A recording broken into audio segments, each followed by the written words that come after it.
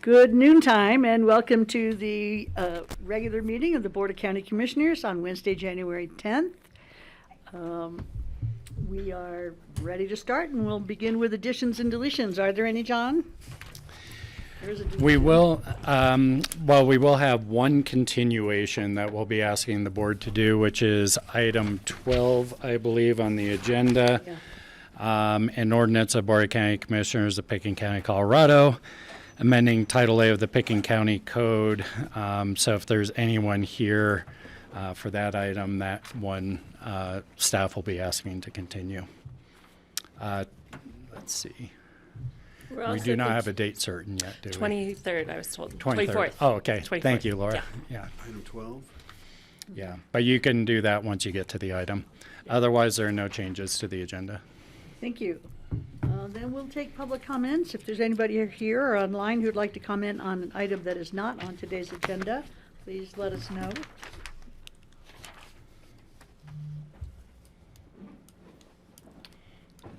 Nobody online? It doesn't look like it. Auden knows how to raise his hand pretty well, I think. We're letting you off easy. Okay, I'm going to close the public comments and open it up to commissioner comments. I'll start. Okay. I am going to start ahead of the consent items for single reading, which is the one appointing the new board chair and vice chair for next year, along with other board appointments.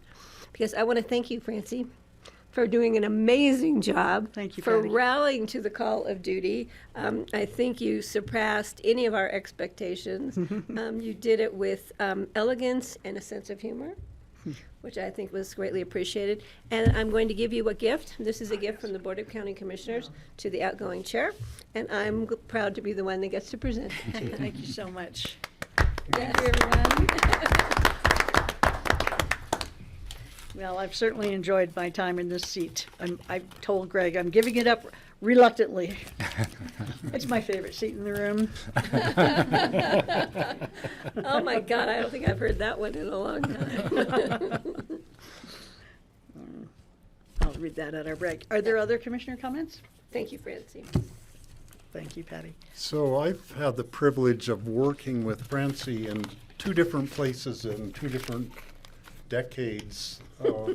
We taught in the Carbondale Community School for 5 years.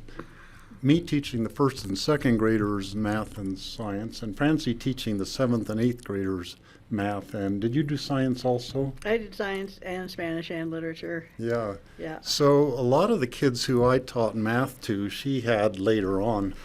And we just had the best time. We had a great staff, and I really was sorry to leave that school because it was so fun working with the staff, including Francie. So it has been really fun working with her again in this position as a fellow commissioner.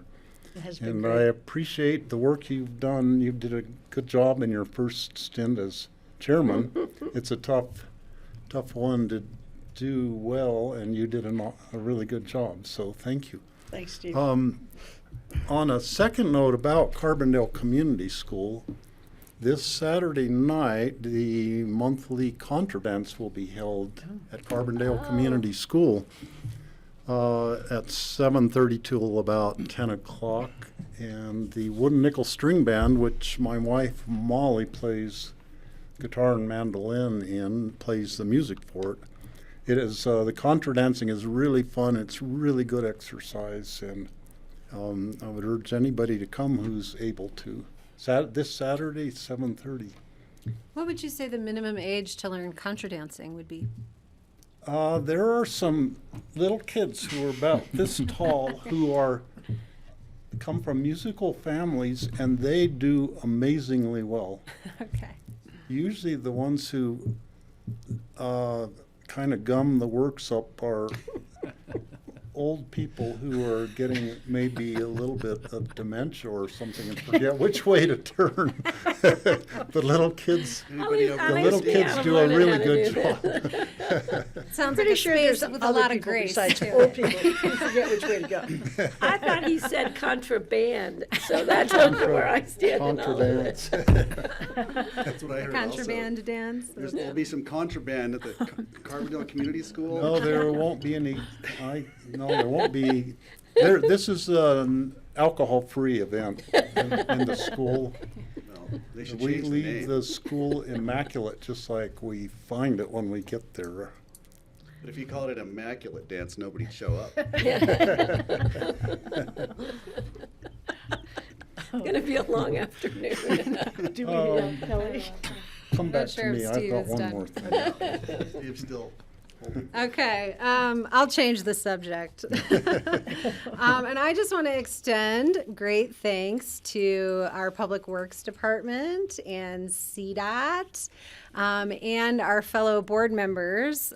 First, of course, for plowing, which we greatly need and are grateful for all that, but specifically for the removal of the Clean Colorado signs, which I and others in the community thought were like de facto billboards. And especially I want to thank Brian Pettit, who's entertained many nagging emails from me on this. And I think it's a much more pleasant way to travel up and down the highway without the interruption of those signs in our view shed. So, and thank you to the board for supporting underwriting the cost for that cleanup program rather than rely on those billboards. So I have to ask, Greg, did you take those signs down? My attorney advises me to shut, There's the just Fifth zip it. Amendment, Greg. I did not notice that they were gone. I didn't either. I haven't been down Valley. So that's really great news. Thanks for sharing that. And yes, thanks to Brian, Public Works, and that has been a thorn in our side. One of our local residents would call me up with regularity asking if I would meet him at night with a chainsaw. and there were times when I was very tempted, but I decided perhaps that wouldn't be the right decorum for a county commissioner. But now I'll you're an regret it. Edward I'll Abbey regret fan. saying no to him You must for the be rest an of my Edward Abbey life. fan. I'm sure there will be other chances. I wanted to say, and I was going to save it for after we switch chairs, but yeah, Francie, you did a great job this year. I remember how trepidatious you were at the very beginning, and to see the transformation through the months, and the comfort level you have now to where I was worried you didn't want to relinquish the chair. I was very impressed with how you did it, and thank you. And it occurs to me that it's great to have a 5-year rotating chair. Because it helps bring back perspective and really it helps keep your game going. And I realize I'm looking forward to stepping into it, but I'm also a little bit nervous. It's been 5 years. But so anyway, I do appreciate the rotation, but I do appreciate your offer to stay in the job. But no. Bottom The line. example of our previous president made me a little nervous about not changing seats. And you're not immune, by the way. Yeah, it's- One I more. might be, we don't know yet. Yes. This is the one I forgot. This is really important. The Aspen Choral Society is soliciting more singers for this spring's concert, which the performance is The Drop That Contained the Sea. It's sung in 8 different languages, none of which I have sung in before. They're different Bulgarian and some African languages, and I don't know what all different languages, Portuguese.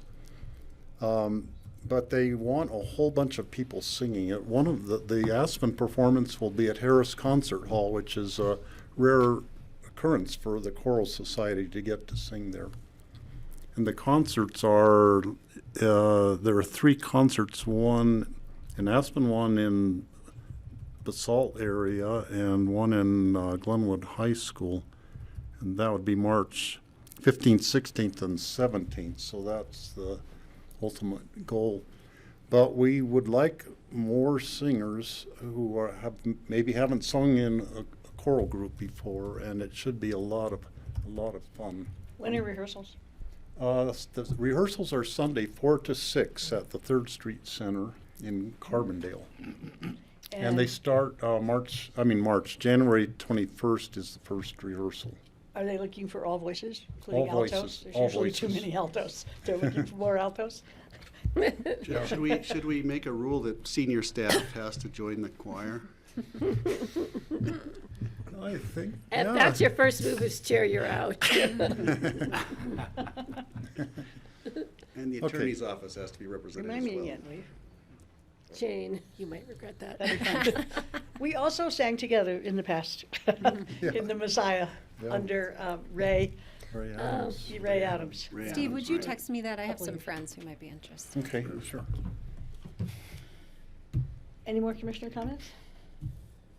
Well, thank you guys for your accolades. I really appreciate it. I take them to heart. And I look forward to your leadership, Greg. Okay, we'll close commissioner comments and move on to the consent items. Jackie, you came in after public comment. Did you want to make a public comment? Okay. The first one is the minutes of the December 20th regular meeting, and the second is a resolution appointing chair and vice chair, commissioner representatives to various boards, committees, and authorities, and a climate action letter to the FAA. So, anybody want to pull any of these items for I discussion? would like to pull the climate action letter off just for some corrections. Okay. Correct. Anything else? Yeah, I'd agreed. like to pull the resolution appointing the chair and vice chair. Okay, I'll Who's look having for a misgivings? motion then to approve the minutes. So moved. I'll second. All those in favor, please say aye. Aye. Aye. Okay, the resolution. Patty, did you want to have? some Yeah, on comments? this, well, the issue with regarding the letter, on the second page, second paragraph from the bottom, it says, when you visit Aspen in the fall, you mention that the FAA had a climate change committee, and that says period or comma commission question mark. We just need to clean that. I have that in my notes as well. Thank you, thank you. The other thing I want to say is, I am glad that we are thinking, that we are hopefully going to send this letter on, to get our foot in the door for, federal consideration of what we can actually get done as far as climate action and issues with our airport. And that, as we hope to do with our safety plans, trying to help FAA get things done that FAA's been trying to get done or thinking that they want to get done, and that we are giving them the opportunity to let us help them get things done in the future. So I think this is a perfect opportunity for us to be sending this letter off. And I would note, we do have the chair of our airport advisory board here, and Francie, if you want to invite her to make any comments. I had a comment also. Yeah, why don't you come on up, Jackie? And while you're coming up, I was just going to say I thought the wording was interestingly strong in the letter. You didn't beat around the bush, that's for sure. We have the author on Zoom, I believe. Yeah, actually, Auden Schindler is on Zoom. Could you promote him? And I just want to do a little brief intro on how the letter started. As Okay. you recall, whenever John Bauer had attended the public meetings, he had made some comments, and Auden approached the advisory board seeking, I guess, approval and support to go ahead and draft a letter. So Auden was the original author. It did go to the advisory board. They edited it. And we did send it off to our lobbyist team so that they could take a look at it as well. That returned, and now it's in front of you. Well, that explains the language perfectly. And the desire is, And and now the board we was know. really appreciative over the fact that it'd go under both signatures, from the chair of the board and also the chair of our advisory board. So we did invite Auden and then Jackie if you guys had any further questions. So. Yes, Greg? Comments? Yeah, thank you. Thanks for the letter, and it's great to see that you produced this, and I'm grateful. I think had we not switched the consent items, it might have been my first thing as chair to talk about. But in the first paragraph, I just noticed you mentioned it as Aspen, when really it's Aspen and Pitkin County. Oh, And yeah, I had so that there's one. Nice catch. a typo there. I also think it should be addressed to Pete Buttigieg or whoever else up the chain, because Bauer's a great guy, but he's not the man. And I think we need to try to get the attention of people at the top. And maybe we have some connections who can help us with that, with our senators and others. So I would like to add more teeth and more heft if we possibly can. And it wouldn't bother me if we said that the community, I think you've expressed that the community takes this very seriously. And I think community sentiment is going to hang partly on this regarding what happens with our airport. And so if it's not taken seriously, I think the road ahead will not be easy. And so I think we've implied that. If we could say it more powerfully, I would. But thank you. Those were my comments. But yeah, let's aim high and let's distribute this so our senators see it as well, and Secretary of Transportation and whoever else we can send it to. Great suggestions. Thank you. Absolutely. I love it. The idea of even being stronger. And I think Pete would be receptive. So He's on first name basis with Oh, yeah. Pete now. I actually met him last year because he came to the raft project. That's right. So he does show up at times, and perhaps if we invited him out here, he'd show up. That's one of the advantages of living near Aspen. People tend to show up. And Francie, I do have a couple notes about punctuation I need and to say that quietly. Aspen versus Pitkin. I'm happy to coordinate with anybody on that. It won't change the meaning or the tone of the letter. Okay, Right. sounds Yeah. good. I'll be happy to look at that later if you want. I love those suggestions, Greg. I totally agree with you. I think it's really important to keep bringing this up in front of Bennett and Hickenlooper as often as we can, so they remember that we're in this process and could really use their support. So definitely copying them, I think, is huge. And we could even attach a little Post-it note with an invitation for them to come visit us. Or remind them we're going to be going to visit them. Right. Okay, thank you for that. Okay, are Great we job. comfortable with the letter now? Yeah. Okay, we'll make the corrections that you guys suggest and add your suggestions. And then, I guess, get it signed and send it off. But make sure, and Laura will have a chance to see that, just to keep us in line. And Okay. and I think Auden may still want to speak. Yes, Or- Auden, please speak. Thank you. Well, thanks for being interested in this letter and signing it, and all edits are welcome. I thought I'd give you 45 seconds of the vision here, which you all understand, but just to put a nail in it. You know, the Airport Advisory Board understood that we're not going to be able to achieve carbon targets on our own. We need federal policy. And what's really interesting is that the obvious federal policy for an airport would be a carbon tax.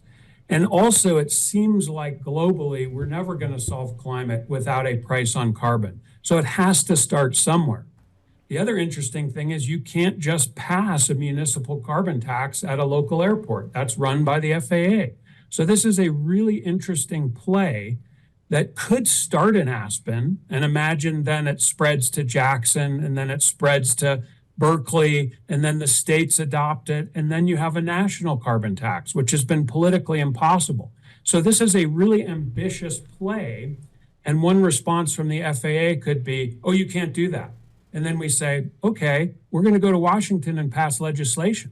I mean, to me, this is the most fun thing I'm going to be participating in the next year, because it doesn't just end. This isn't just yes, no. It's sort of a persistent pursuit of a real meaningful solution that started here in Aspen and Pitkin County. So I really appreciate everyone's enthusiasm on the Airport Advisory Board, on staff, among the county commissioners and county staff. Thank you. Thanks, Does Auden. this carbon tax include more than aviation fuel in your dreams? We intentionally made it vague because we didn't want to say, do this one thing. We're interested in a price on carbon, but let's work with the FAA to figure out what that specifically would look like, if we can do it. Okay, great. Thanks, Auden. Other responses to Auden? Well, I'll look for a motion to approve this letter with the indicated changes. So moved. Second. All those in favor, please say aye. Aye. Aye. Thank you. Thank you. Thanks, Jackie. Thanks so Thanks much, for coming. Jackie. Thanks for all your Great work. to see you.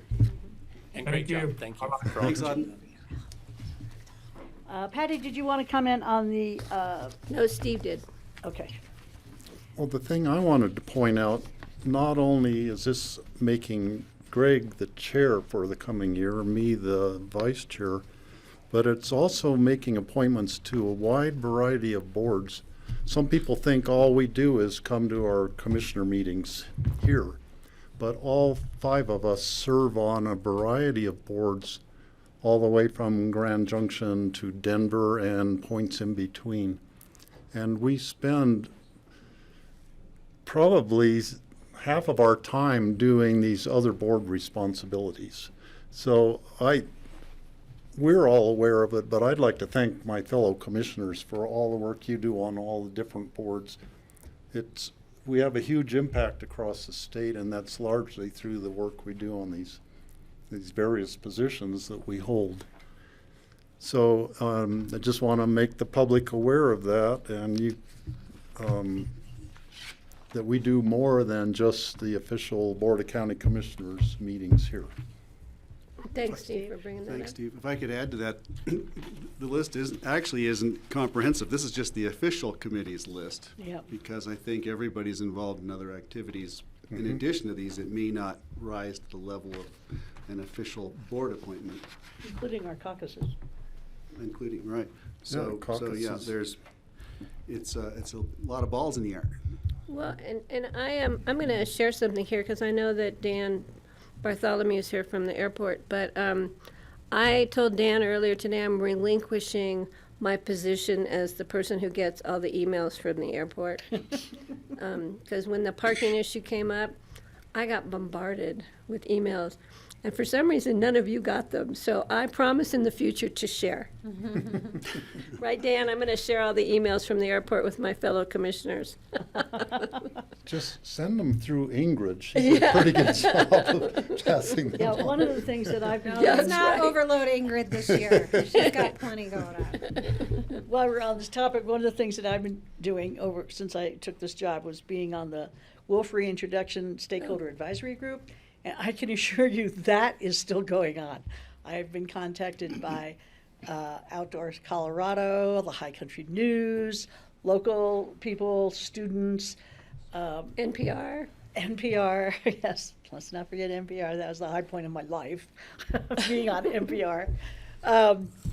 Anyway, and I think that's true. Kelly, for instance, is with Wild and Scenic, and that has lots and lots of implications in her schedule. And And so, don't yeah, forget I'm the glad you task pointed that force out. on tax policy. I Yeah, mean, we're- come that. on. Yeah, that, right. Talking about learning curve. Some sexy work right there. So, on that note, if I may be the one to make the motion to approve the resolution appointing the chair, vice chair, commissioner representatives to various boards, committees, and authorities. I'll second. All those in favor, please say aye. Aye. Aye. Thanks you guys for all the hard work. Okay. Now we're moving on to individual consideration items. You We're wanna- getting ready Actually, we need to change seats. Oh, yeah, you need to change Working on seats. it. Okay. Greg's not letting to sit there any longer than possible. He moved in this morning, though, over there. Congratulations. That's why I made sure he jumped over and got his name tag. That's right. Oh, right. Those. Well, it's nice. It's a familiar seat, so it's not too scary. And, yeah, your computer.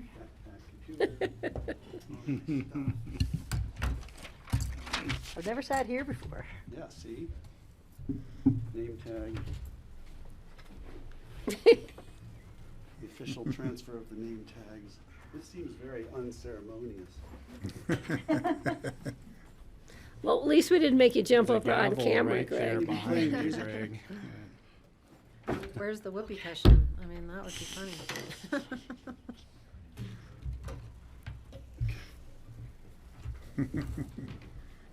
Oh, no, Well, now Gab. things are going to be different from now on. I'm sitting here and Francie's sitting there. You know, we got that for Shelley Roy when she was chairman. It didn't last long.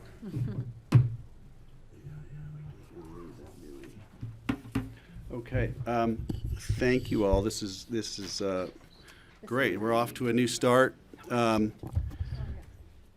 will need help, like any new chair does, because it's nice to have a board that can remind me when I screw up the protocol or leave something out. So, and I welcome all those comments, just so you know. I don't take insult when you point out a misstep or something. It only took me 10 months to remember. Commissioner Thomas. Right, and it may take me as long to be reminded again. So where we are now, we're going into individual consideration items. First reading set for second readings and public hearing January 24th. The first, item number 4, resolution of the Board of County Commissioners approving contract amendment number 2 with the State of Colorado Department of Human Services Behavioral Health Admin for funding of the Pitkin County Co-Responder Teams, the PACT program. And really looking forward to hearing this. The PACT program is something I'm especially proud of since You it didn't wear your started when we were hat. here. I don't have my PACT hat, but I think I've worn it out. Yeah.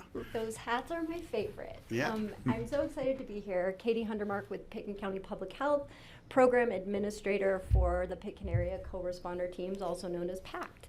I am here today for a first reading to approve a resolution to accept additional grant funding from the Behavioral Health Administration for the purpose of expanding PACT.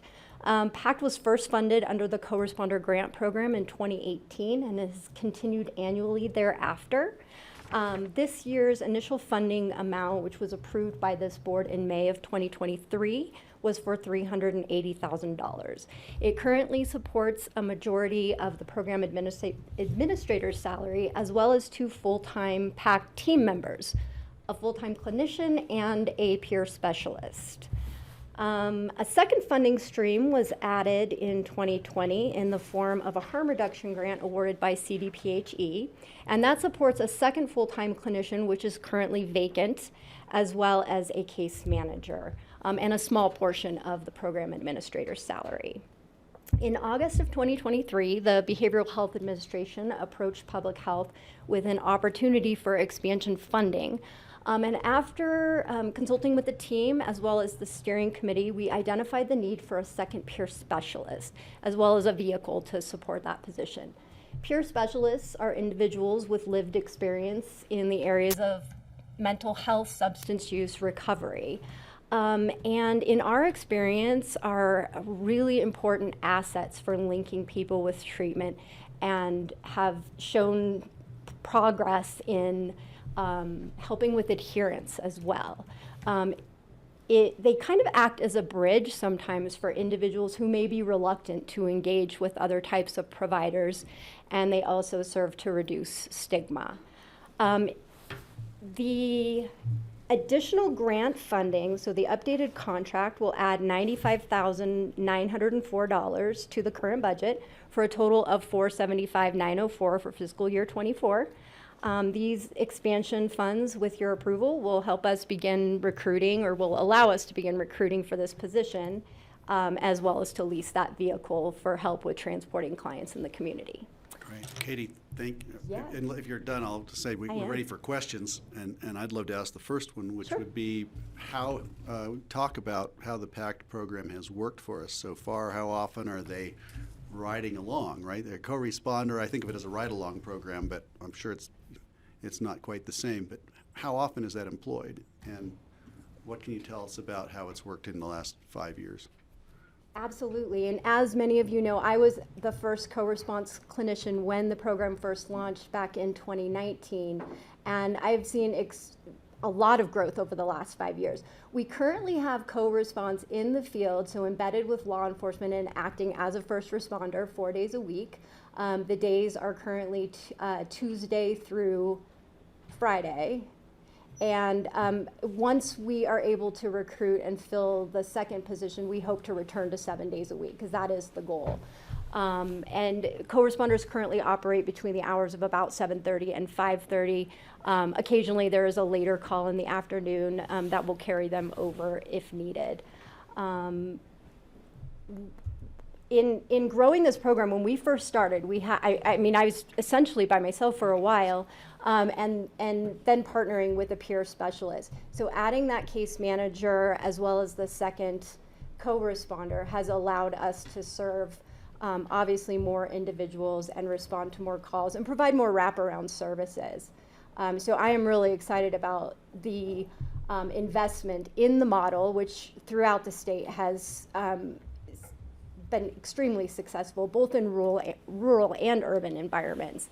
And so this is a wonderful opportunity, I think, to just provide more of that wraparound and engagement, especially with folks who might not be on board with traditional treatment just yet.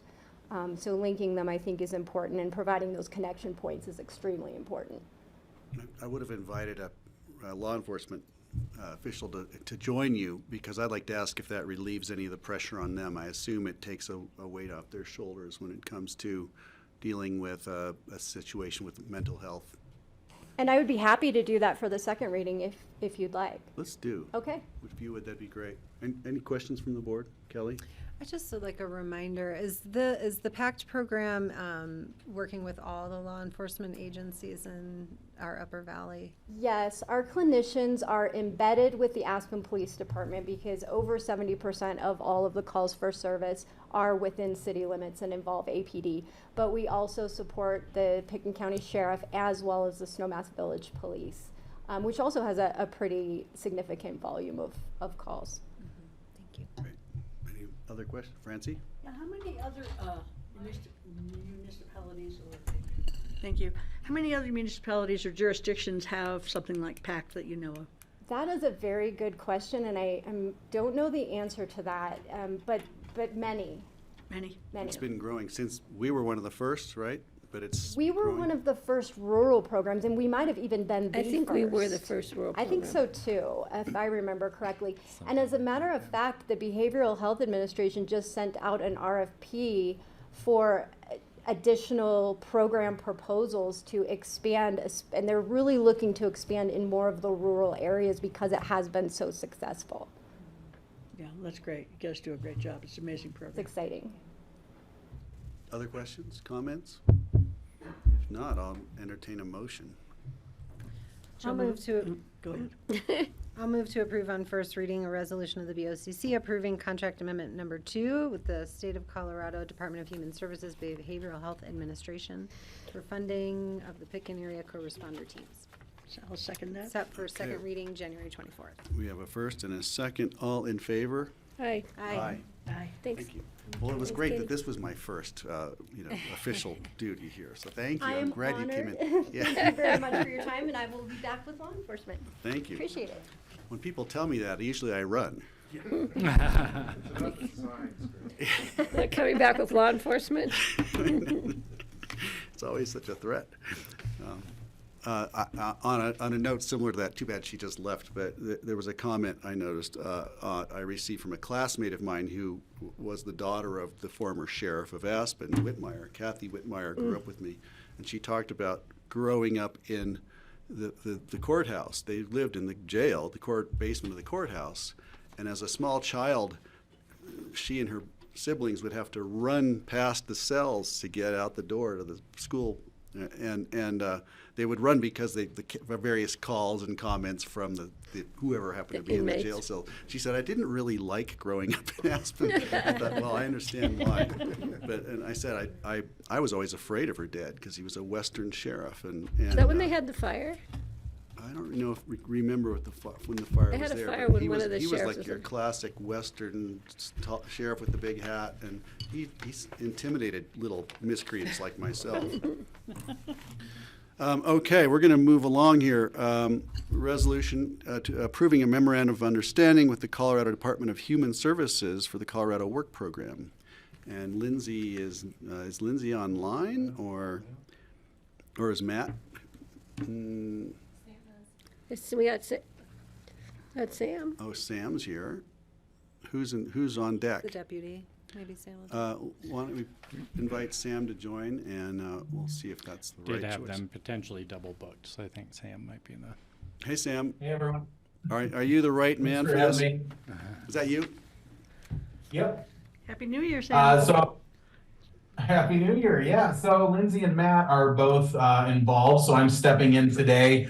Fortunately, I've done these ones before with you in the past. So like the title said, we are here to hopefully approve a memorandum of understanding with the Colorado Department of Human Services for the Colorado Works Plan. The next one is also for the Child Care Assistance Program. These two used to be combined.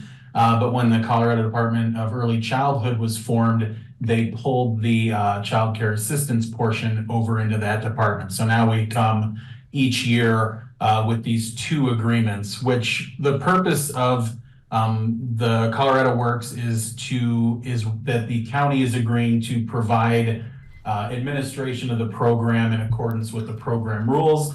This also allows us to accept the allocation for the program. And for anyone who's not familiar, the Colorado Works program is Colorado's program under the TANF, which is Temporary Assistance for Needy Families, federal program, which provides funding to help families with children under the age of 18 to deal with issues impacting their self-sufficiency. So mostly it's a cash benefit, but it also provides services where people be connected to workforce development or education opportunities and things like that. So we are just here today to ask for the approval of this and to set it for a second reading on the 24th. Are there any questions? Great, thanks. Questions, comments? I'm not seeing any here. So if that's the case, I think we get this one. I'd entertain a motion for that, number 5. I'll make a motion to approve the resolution approving a memorandum of understanding with the Colorado Department of Human Services for the Colorado Works program. I'll second. Kelly, second. Thank you. All in favor? Aye. Aye. Thank you. That passes. On to the next one. Thanks for sticking around, Sam. Resolution of the Board of County Commissioners approving a memorandum. Might be the next one too. He is, Yeah. yeah. Oh, and even I think he is. memorandum of understanding with the Colorado Department of Human Services, Office of Early Childhood. You explained it already. Is there anything else you need to tell us about this? Is there something specific? Why did they separate them? I guess you mentioned it, but reiterate that for me. Right. So this all used to be housed under Human Services itself. And when the Department of Early Childhood was formed, the Child Care Assistance Program moved under that department, which meant that we had to have these MOUs separately. I think the only thing I would add, it's very similar to the first one. Just the only real difference is the type of service that we get by agreeing to this. It helps. It fully funds our child care assistance program, which provides subsidized or even fully funded child care assistance for low-income families, basically below the income limits of the Kids First program here in Pickens County. So it's just another one of those pieces that we really need to help folks get that child care that they need so much here. Great. Thank you, Sam. A question from Kelly. Hi, Sam. I'm wondering, we've had some discussion about being able to use additional funds. It might have been TANF funds related to childcare, though, and expansion of after-school programming or summer programming. Does that have to be captured in these? Is that, are we leveraging that flexibility now? So that isn't so much captured in these MOUs that we're signing. The Colorado Works program does allow us to contract with entities to provide additional services. We historically have used that to fund creating spaces in summer programs. We have a lot of flexibility there, but we can't technically use TANF funds to fund the child care assistance program. Okay, thank you. Okay, I'm going to bring this back. This is the resolution approving a memorandum of understanding with the Colorado Department of Human Services, Office of Early Childhood. I need a motion and a second. I'll move to approve and set for second reading January 24th. Thank I'll you. second. All right, thank you. All in favor? Aye. Aye. Aye. Thank you. Thanks for coming, Sam. Appreciate you being here, or being there. Thank you. Appreciate you being wherever, in your living room with your guitar collection. We'll go into that later. All right, up next, item number 7. This is going to be something we've all been looking forward to for quite a while, and a lot of people have been working toward. I would like to invite, if I could, the team. Dale, bring up your crew. Definitely, yeah, thank you. And if there's room at the table, I would love to invite Tim and Graham to join you. We have some emeritus members of Open Space, as well as current member of Open Space. And I think it'd be appropriate for you all to be here and talk about this and celebrate this. And take it away, Dale. Thank you, Greg. I'm Dale Will, the Acquisition Director of Pitkin County Open Space and Trails, and Paul Holsinger, our Stewardship Director, is here. And as you just noted, we've got Bart Johnson, who is representing the Perry Family LLC, the owners of this beautiful piece of property that we've got the photograph up. We've got Graham Means, the current chair of the Open Space and Trails Board, and Tim McFlynn, who was the chair of the original Citizens Committee that created this program, and every successive reauthorization, 3 of them, as well as a long-term member of the Open Space Board and now alumni. So, perfect group of people to be here to talk about what we have to talk about. Great. Welcome to all of you. Bart, thanks for being here. Sure, my pleasure. And thanks for your hard work. We're trying. What we have in front of you, this item is an ordinance authorizing the purchase of the Snowmass Falls Ranch from the Perry Family LLC, Perry Family Snowmass LLC, and I right away need to say that I made a mistake in that title on the ordinance that's in the packet. The word family is missing from the LLC name, and I have a corrected ordinance. I'd like to just hand this around with that correction and one other regarding the amount of the transaction costs, which I'll get back to in a minute.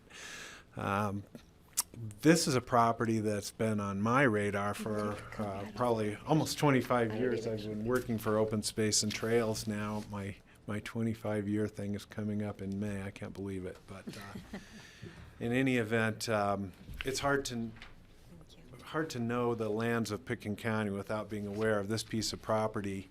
It sits right up at the top of the private lands of Snowmass Creek. It's 650 acres that it was originally assembled and partly homesteaded and otherwise assembled by a Kate Lindvig, and was transferred to the Perry family, and really has only had, depending on how you look at it, 2 owners or 2 different family ownerships since it was originally patented. I was talking to Josie, the Aspen Times, about the iconic work of Open Space, and the most significant deals we do have been to try to protect these parcels that have come down in fairly limited amount of ownership and fairly large sizes since these original days of the settlement of the valley. And this is such a parcel. It's partly inside the Maroon Bells Wilderness, which is a very unusual attribute of this property. When the Wilderness Act was passed in 1964, and Connie and the other Maroon Bells, as they were known, saw to it that we had designated wilderness in this county. The actual boundary of the designation of the Maroon Bells Wilderness includes a good portion of this property, which is kind of a curiosity from a legal perspective, since designation of federal wilderness doesn't really affect private land, but nonetheless, that's what they did. It certainly has wilderness qualities in that you can see here on the photograph I've never seen a more beautiful piece of private land. It's really national park quality scenery with the aspen groves on this glacial valley with Mount Daly looming up over the whole thing. We have been in earnest discussions with the LLC about this property since 2019, and essentially what's happened since 2019 is that our sense of the value of this property has gone up. At the same time, the family was testing the market, and we were able to reach an agreement about a price of $34 million, which maybe not coincidentally is just about right in the middle of where we started and where they started when this conversation was really taking off in about 2020. The stars have lined up on this proposed deal in several ways that are pretty unusual. Number one, our reauthorization in 2006 had created some bonding authority that was valid through 2020.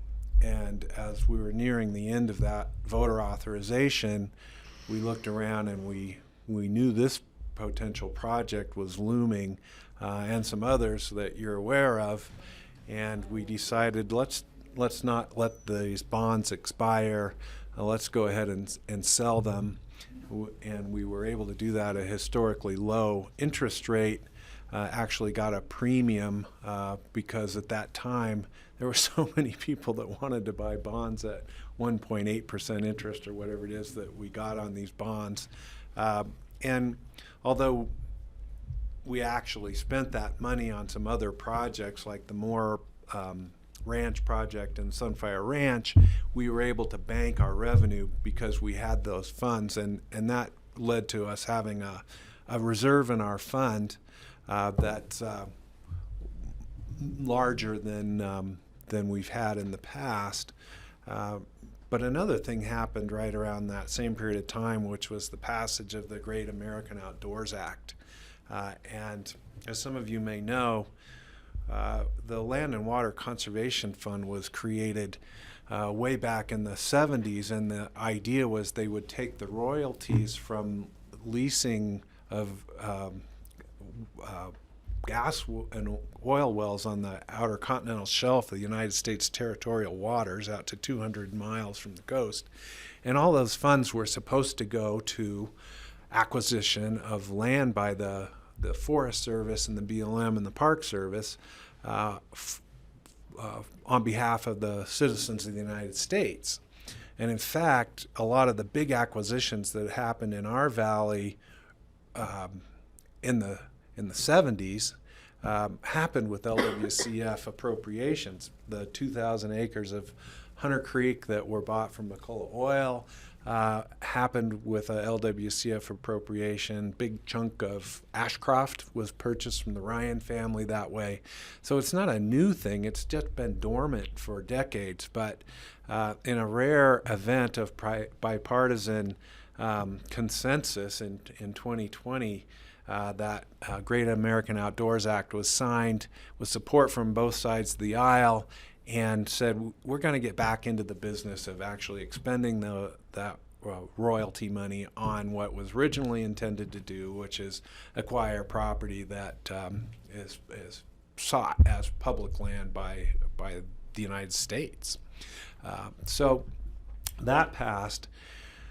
And we've been in discussions with the Wilderness Land Trust about this property. Now, their staff tells me that the first conversation that the Wilderness Land Trust had about Snowmass Falls Ranch was Jan Mulford going to talk to Bob Perry in 1990, which I understand was to be so. But that little organization, which started in this valley and has now become a national kind of powerhouse, that organization has had this property on its radar this whole time as well. Their current chair is Sarah Chase Shaw, who many of you know. Well, they have been working with us behind the scenes to think about, if Pitkin County were able to acquire this, we believe, and we can't promise because there's a whole process in front of us, but we believe that the Forest Service would be interested in eventually owning a good portion of this, the upland, upper end of it, and integrating it finally, actually, into the Maroon Bells Wilderness. So that also has given us heart that if we go ahead and we drain every penny out of the open space fund on this purchase, that we won't be flat-footed for too long if some of these other important acquisitions, which we've been contemplating, come to fruition. Now, there are no guarantees about that, but to the extent that it's able to predict, we are feeling optimistic about it, and we do have the letter from the White River Forest Supervisor stating their interest in pursuing this. So that would be our kind of our best hope about helping transition the upper part of this property into that status, and at the same time having our cake and eating it too, putting some of those dollars back into use on other acquisition priorities which are looming just over the horizon. In addition, we have a loan request pending with Great Outdoors Colorado, and the preliminary response to that has been very favorable. The senior GOCO staff were quite thrilled by our news that we have this contract, and are watching this thing unfold very carefully. Now, of course, we don't have a guarantee there either, and if the worst case is, I was mentioning this to Josie this morning, if the worst case is no one comes to our rescue to partner with us on this, and we end up just having bought this ranch, well, that's what we do. And it will be preserved and protected. It's currently sitting there, 650 acres, zoned RS30, and I don't have to explain the Pitkin County Land Use Code to any of you, but there's a potential series of events that might unfold in a new ownership other than one that's conservation minded, that would make a significant impact on our valley, on the Maroon Bells Wilderness, and on the landscape that we all hold near and dear to our hearts. So with all that, we're the open space staff, the open space board are pretty excited about this. I'll let Graham go on about that in just a second here. I did want to note, in addition to the correction of inserting the word family in the name of the LLC that currently owns this property, I need to adjust what I had put in here for transaction costs in the appropriation upwards to $50,000. We did agree to pick up the title insurance premium on this property, and I'd never really thought about what the title insurance premium on a $34 million property is, but I need more than the $20,000 I had in here originally. So the result of that is that the item number 1 after the ordained part of the ordinance, the transaction costs, I want to move those from $20,000 to $50,000 with a corresponding change in the appropriation language down below. With those two corrections, I guess I would ask. Hold on, Dale. Are there any questions thus far? Oh, sorry. I just want to open it up if the board has any questions before we move on. Thanks. If you can just wait a sec, Graham, and any other comments or questions from the board for Dale? Any of I this? have one. So this photograph is real, right? Slightly color enhanced, I think. I mean, it is beyond words as far as gorgeous. And I want the community to know that you need to see it to believe it, because it is incredibly awesome. And we're very proud to have this in front of us today. Thanks, Patty. If I could throw in right now, just to thank the Perrys. The Perrys aren't here, but our Representative Bart Johnson's here.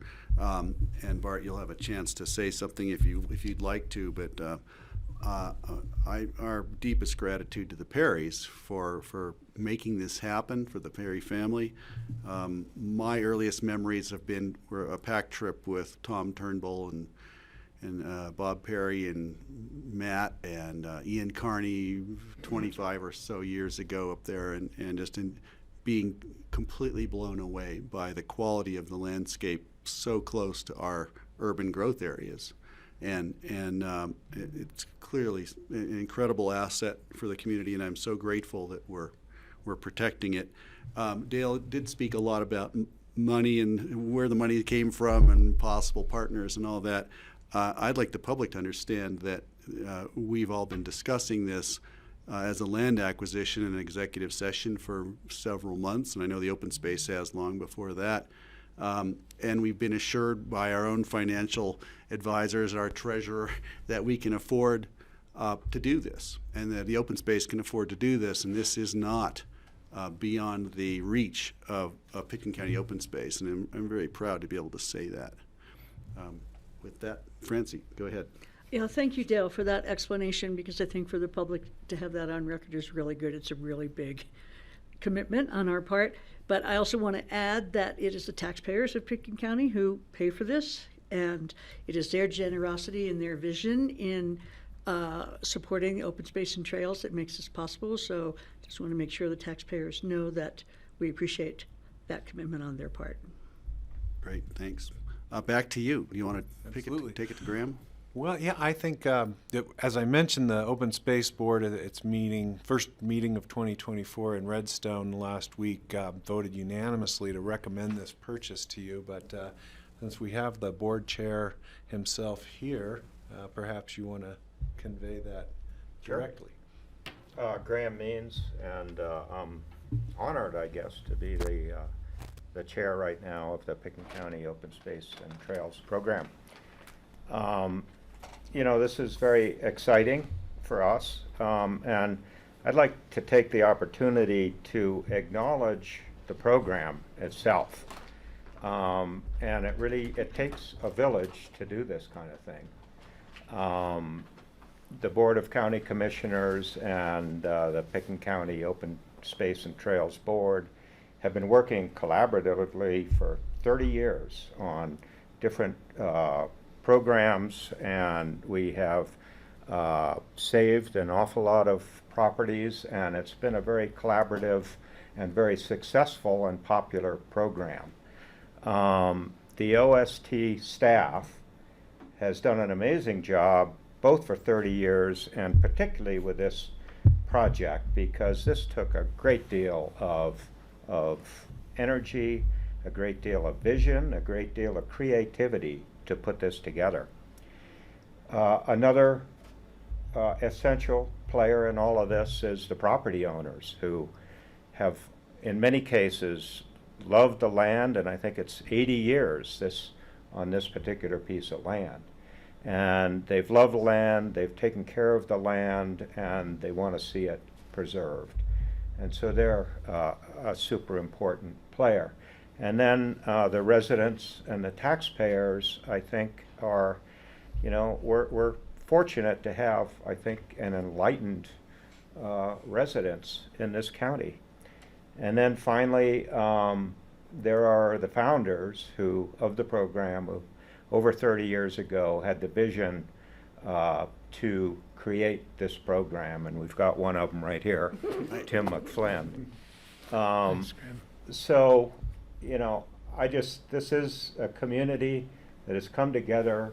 Not many communities, I don't think, can come together and do this kind of thing. And I'm just proud to live in a county that will step up and work to help relieve the enormous stresses that are on our earth right now. And Pitkin County, I think, is stepping up to do its part in our little corner of the world. So it's a celebration for many people here. Thank you, Graham. I have a question for Tim, who may be next on deck here.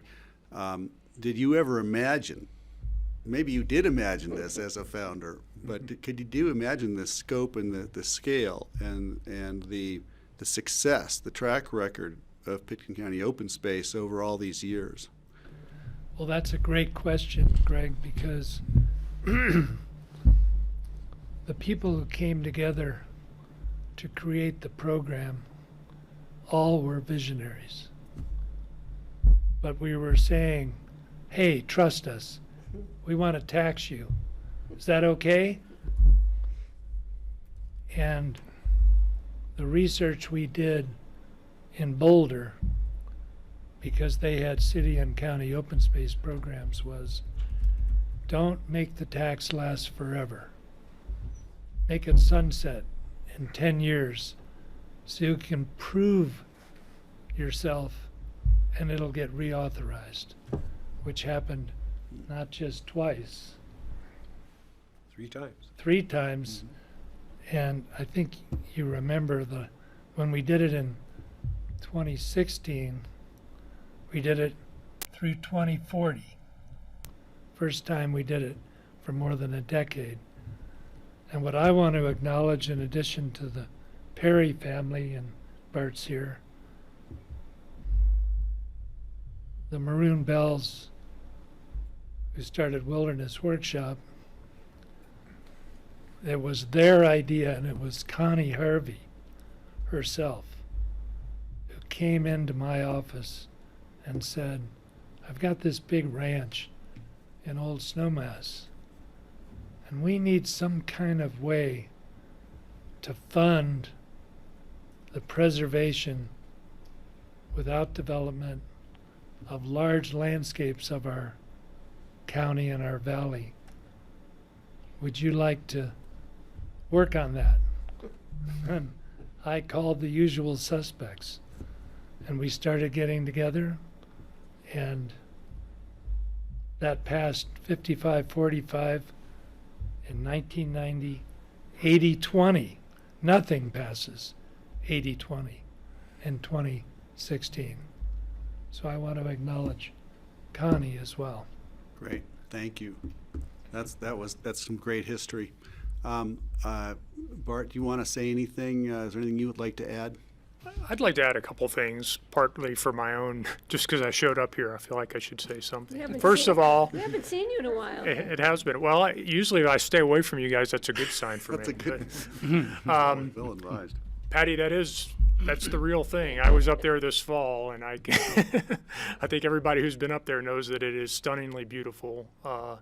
And the upper falls, for no one who's ever seen them, or if anyone hasn't or haven't been up there, they're very, very gorgeous. I think the lower falls are maybe what some people think of as maybe what the property is best known for, but the upper falls are amazing. I would like to say that obviously $34 million is a whole lot of money.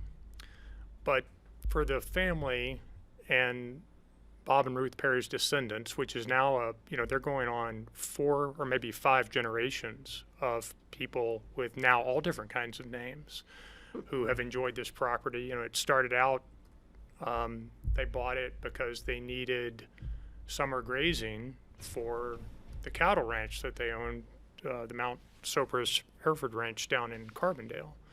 But then obviously the property's evolved to be more than that, though it is still used for cattle grazing.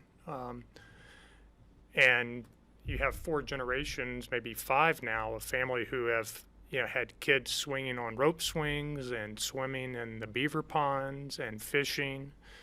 And there are some actual memorials up there for people who have passed away. I don't believe anyone's buried up there, but I believe their ashes have been dispersed up there on that land. So it's really with with $34 million, it's with mixed emotions that the family's parting with this after 8 decades. And they bought this land during World War II. It's a long time ago. So it's a tough decision in a lot of ways, but I'd like to give a lot of credit to Dale and Gary Tenenbaum. This was one of those things that there was a lot of nibbling and it was going very slow, and for maybe a year or 2, nothing was happening. And then it happened very fast. We really got into discussions in earnest just in the last few months. And Gary and Dale and I were able to sit down and quickly establish some trust and some good faith and some understanding that we'd be straight with each other on kind of what the county could pay and what I thought we could sell it for. And once we got those kind of implicit ground rules set where we could trust each other, it happened pretty quickly. It wasn't an easy decision, but we paved the way for something that could happen quickly. So I give you guys a lot of credit because you did what you said you could do, and we appreciate that. So. Question from Kelly. Well, I don't have a question. I do just want to comment though, because, sorry, I do just want to comment because, since this is the landscape property that it is, I mean, the open space team has done a really good job cultivating the knowledge for the BoCC over the last several years to feel very comfortable in supporting this.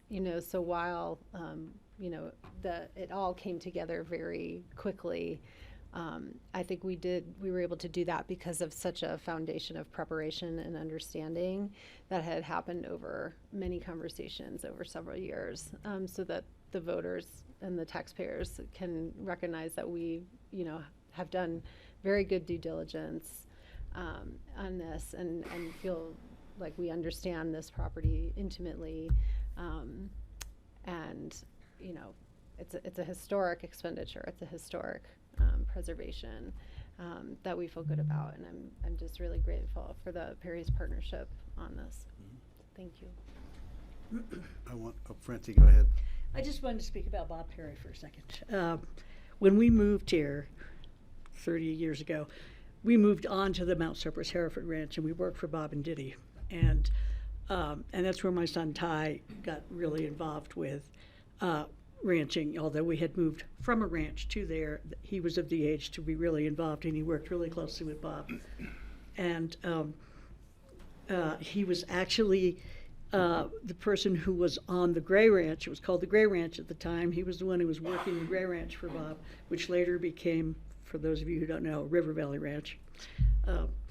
And I remember as Bob got older, sometimes I would go out with him in the mornings to feed, and one morning we had a race to see who could get the chains on one side of the truck the fastest, and he was, I don't know, into his 80s, I think then. But there he was, crouched down with George, who worked for him, who was even older and more infirm. And I was on the other side, and the snow was like 3 feet deep up in Robbins Fields up there at Jerome Park. And so my memories of Bob are very dear. I loved him a lot. And so I'm particularly touched that this has happened. I hope Bob would be happy. Hard to know. He was a fierce advocate of personal property rights. He didn't really want a lot of their land to go into the public. They really believed in personal ownership. But I think that he'd be pretty happy. Great. Thanks, Francie. Steve? So I like Francie. I'm having a flood of memories about the Perry family. I've known all of them. We first met them 60 years ago. I know all of the kids, and I knew Bob and Diddy, and this to me is Kate's place. This is not Snowmass Falls Ranch. Bob called it, they all called it Kate's place. And just an interesting tidbit of information, they used to trail the cattle from Carbondale up to here. It would be a 2-day trail up over Prince Creek Road and down West Cypress and over to Capitol Creek and then up Snowmass Creek. And they would stay at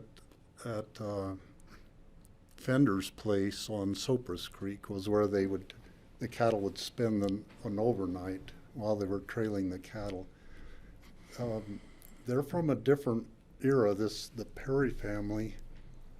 And Bob Perry was related to Farrington Carpenter, who's a famous rancher and statesman from northwestern Colorado.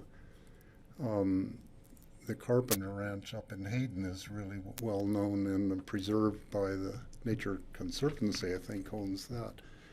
So I know the family totally loved this place. I know they had a lot of, like my family with lots of kids, there was lots of disagreement when it came to discussing disposing of the land, because they loved it so much in their different ways. And I'm just so thankful that the family came together and has accepted this offer.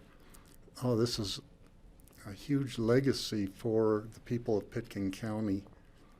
And I'm just so appreciative of the Perry family for helping to make this happen, as well as appreciative of all of the Open Space and Trails staff and board members who worked so hard on this. So thanks. Yeah, thanks, Steve. It's amazing when everyone agrees to work together on some great cause, and this is a perfect example of it here. Really proud of all of you and all of us and the family as well. And it's a huge burden we're assuming of care that the Perrys set a standard, and maybe Caitlin big before them. And hopefully, I think we will be up to the task. I'm looking at Paul here to, make sure that You ready for it, Paul? he's ready to take this on, assuming that you're going to be the point man. Anything else for us? I'd like to get this to a vote before anybody changed their minds. And also, we've got a lot to do today. Yeah, I just want to add a couple last notes about this. First of all, the closing we have currently scheduled for February 5th, and I have every reason to think we're going to pull this off on February 5th. But I want the public to understand that between now and then, this is as private as it ever was. And although there are two trail easements that belong to the Forest Service through it, I would ask that nobody go exploring or any of that.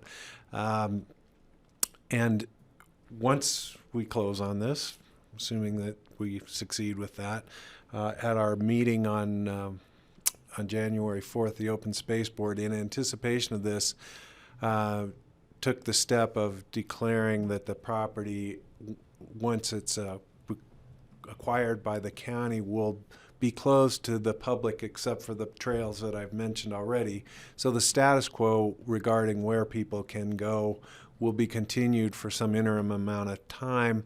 We'll be looking at an interim management plan, but in the meantime, please respect the current routes, and we do look forward to a chance to show people some of these other attributes of the property in due time. I also want to acknowledge Paul Holsinger and Ryan Ely in the County Attorney's Office for being critical with this, as well as Gary Tenenbaum for working with our county finance department to figure out exactly how to do this. So it's more than any other project that I've worked on the acquisition side. This one has required some really careful teamwork among several of the senior county staff, so that's been great. And with that, yeah, Okay, I recommend that you. Oh, yeah, go ahead, Bart. I'd just like to throw in another word for Rye Neely. I should have mentioned him when speaking about my conversations with Gary and Will. Rye and I established a very good rapport, and it was very important, so I appreciate his efforts as well. I know he's home sick with COVID, so I hope he's feeling better. He'll feel better after he hears this. Thank you for that. So this is set for second reading and public hearing on January 24th. And it's an ordinance of the Board of County Commissioners authorizing the purchase of the Snowmass Falls Ranch from Perry Snowmass LLC. Does anybody want to make a motion? I do. All right, Francie. So moved. I need a second. I'll second the Steve. motion. Okay. And it makes you take a deep breath. Because, this is something we've been talking about, and now we're seeing it move forward. And it makes you take a deep breath and realize that, this is amazing and we can accomplish amazing things. Any other comment? Okay. I guess I would just note this brings our holdings up to 23,000 acres, I believe, and A little over 24. Okay, great. Thank you. Wow. And Dale, how many years? 30 years? 30. 25. I hired Dale. May of 1999. My first hire ever was Dale. Wow, well done. Okay, I'm going to call the question. All in favor? Aye. Aye. Aye. Definitely. Thank you, you. gentlemen. Where's Thank the you very gavel? much. Very nice to see you. Thank you. Thanks Do for that coming second in. reading will Thank you, guys. Great to see you, Tim. Thank you all for coming. Thanks for your hard work. Thank you. This is why we're all here. That's why I'm here. Now the fun one. And now the fun one, because we've got the one who's guaranteed us we can pay for all these acquisitions. Okay, up next, folks, we're going to clear the room for this one and bring on the next one, everyone. Emergency resolution set for confirmatory reading, hearing on January 24th of 2024. This is an emergency res levying general property taxes for the year 2023 to help defray the cost of government for Pitkin County, Colorado, and its special districts for fiscal year 2024. And Driggers and Connie Baker are here today. Thank you for coming down to tell us help us out here. Good afternoon. Yes, Ann Driggers, Chief Financial Administrative Officer and Treasurer, and Connie Baker, Budget Director. we have an emergency resolution for essentially levying the property taxes for the year 2023 to be collected in 2024.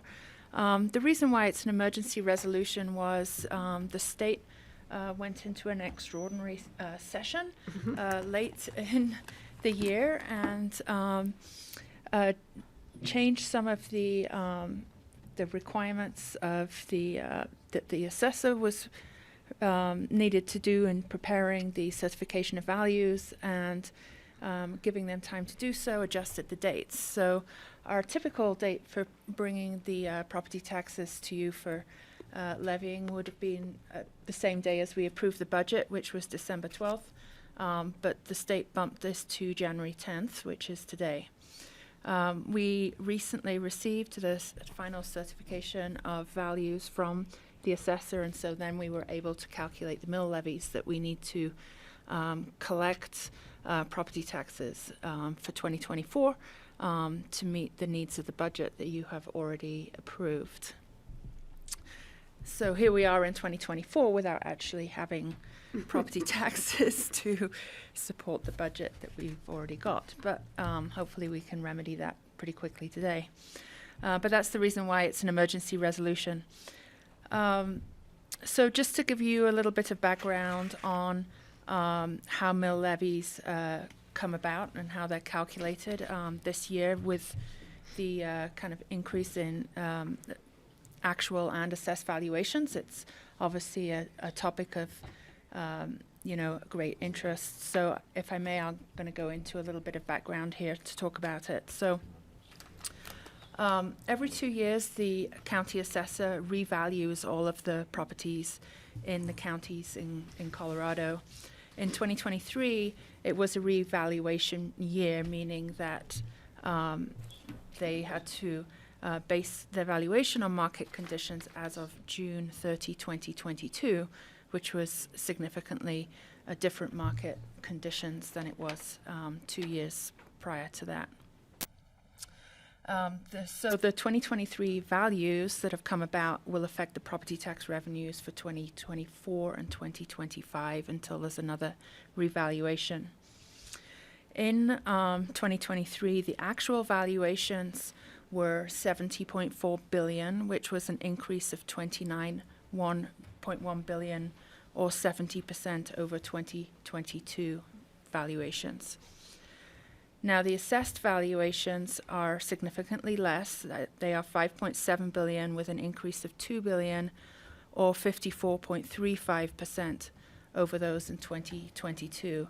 And this is after changes have been made to the assessment rate that was passed by the state legislature in Senate Bill 23, 23B0001, and also the additional increase in the reduction of the actual valuation that people were given. So that's the reason why the assessed values increase at a lesser rate than the actual values, if that makes sense. So the total increase in assessed values was 54.35% for 23, sorry. So once we have those numbers from the assessor, we can finalize the mill levies. And in Pitkin County's case, there are a number of restrictions that apply to all of our funds, bar two, and I'll just go over those in some detail. So we have revenue restrictions on the general fund, the Road and Bridge Fund, Human Services, Translator, Twining Flats, GRID, Healthy Community Fund, and Library District Fund. These revenue restrictions are provided by the Taxpayer Bill of Rights, the County Home Rule Charter, and the statutory 5.5%. The smallest of which, or the greatest restriction, or the most restrictive of which applies. And in this year, in a period of high inflation, it's going to be 5.5%. So we are restricted for all of those funds to collect no more of an increase than 5.5%. So that 5.5% limitation is applied to the entire tax base. So the tax base also increased by 1.65% during the year. So that means new construction equaled 1.65% of the total tax base. And then we do a bunch of other calculations. So we refund for anything we've over-collected the previous year, and then abatements and so on, but they're fairly small numbers. And so we end up with our mill levy for each of those funds. So those are the funds that have revenue restrictions. We also have funds with rate restrictions, which means that the rate is set at a certain amount. And so the amount of property tax that can be collected goes up depending upon the valuation. And that's the Open Space and Trails, Ambulance District, and Redstone Ranch Acres GRID funds. The voters approved the removal of the revenue restrictions for each of these three funds. However, in our proposed mill levies for your approval, we have provided for a temporary mill levy credit for each of those funds, Open Space and Trails and Ambulance, but not Redstone Ranch Acres GRID. The property owners have indicated to us they wish to collect all of their taxes to apply to much needed road improvements they have in their area. Any questions on those restrictions? Kelly. Sorry, say again, you said it so clearly and I want to be able to say it. The difference, how the difference between the 70% and the 54% of the actual value and the assessed value. So the 70% is the actual value of the property, so it reflects the market conditions, the change in the market value essentially. The assessed value takes into account changes in assessment rate. So if you remember, it was reduced by the state legislature in addition to applying to every single property in Pitkin County or every county in the state a $55,000 reduction in their actual value as opposed to the $15,000 which was there previously. So it made a significant difference in the reduction of actual versus assessed. And just remind me again, because after we went through the Board of Equalization process, we further, that 5.7 billion is reduced from about, I can't remember the amount that it started at. Yes, that was in a. That's okay. I think we it can was do like it in confirmatory reading. 5 million. Okay, got it. So, So in the no, credits I through wouldn't quote me on that. Okay. I think we need to speak to the assessor for that number. Thank you. I appreciate that. Steve. And we're doing this on an odd date this year Correct. because of the state legislature. I think because of their special session. Next year, is it going back to the original dates in December when we do this process, or? The original dates are set in state statutes, so they always stand. Of course, if the legislature decides to hold an extraordinary session and do the same thing again, then it could potentially get changed again. So, you know, the numbers are going to be the same next year, and I don't think there's any provision for any adjustments. So it might be a possibility. It should be a smoother process this next year. Having All been through it before, For one the would hope, assessor's yeah. office and everybody. Well, I'll remind, there is an interim committee on property tax meeting currently at the legislature, so. Yeah, yeah. And I do think we'll probably see more protests in this interim than we're used to seeing, just because sometimes people missed or didn't understand, and there's still some energy out there. Okay, so I've spoken about the mill levies and the revenue restrictions and the rate restrictions. Now I want to actually talk about the property taxes and the numbers a little bit. So the total property tax revenues for the county will be $45.7 million, and that will be spread between all of those county funds that I just mentioned. Temporary mill levy credits have been applied to every county fund with the exception of Redstone Ranch Acres GRID. I did some quick calculations here. So the value of the mill levy credits that are proposed here before you is $14.7 million. Did you say 40 or 14? 14, 1-4. 14, thank That's you. plenty. Of that, 1.5 million is optional. So that relates to the Aspen Ambulance District and Open Space and Trails. 13.2 million is required by the voters or state statute. But the value of all the mill levy credits is $14.7 million. So.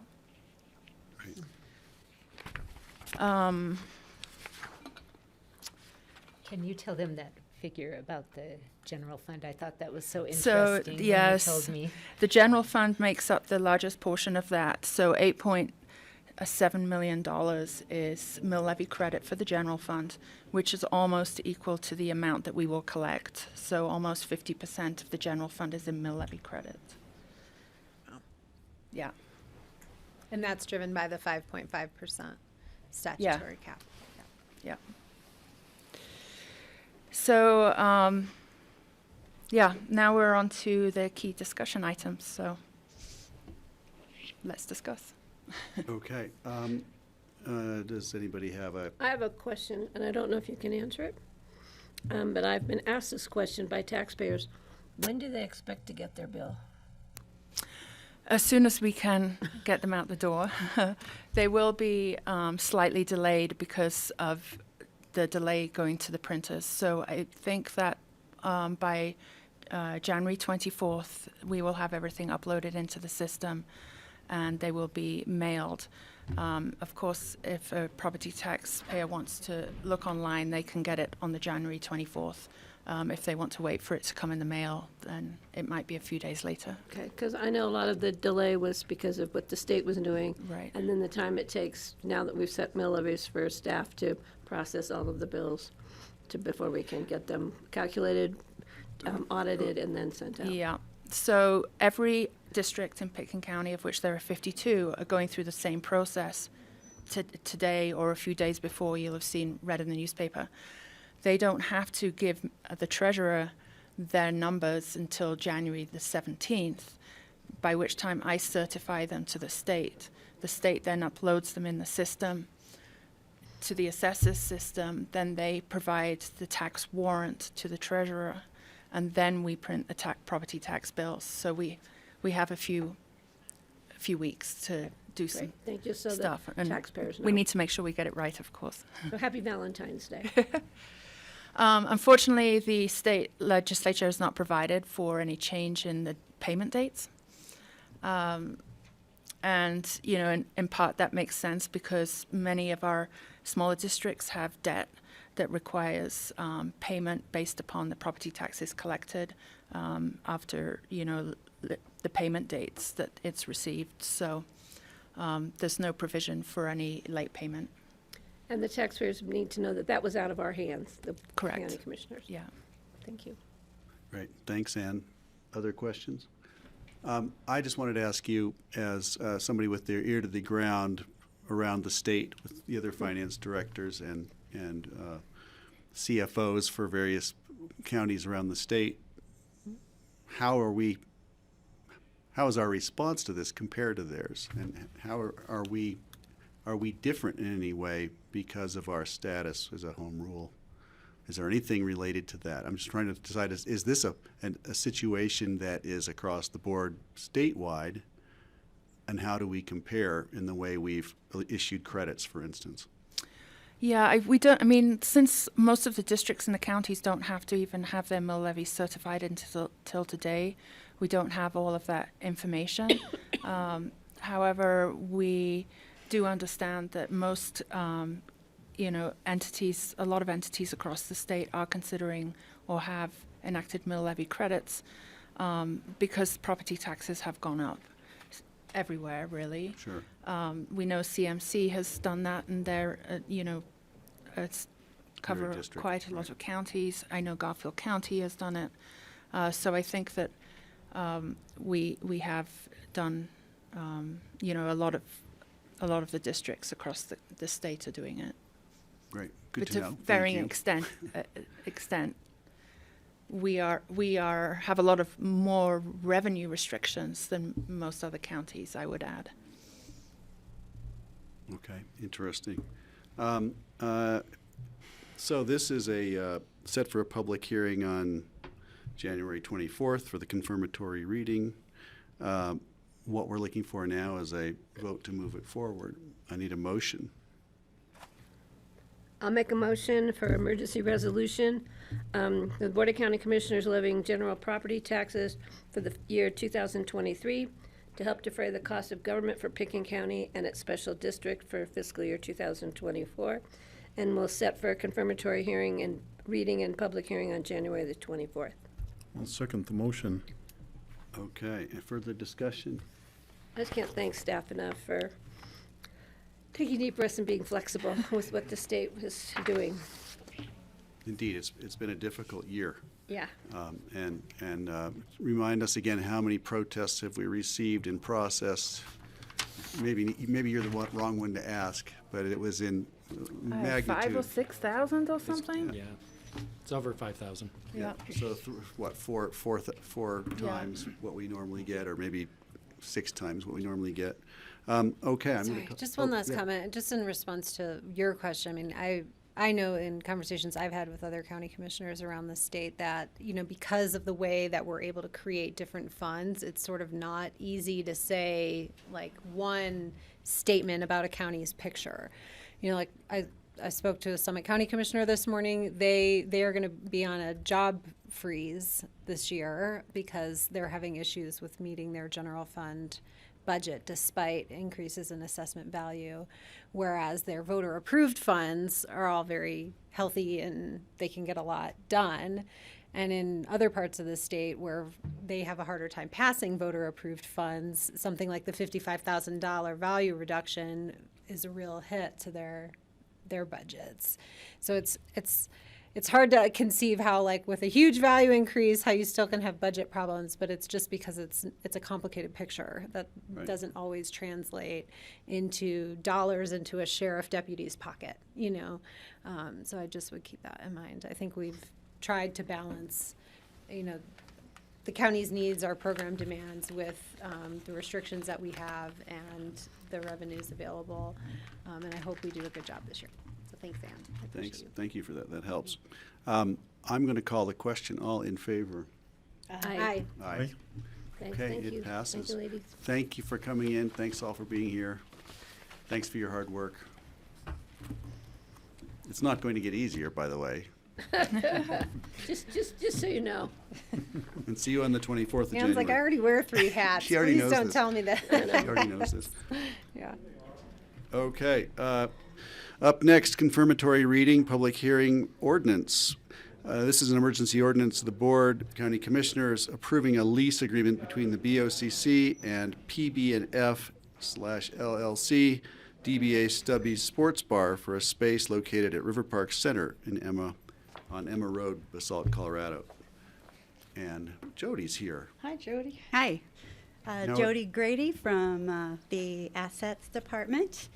And yes, this was an emergency ordinance that came before the board on December 20th for a lease with Stubby's, which is located in 123 Emma in Basalt. And the reason for that emergency ordinance was so that Stubbies could maintain their liquor license without any kind of a gap. So the board approved that moving forward on during that meeting on the 20th. And during that conversation, there was discussion and direction from the board to amend the ordinance and the lease as provided during that meeting to allow Stubbies to have a lease for 3 full years from 2024 to 2026 with 2 1-year options to renew at their discretion. So that has been changed in the lease. And yeah, so this is a confirmatory reading and public hearing. So we just wanted to make sure you had the opportunity to hear public.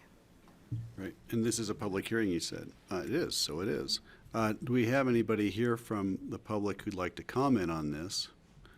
Is that somebody, one of our? That is Trent. Okay, Trent. We could bring him on now. Trent, are you available to say anything?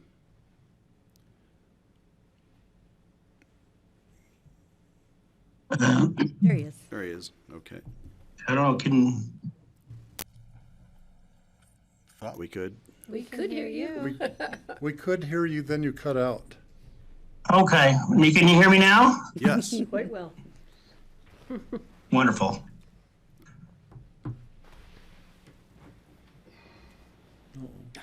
What happened? Are you still there? Yeah. Okay, do you have anything to say? Oh, no, I was just here to be available if anybody had anything to ask of me.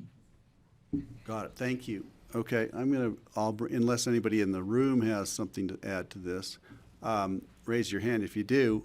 I want to bring it back. I'd love to ask a couple of questions just so I understand this better. We have a 3-year lease with 2 extensions at the will of the lessee. How does that work for the county? Are we obligated to 5 years then if they so choose that? Yes, unless we were to pay out. Unless we were to buy the lease out, right? Correct. I do understand that this lease is being given at sub-market rates, so the bright side for us, I guess, is if we did buy the lease out, we'd get a lower price for it. I think that I know this was spoken about when I was out of town, and I could only hear part of the conversation, so I'm just going to leave it at that. But I did want to say this is probably the only time that the county has subsidized a bar, and I believe that's true as We used a to tenant. own one at the airport. Did we own? Well, maybe we owned a bar at the airport, so They maybe it's did not the pay first us, time. I remember because I was the owner of that bar at the airport when I was on this Oh, board. we didn't know this about you. You missed it. Okay, so I just wanted to. I think this is something it's kind of an interesting and it's a bit anomalous. So it just made me think of I felt a little awkward with it, quite honestly. But because the board was here and they voted in favor of it, I'm not going to belabor the point.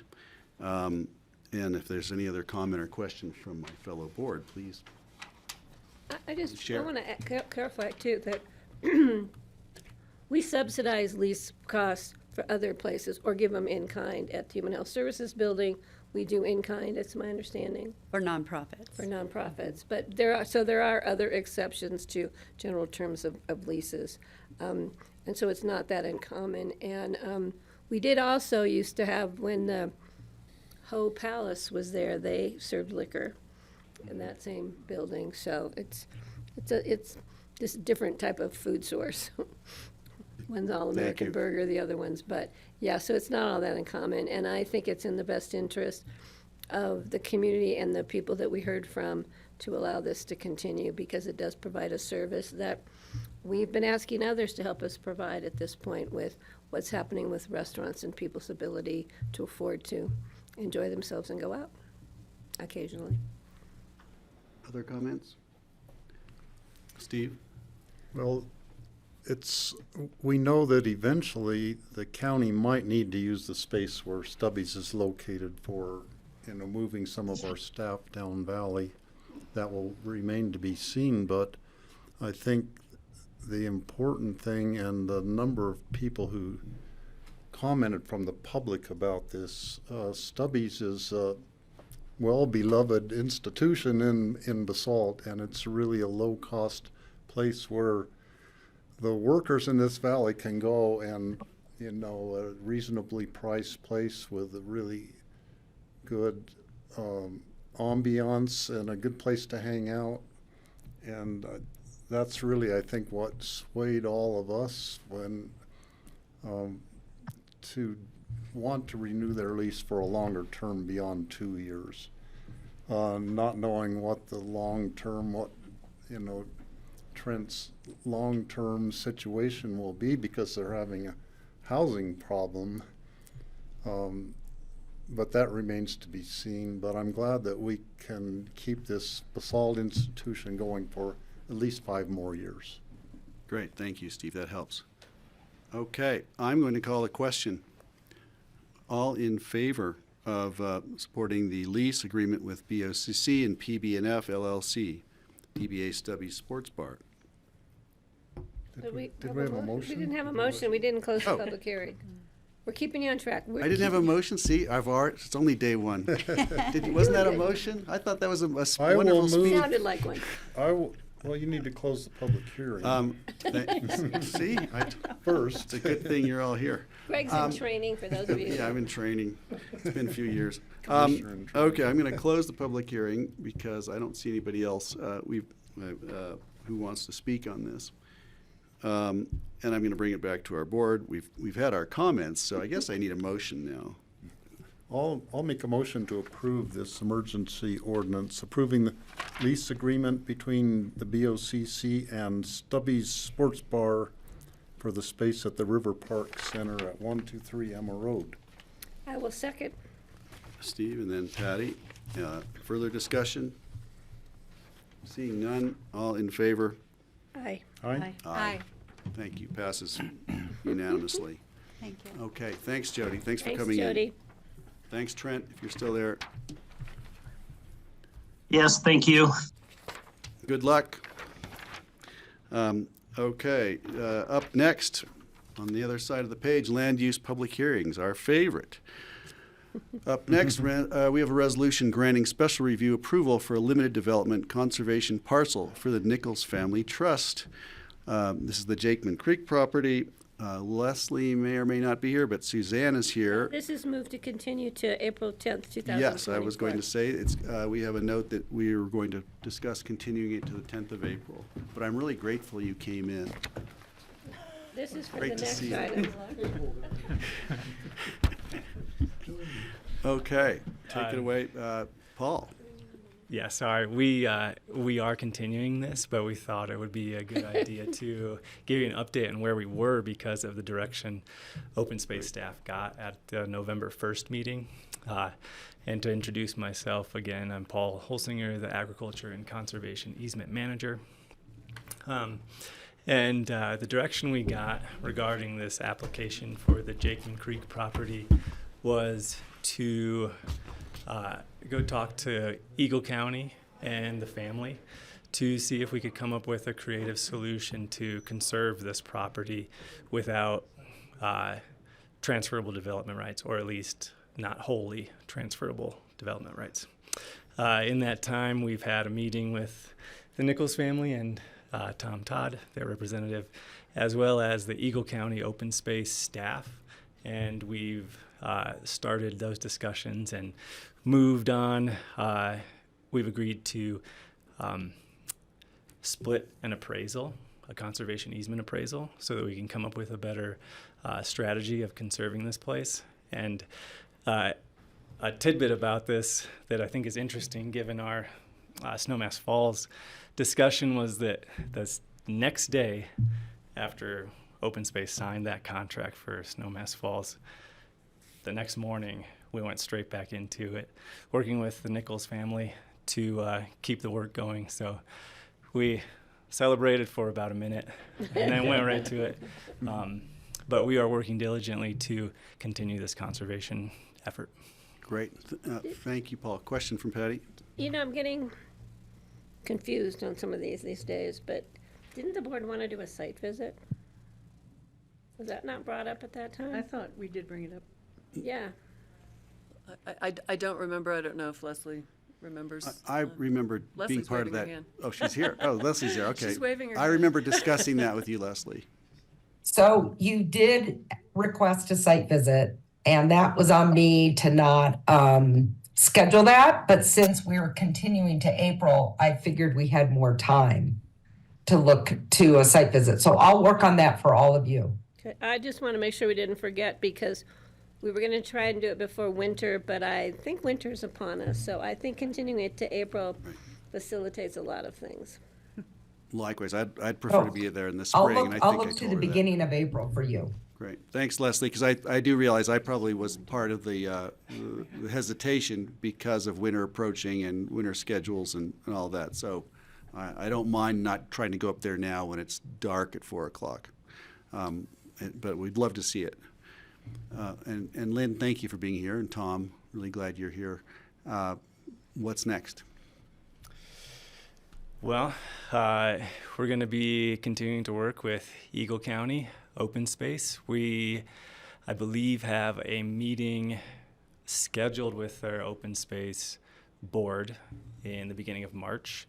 By that time, we should have an appraisal and a better plan with the family to figure out how we're going to move forward. So by the time we come back in April, we should have a fully baked conservation plan for the property. That's what we're hoping for, and we have this appraiser contracted, and so we're in good shape. Great, thanks. Francie? Hi, Lynn. Hi, Francie. I am curious about how much of the property is in Eagle County and how much is in Pitkin. It might be in the packet, but if it is, I overlooked it. And also, when you do the assigning value to it, what's the word? Appraisal. Appraisal? Thank you. Would you split them, please, between the two so that we can see what the appraised value in Eagle is and what it is in Pitkin? So. Yeah, we can talk to the appraiser we've contracted is Kevin Chandler. He's one of the best. And it's generally 100 acres in Pitkin County and I think 180 in Eagle County. Okay, thank you. Great, thank you. I just wanted to say I've expressed my gratitude that Lynn is here today. I think that you've done so much for the community. I think of Jim Gilchrist and all the great things he's done in our community, and that your family have been such great stewards of both the Cap K and this property, and I just want to express my gratitude, and that you come in and be here for this is really important to me, and I'm so glad. And I'm really looking forward to preserving this piece of land if we possibly can. So just wanted to say that. Do you have anything you'd like to add, or Tom? Well, my name's Tom Todd. I'm the attorney for the Nichols Family Trust. I'm here with Lynn Nichols, one of the four sisters who are part of the Nichols family legacy. Like the Perrys, they've owned this ranch for 70 years. They bought it from Tucker McClure back in 1955. And I wanted to just stress to you that we didn't want to be off-putting with the original TDR application that you saw a couple months ago. We thought it was a simple and easy way to make this happen.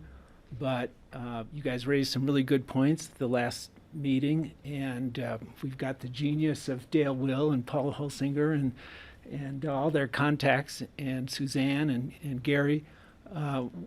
We're just now, I think, in the incubation stages for the next steps, so that hopefully in a few months or maybe in a few years, you'll be heaping praise on the Nichols family like you just did for the Perrys. But Lynn, We've already started. Yeah. Lynn?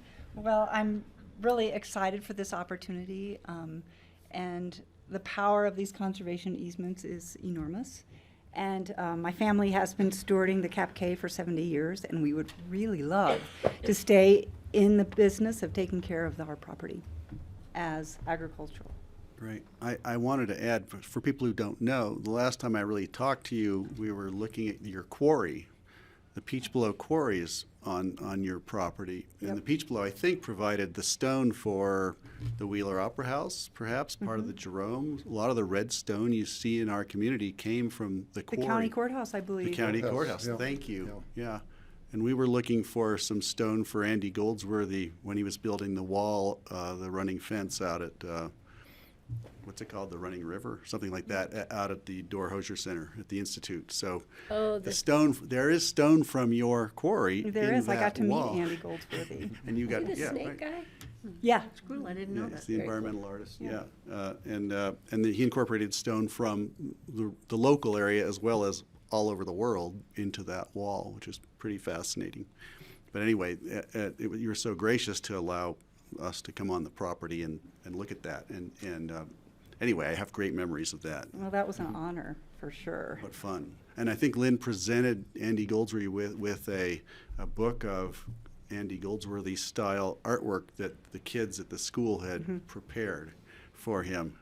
And I think he gets that everywhere he goes. He inspires so many kids. Yeah, so I think he's going to have an amazing. I didn't know you were part of that. Yeah, I spent a year working on Tommy that, was the filming it. project manager for the construction. Right, he was there too. Right, I remember that. Yeah. So anyway, thank you. Sorry for the aside, everyone. What else do we have to discuss here? Do I want to bring this? Do we have any public comment on this? I'll just say this is Steve's last year, so we need asides. Oh, for you, He is from him normally in our particular. aside person. I just want to make sure if there's any public comment on this, either online or in the room, I'd like to hear it. And if not seeing it, I'll keep it open for right now. I'll bring it back to the board. And Steve, please. Well, Lynn, when you said about having the kids do projects copying Andy Goldsworthy, I also did at CCS with my first and second graders. They all did art projects, using that as the inspiration for it. Right. So that, and I hadn't thought about that for years, but that brought back the memory just right then. I really appreciate your family, the legacy that you have in the Frying Pan Valley, and the fact that you want to preserve this land there by Meredith. The hitch we ran into, of course, was that part of it was in Eagle County and part of it was in Pickens County. And there was, I mean, I would have voted against it just using TDRs that we sold in Pickens County to pay for the Eagle County portion. I don't think we legally could have done that, actually. And so that's why it got kicked back to you to come up with a, better solution involving Eagle County. So I'm glad that we're proceeding in that direction. Great, thanks, Steve. Anything else from our board? Well, Would you like a motion to continue? I thank you. I'm going to close the public hearing since I hadn't closed it yet, and I entertain a motion. I'll make a motion to continue the resolution granting special review approval for a limited development conservation parcel for the Nicholas Family Trust. And we're going to continue to April the 10th, 2024. Second. We have a second from Francie. All in favor? Aye. Aye. Aye. Thomas, good Thank to you. see you. I haven't seen you in so Thanks for long. coming in. Yeah, Thank you very thank you. much. Thank You want to you. take a break? Sure, we can do that. Could it be 10 We're to gonna 15 take it. minutes? We're going to take a 13-minute break. She said 10.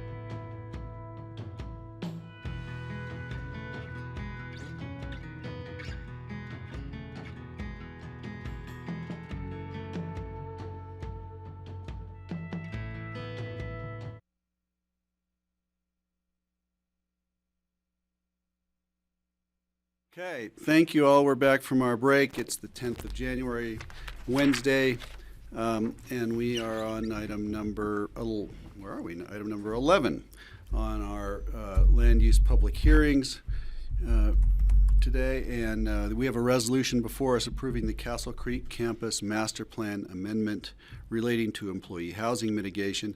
This was continued from December 6th, 2023. And I just want to make sure we know when it's set for. That's all I need to know right now. I guess we'll just invite Suzanne and our guests in. We recognize some of these people. Thanks, Greg.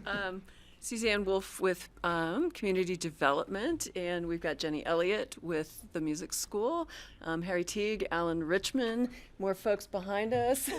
I'll let them introduce the rest of their team, but I'll run through some slides for you, and then everybody else can jump in.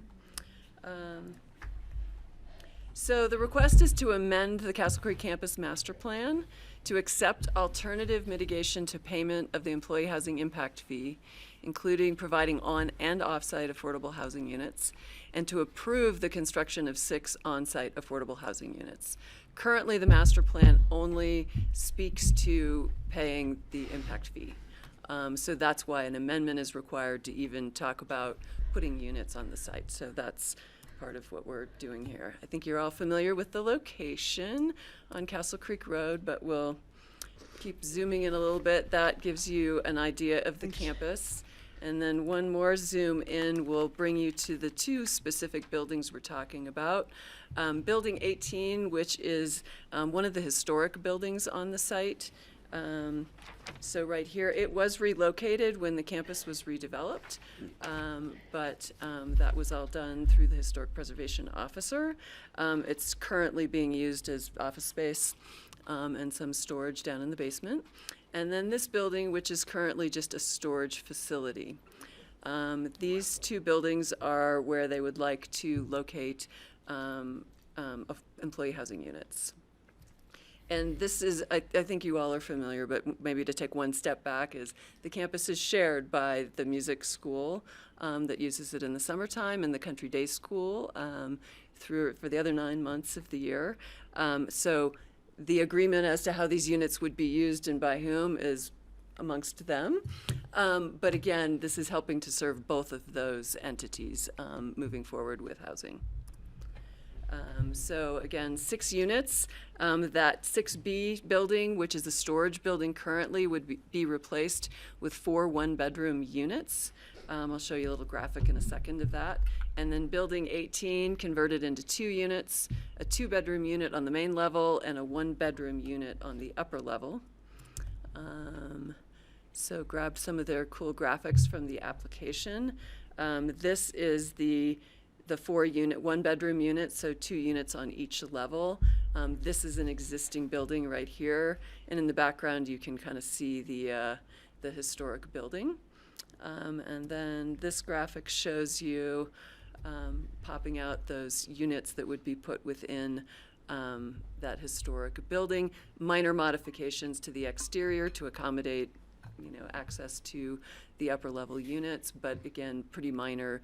They've already been talking to Susanna Reed about all of that. So again, as I mentioned, the master plan currently only speaks to paying the impact fee, and right now they're current with their mitigation for what's on site. But they're asking that they'd be able to either pay, put on-site units or off-site units, or acquire basically what we talk about, buying down units that would be deed restricted. So this would open up in the master plan the options for them to mitigate for housing. So that's, and then, so the code provides a provision where essentially the housing impact fee is the default. You pay the fee. You have to come to the BoCC to ask for permission for one of those alternatives. And so to do that by providing units on or off site, they come to the board, it's at your discretion. And again, these are some of the considerations from the code. What the type and location of the development that's being mitigated, the location of what's being offered, the physical condition, the ability to utilize that for the employee housing program, and the need for the type of property offered. So those are those criteria.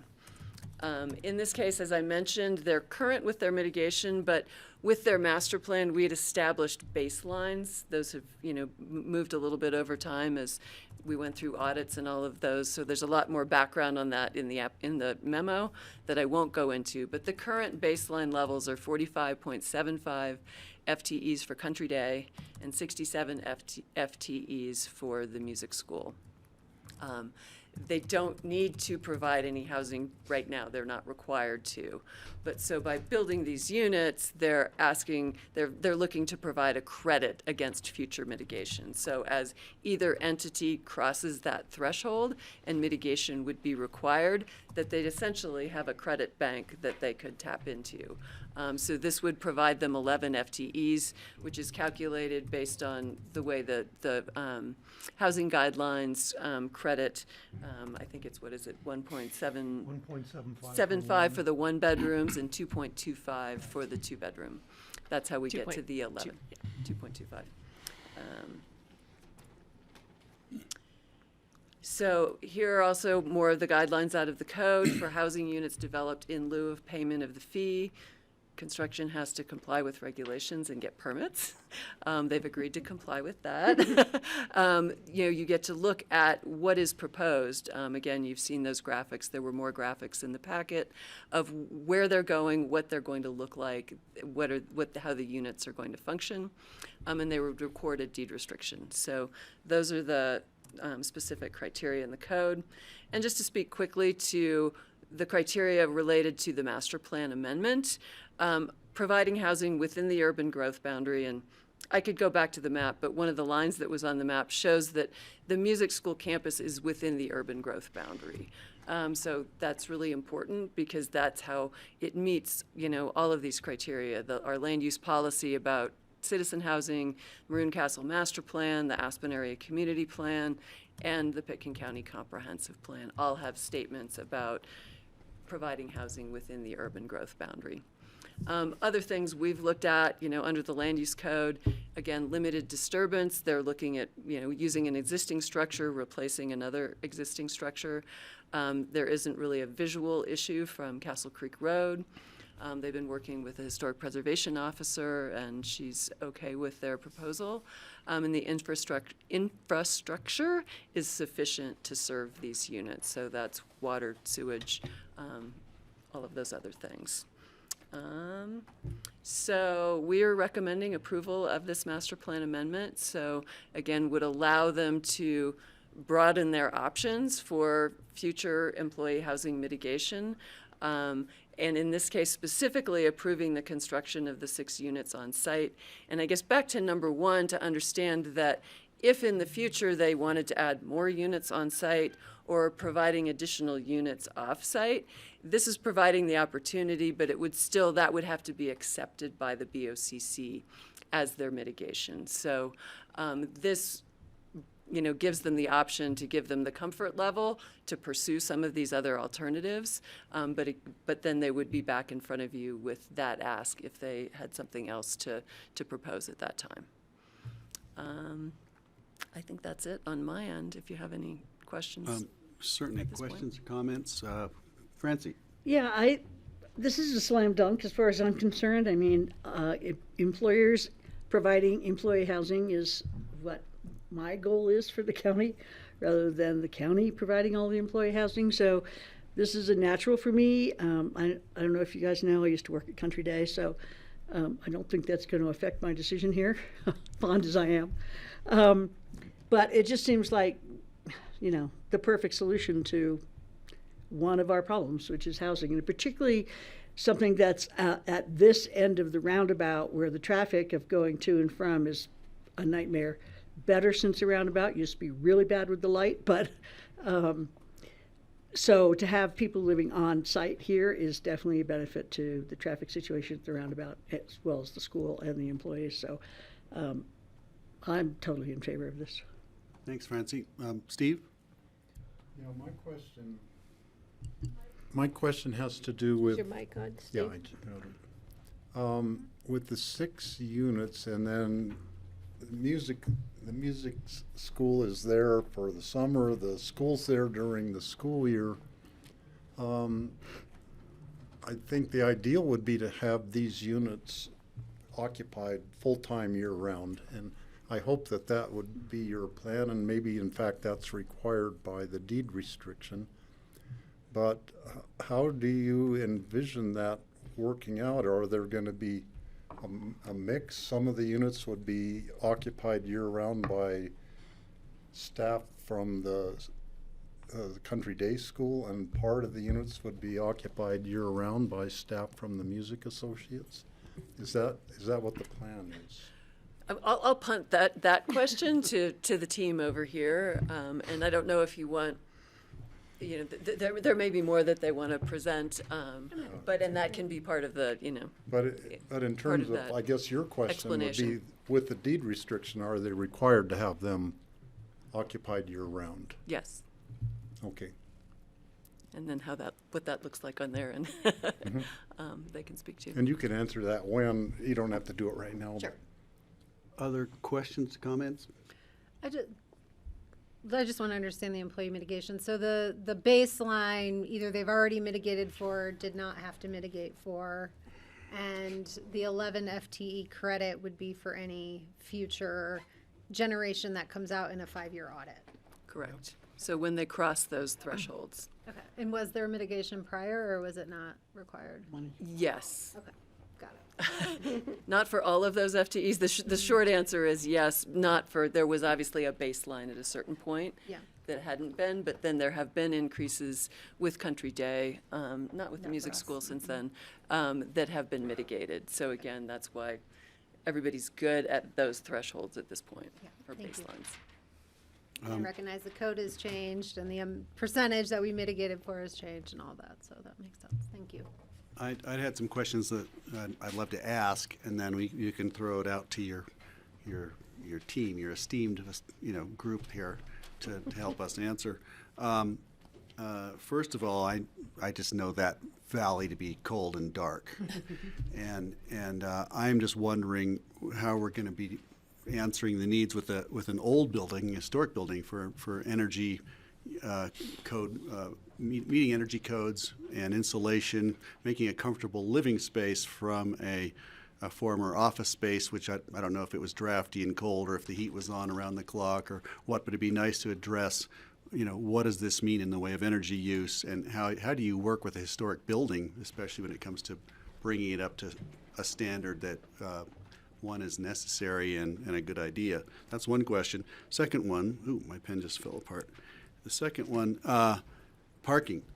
You only have 2 spaces on one of those buildings, but it seems like you'll have more people. Is there enough parking there? Where do the offices go? If you're going to turn an office building into a residential structure, where do the offices go, and how is that going to be addressed? It'd be interesting to know how you're funding it. Is this working off of donations? Is it whose name's going to go over the door? I guess I have to ask that. And who could we name it after? That's a tough one, but those are all my questions. Take them as you want them. I think, do you guys want to sort of add those into your just presenting? I just have one disclosure. And Patty, sure. Yeah, when this application originally came before the Board of County Commissioners in 2008, 6 or 8? 7, 6. Yeah. It was approved in 08. Yeah, I recused because my husband at the time was working for Shaw. Right. That's no longer an issue, so I'm not recusing this time. Welcome. Welcome back. Welcome back. I'm back. Okay, thanks, and welcome to everybody. Nice to see you all in person. So. Who gets it? So hi, I'm Jenny Elliott. I'm Senior Vice President for Strategy and Administration at the Aspen Music Festival and School. Thanks for having us, and thanks to Suzanne for leading us into this. It's always a little harder when it's two in one.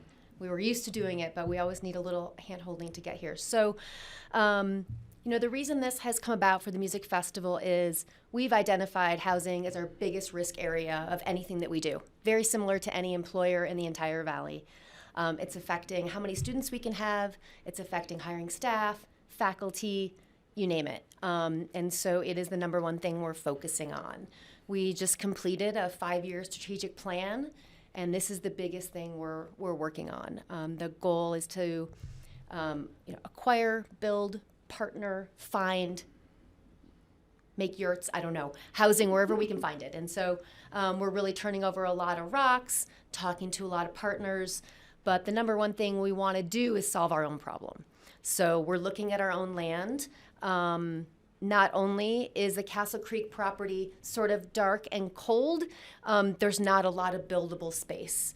If you were here when we did the original campus master plan, the best map was the one that was affected by natural hazards. And so, we've already kind of built in the places that are free, available, and safe. We have these 2 buildings that are really not well utilized. And so that's why we started looking at those 2 buildings. So just to talk about the buildings in general, the business, we call it the foreman's house is what we call it, because it was the house of the foreman from the mine back when the campus was a silver mine. It is used as offices right now, but only for 8 weeks in the summer. And so it's not used year-round. Year-round, it's pretty much closed. And so we have plans to bring that into our current administrative offices in the basement. It's currently the home of our opera department. So we do have places we're going to put that. The bike barn is what that storage facility is called. We actually don't have any bikes in it right now. We store them somewhere else, all of our bikes. But we are going to have to relocate that storage into the other maintenance buildings. So we have accounted for that.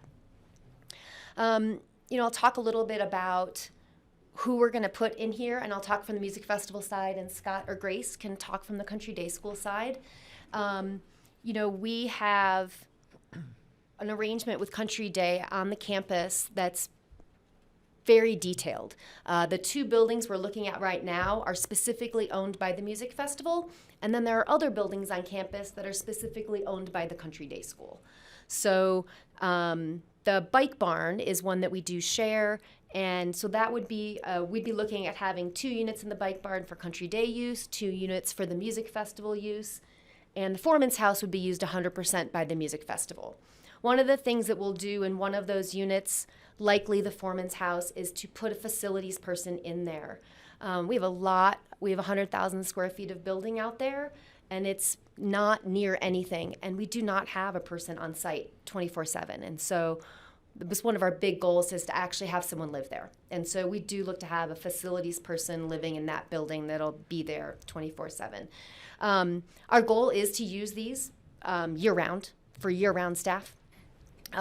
Would there be a day when someone moves out on June 1 and we want to use it for a summer staffer for the summer? I can see that happening. That's not our goal. We're really focusing on year-round staff.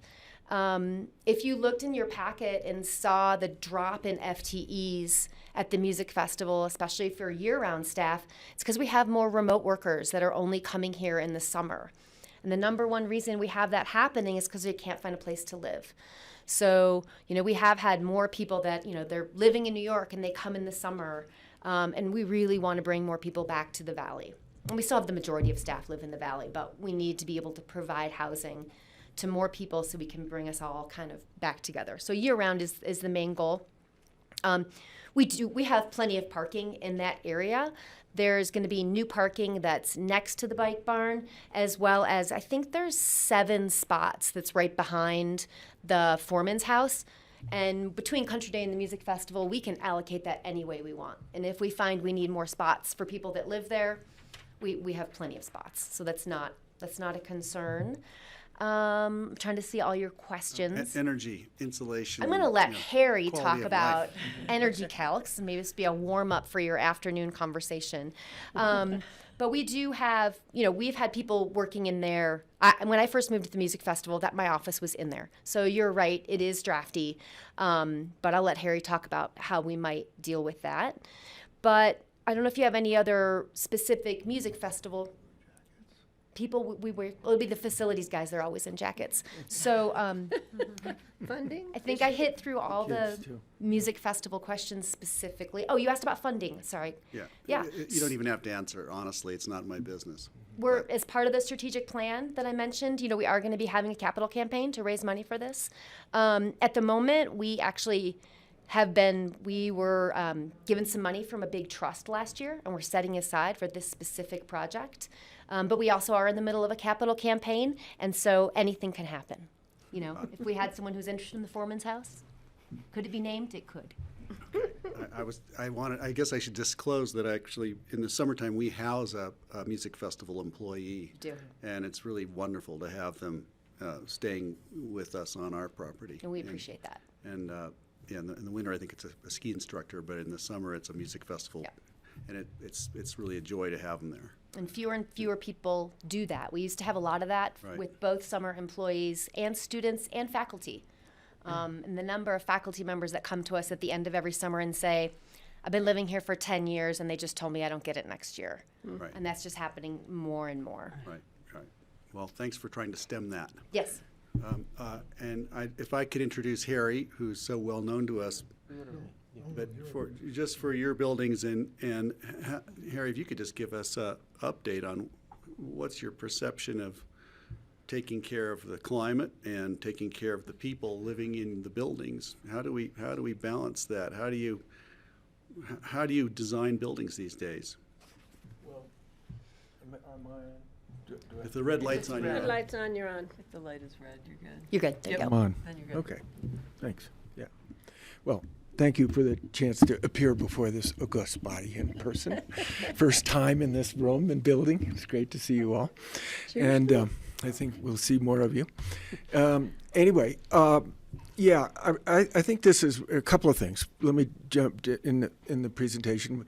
If we could go to the overall site plan, Suzanne, one of the things we did on this campus was to organize the campus in such a way that the vehicular traffic, as you can see from the diagram, goes around the perimeter of the campus. And so the effect of the traffic in this location should be quite minimal on the pedestrian and sort of quality of the internal part of the campus, which is important for the musicians and the country day kids and so on. So this fits well within that loop, and I think that works out really well. The other thing is, of course, that we're utilizing the location of one building. We tried our best to co-opt it, the bike barn, into housing, but it's better to start over, and so on. The Foreman's House, to me, is a very special thing, and that's why I wanted this drawing. As you can see, it falls on the axis at the end. Building 18 there is on the axis of the campus. You see it when you first come into the campus. From an architectural standpoint, it is focal. It's a focal point. When you look across the ponds and the playing field that's there, etc., it's a beautiful old building and so on. It had some architectural modifications. A porch was converted into an office or something and so on. So in the process of adapting this for housing, we've been able to reintroduce the facade of that building into its more historic configuration, which is really, and we worked with Susanna Reed on this and so on. And in order to get 2 units, we had to add a stair on the outside. The other way of accessing the building, and I think that also was not an original component, but the access to the original building was basically terrifying in both directions. It had these entrances that came in under overhangs and things with ice and stuff falling. So we've been able to fix that, make it so that you can get into the building without getting skewered with an icicle, and so there's a win. There's win-win-win-win here. I think in a lot of ways. In terms of energy in an old building, it's always an issue, and it's going to. I think it's a national issue. You think of how many buildings are built that are, that were built under a different standard for energy, and I look at some new buildings down Valley, and they're still getting built that way without regard to shade. Interestingly enough, and it is a really dark, cold part of the world. It gets sun for 3 hours a day or something right now. I don't know if the sun's out, So in the old building, our deal will be to work within, what we can do that doesn't alter the appearance of the building, but add lots of insulation on the inside. That's pretty easy. Working with glazing to the extent we can. It's always a problem, and so on. And then going really super efficient in, whether it's geothermal or some sort of engineer. I don't know if you recall, but we did use geothermal energy in the other buildings on the campus using the ponds as a source for the geothermal energy. Now, we haven't gone into that here. This is not a solar site. I mean, there's just no point in locally trying to produce energy in this location. We did design the bike shed building in such a way collectors can be put on the roof. In the summertime, they'd probably help. That might make sense. But it's not really going to be able to something that effectively support this. But so the idea is just to go super efficient with the actual production, with heat pumps and some sort of geothermal or other type. I wouldn't promise that at all, but I'm just saying some sort of very, very efficient. But that's about all you can do. And I think, we will have the chance. We will be, it does have some interior features that we've made a strong attempt to preserve. These aren't usually in the historic thing, but as an architect, there are some things that were done in the stick style when this was built that are their interior decorations. They're somewhat Art Nouveau features around a fireplace that are really kind of gorgeous. We're going to keep those, involve those in the unit, et cetera, and still make them very useful and so on. So these are small things, but things that I personally, would feel very badly if we had to lose. And so on. I don't know if that answers your question, but it helps a lot. I appreciate your. I mean, it's not an easy answer. The answer isn't easy. It's not a place where you can just one of the hardest. Wave a magic wand. But when we get that, hydrogen fuel cell, we'll do that. Right, or geothermal might work too. Yeah. I was just going to say, you probably put the opera singers in there for a reason, and now you're gonna integrate them in with the rest of the musicians. Is this going to cause a problem, or is this an unintended consequence? It's just the administrative opera people. Oh, okay. They're kind of similar, but they're a little quieter. They're not as loud. They're not as loud. Okay. Sometimes. Thank you, Alan. Anything else from? No, I'm just going to conclude it. I had a presentation on land use impacts, but as usual, Suzanne is so thorough in her presentation that I cannot find a single point that I was going to make that has not been made. So I will not belabor the point, other than to say we've reviewed the staff's resolution. We're comfortable with all the conditions. We don't have to negotiate any of the conditions that are recommended to you, and we would hope that you would move to approve that resolution. Right. Thank you. I should probably open this to public comment. Do we have anybody online or in the room who'd like to comment on this application? And I don't see hands up. Do we know how to raise hands? What is it? Star 6. Star 6? Mm-hmm. We'll wait for a bit. Anybody from the music school want to speak? I mean, from Country Day? Yeah, Scott's here. Do you want to say anything, Scott? Come on up. You have to get to a microphone. How's it going, Scott? Hi, Francine. It's just been a long time. Scott Hicks. I'm the Director of Finance at Aspen Country Day School.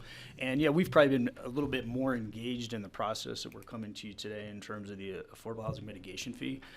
At the outset, back in 2008, when you approved the master plan, we weren't really ready to build right then, but in 2012-13, before we began the project, our school did pay $396,000 as a fee because you had asked at that point to project 10 years out as to what we expected our employee count to be based on the redevelopment of the campus. So we paid the fee at that time, as in order to receive the building permit. That original proposal was actually pretty good. At our first audit period, we were still below that number of employees, and so we did not mitigate. But then at that subsequent 5-year audit, we were, I think it was about 3.75 over that baseline. So, just for clarity here, right, we paid up, got us to to 42 FTEs, and then as we paid that second time, it got us up to our current rate at that 45.75 number. And so we paid that fee at that time as well, and that was money that was paid to the county. And at this point, we want the opportunity to kind of, as Jenny has indicated, own our problem. That we're not coming to you saying, hey, we want to go out hire all these employees, and so we're going to provide them housing. We're in the situation, as she said, that most businesses are, is that we just don't have any place to house people, period. And, even a year ago, we had, unfortunately, an English teacher who told us in July they were not returning, and we got school starting in 6 weeks, and we couldn't find anybody, and we had to go on the open market and actually purchase a unit and, take on the debt with that unit like everybody else in a mortgage. And, that's just kind of an untenable long-term solution. And so, the proposal here is, one, to be able to provide 2 units for Aspen Country Day School, and they will be, certainly lived in year round. But that we will have that housing for current employees, but we would also very much appreciate that mitigation credit, if you will.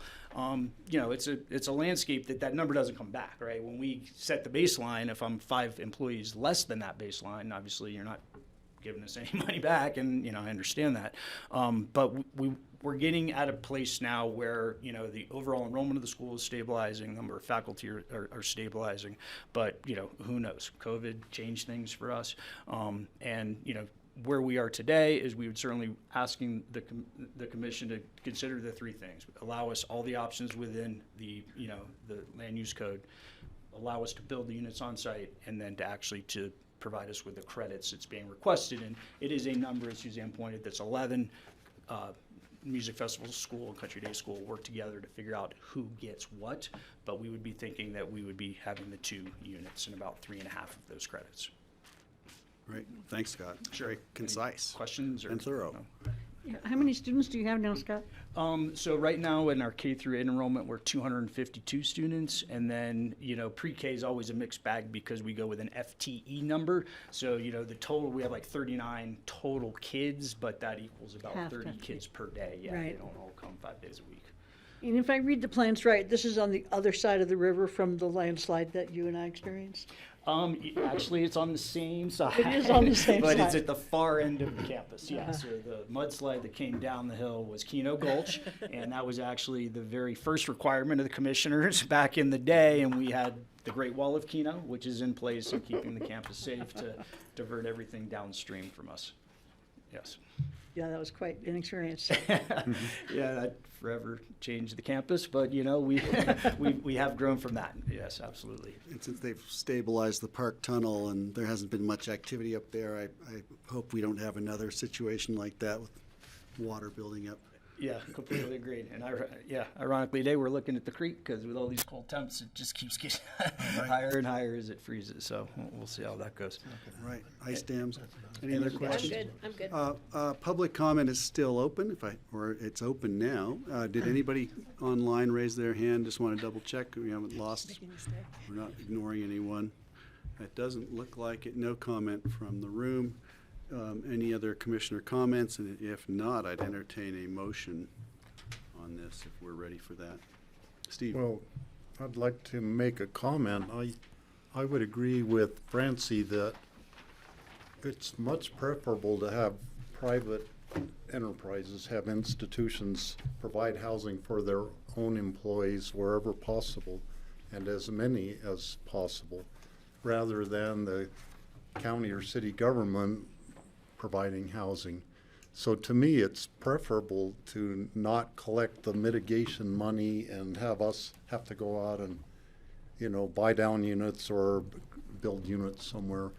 It's preferable to have, where possible, have you build the units on site. And I was trying to think of the traffic flow of it, or the kind of the benefits, but one huge benefit is having people living there, 6 different units being occupied.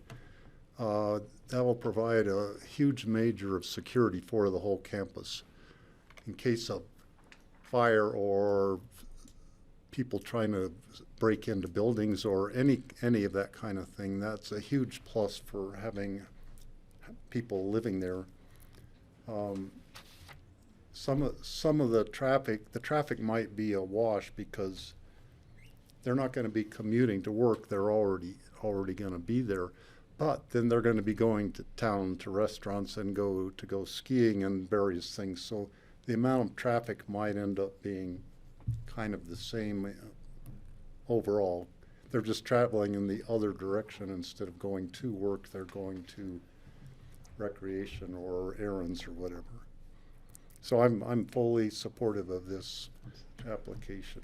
Plus, we have the great bike path. Well, I was going to say, as part of that master plan approval back in the day was the bike path, and the bike path's in, and I'm still riding my bike now, and it goes a long way, and the number of kids that use that, especially in the fall, is phenomenal. So, Steve, to your point, we're certainly hoping that, people living on campus will utilize that, but that's been a great resource in terms of, really bringing that, bringing it in the urban growth boundary and making it a point that it's really not that far from town. On the topic of the bike path and the fences that are protecting the nets is there a net on the hillside in there? How is that going? Do you have any comment on rock fall? Is there a problem? Do we ever have to call?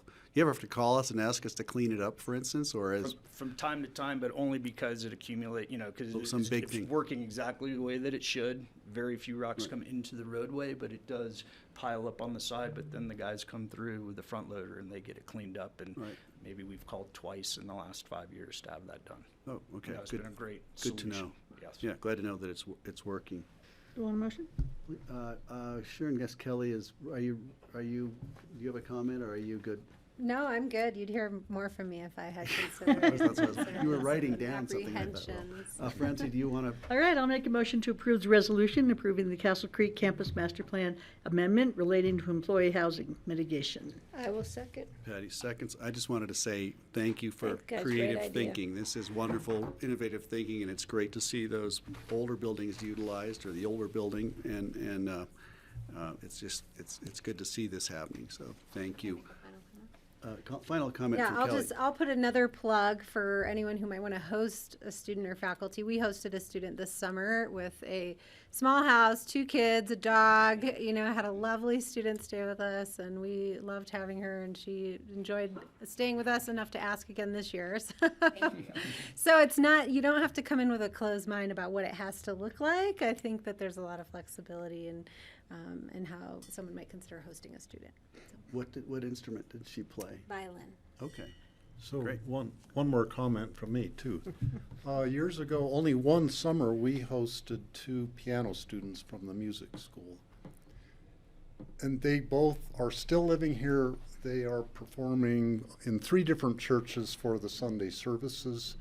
They never did play our upright piano in our house because they wanted to go play the grand pianos in Aspen. But that was a really special summer to us, and both of them are part of our extended family now. How did they get down to the music school from your place? Well, they would just, I don't think so. go in one car. They went in one car, and they'd spend the day in Aspen and then come back.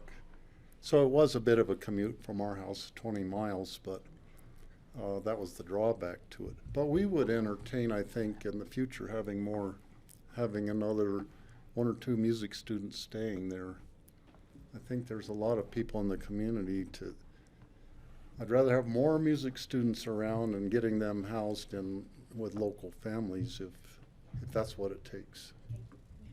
Yeah, on that note, it's part of the fabric of our community, and we've had it for so long. Maybe we take it for granted, but having the integration of the music festival into the community has been and was so important. So hopefully we can continue that as well as this new addition.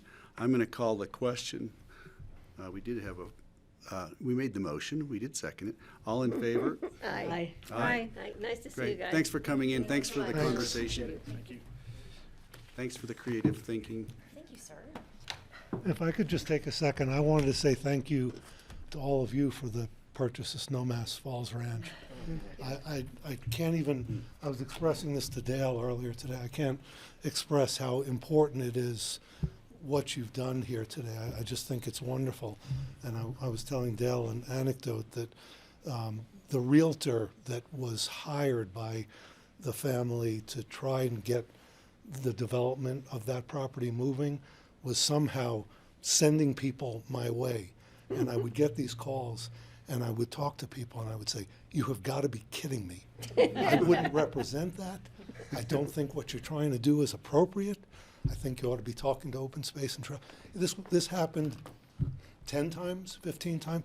You have no idea how many times this community could have lost that property. So from the bottom of my heart, thank you. Well, thank you for That was saying a no. wonderful, wonderful Thank you action. for saying no to allow us to say yes. And take that mill levy money and keep it. It's important. Thank you. Thank you. Thanks, Alan. Okay, we're going to keep moving here. Right now, up next, what we have is an ordinance, the Board of County Commissioners amending Title 8 of the Pitkin County Code, Title 8, Section 63070, GMQS exemption for large lots, 500-acre parcels. This would have been the third reading. It was continued from December 6th, and it's going to be continued again due to, we have some, I think Rye has the flu. So we've continued this again so he can participate to the 23rd. 24th. 24th. Huh. Okay, to the 24th. Thank you. I will make a motion to move You will continue need to- after But we it's a open the public hearing. Okay, after, good catch, Patty. See how she got that? She is so smooth. Any comments before I open the public hearing? No, okay, I want to open a public hearing on this topic. I don't know if we need to make a list or not, but if you'd like to come up and speak, raise your hand and I'll call you up. 500 acres. Sorry? We're talking about the 500 acre. The 500 Yes, acre. yep, exemption. item number 12. We are continuing it, but if you want to come and speak about it, please identify yourself and we'll recognize you and hear what you have to say. I think they're all here for the next item. Perhaps they are. Looks You like think? Thank you, he does, right. I wasn't sure if you were here, which one you were here for. Okay, so we don't have any, I would entertain a motion. I'll move to. I already made a motion. You? Was it seconded? You just need She a jumped in second. so quickly. You need a second. I will second the motion to Okay. continue this item to Wednesday, January 24th. Okay, all in favor? Aye. Aye. Okay, thank you for that. Moving right along. Okay, now we're on individual consideration items. Ordinance of the County Commissioners amending Title 11 Buildings and Construction of the Pitkin County Code specifically to amend Section 11.32, 2021 International Energy Conservation Code and add a new section 11.34 Electric-ready provisions. And I think we might need 5 minutes because we don't have the Jeff's staff not that's here. here to Jeff's not present here. it. He'll come down. They'll come down. So could we take a 5-minute break then?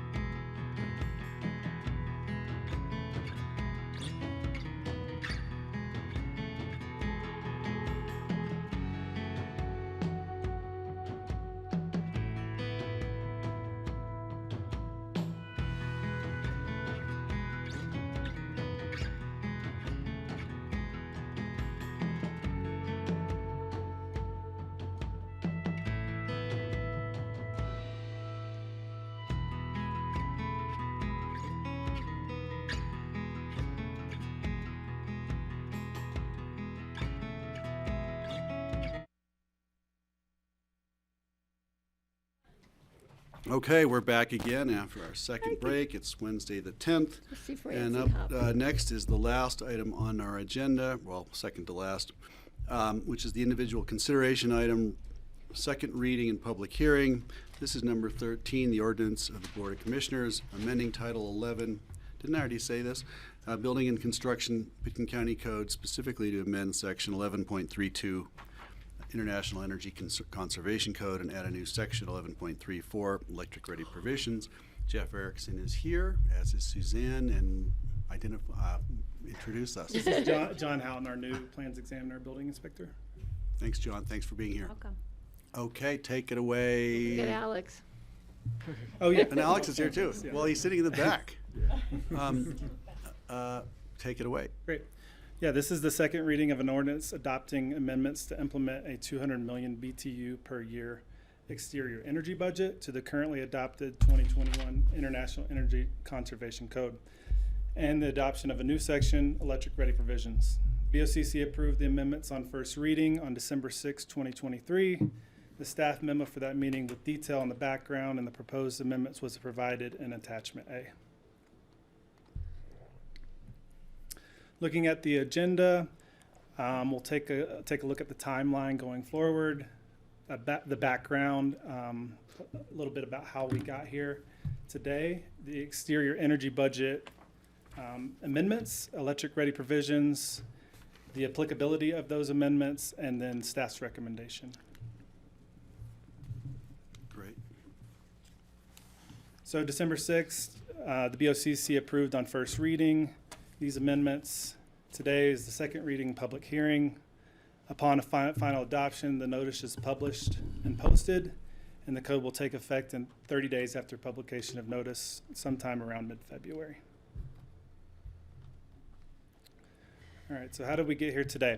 Recognizing that residential buildings comprise 47% of Pitkin County's greenhouse gas emissions based on 2019 greenhouse gas inventory, coupled with the increasing impacts from growth and development on the community. In 2019, the BoCC declared a climate emergency and established the following climate action goals.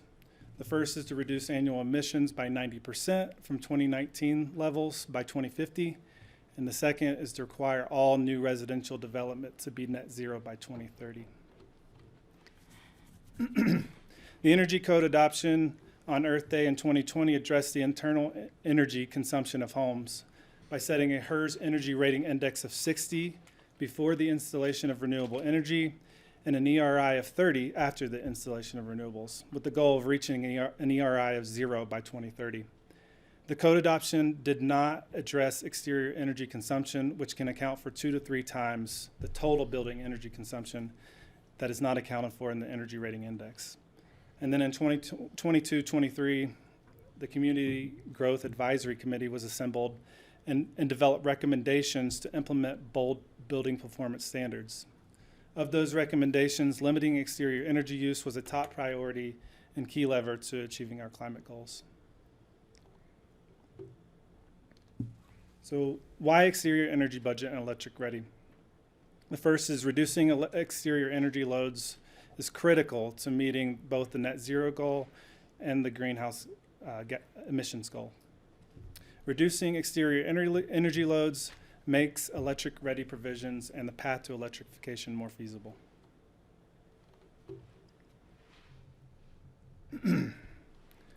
So just to give a little bit of history on the exterior energy use and our current requirements. In 2010, the code adoption capped snowmelt at 6,000 square feet. The intention with the 2010 code adoption was to cap exterior energy consumption at 240 million BTUs per year, but was codified as 6,000 square feet of snowmelt instead. Over the years, we have learned that 6,000 square feet of snowmelt is much more actual usage than 240 million BTUs per year. 6,000 square feet of snowmelt today is the equivalent of 523 million BTUs per year, more than double what we originally thought. For comparison purposes, 200 million BTUs per year today equates to 2,292 square feet of snowmelt, and that's assuming a 95% efficient boiler. The 2010 code adoption did not take into account pools, spas, or any other exterior energy use because 90% of the consumption at the time was snowmelt. So there was no cap set on these exterior energy users. This graph is based off of 2017, 2020 to 2023 data, a set of homes, 125 homes, of which 65% installed exterior energy and were subject to the rent program. The 200 million BTU per year budget proposed is well above the overall average being installed in Pickens County and provides an ample amount of budget for exterior energy uses. So the four bars here, the first bar is 0 to 3,250 square feet. The average overall average exterior energy use equated to 28 million BTUs per year. And then as you step up 3,250 square feet homes to 5,750 square feet homes, you're looking at 57 million BTUs per year. And then 5,750 square feet homes up to 9,250, 145 million BTUs per year average. And then homes that are over 9,250, 278 million BTUs per year. So you can see the dotted line is the 125 million BTUs per year is the overall average in Pickens County. So the 200 million that we're proposing today, well above that average. So that brings us to the exterior energy amendments. There are no changes from the first reading. The first is to implement a 200 million BTU per year per parcel exterior energy use budget that includes all exterior energy uses. Previously, we only recognized snowmelt, spas, pools, and heat tape. Now we're adding in electric heat mats, electric heaters, gas fireplaces, and fire pits. Can you just describe a heat mat versus a, what is a heat mat? It's just electric. It's just, it's something that actually goes on the concrete, for instance. It's a It goes rubber mat? underneath the slab. Or underneath the slab, Mhm. okay. So it's an underneath the slab thing, okay. Just trying to make sure I understood what that meant. Steve? With those gas space heaters that, like restaurants will use them for keeping people warm in an outdoor seating space, which some private homes use those also. Would that be included in gas fireplaces and fire pits, or are they not covered? Yeah, the BTU count would be under gas fireplaces. Yep.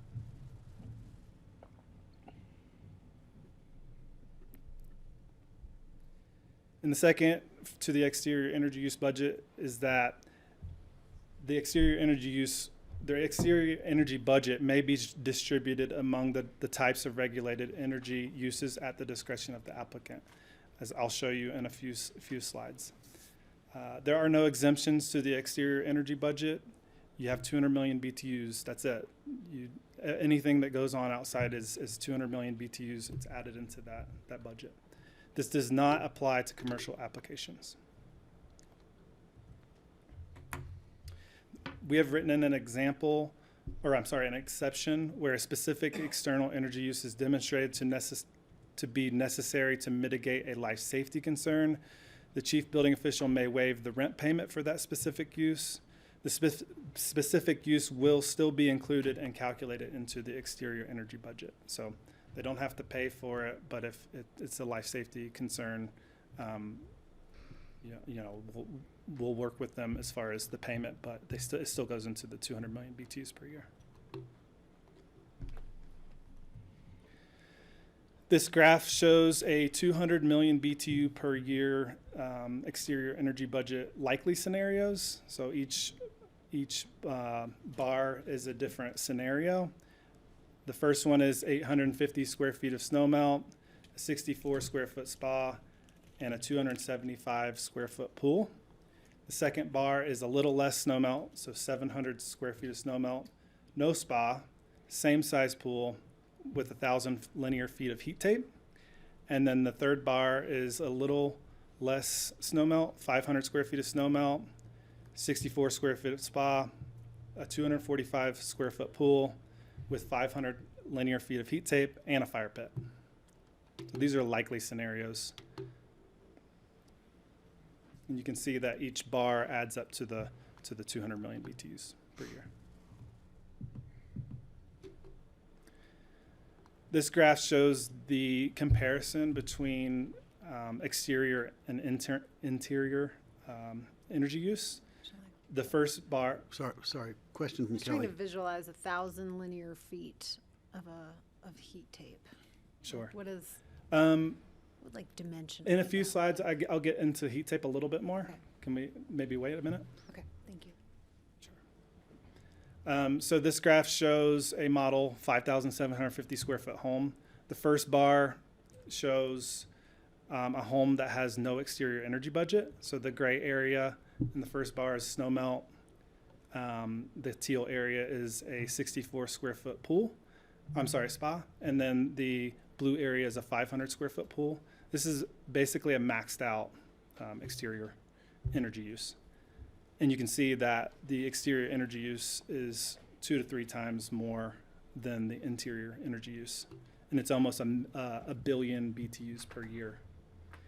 The second bar shows a more extreme scenario. So if someone were to max out their snowmelt with the energy budget, they could install a total of 2,292 square feet of snowmelt. And then the third bar shows the energy budget with a maxed out pool size of 573 square feet. So these are more extreme. They use it all on the pool or the snowmelt in this scenario. But you can see that in bars 2 and 3 that the energy use exterior, the 200 million BTUs per year, is more directly related to the interior energy use.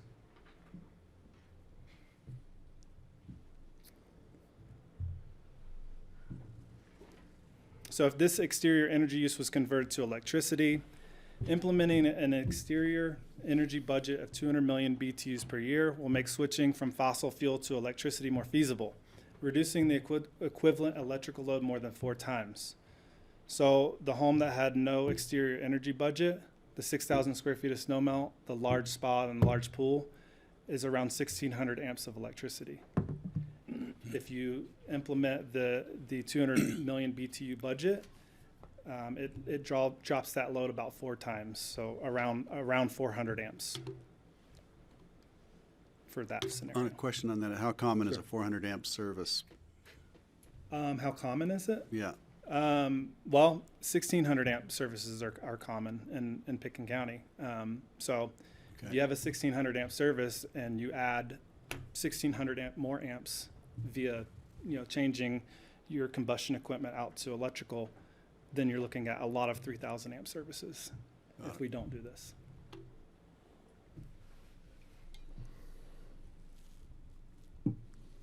Looking at a rent comparison of the home that we've been looking at, the 5,750 square foot home.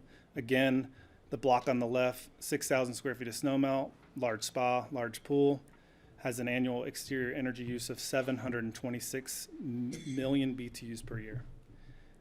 The PV to offset that is 136 kilowatts or a $443,000 rent fee. The block on the right is with the energy budget, so you can do you can max out your snowmelt, 2,292 square feet of snowmelt. You can max out your pool, 573, or you can do a combination of those uses. All of that adding up to 200 million BTUs per year. The amount to offset, the PV amount to offset is 39 kilowatts or $126,000 rent fee.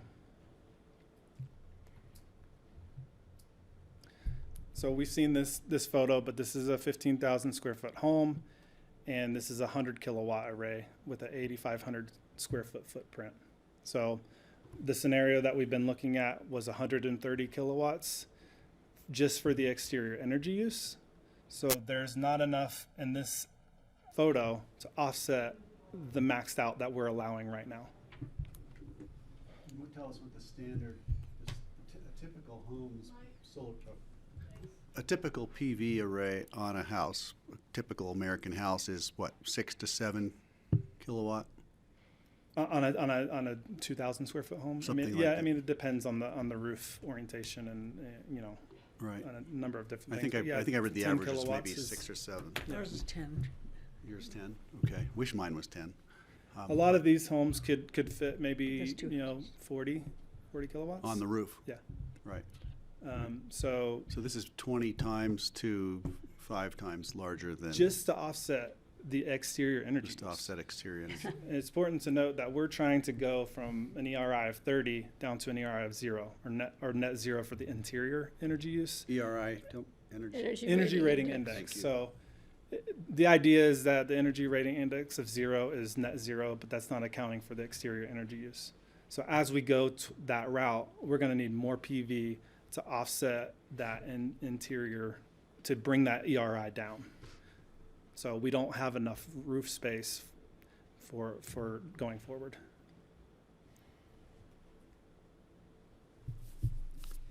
Question, I'm- Kelly? Yeah, I'm just sort of, one of the things I've been trying to put this in layman's terms, which I don't think I've done for myself yet successfully, but, so I guess I'm thinking like, we built a 500 megawatt solar farm, which at 5 megawatt. 5 megawatt, sorry, 5 megawatt solar farm, which, we were told would power 1,000 homes.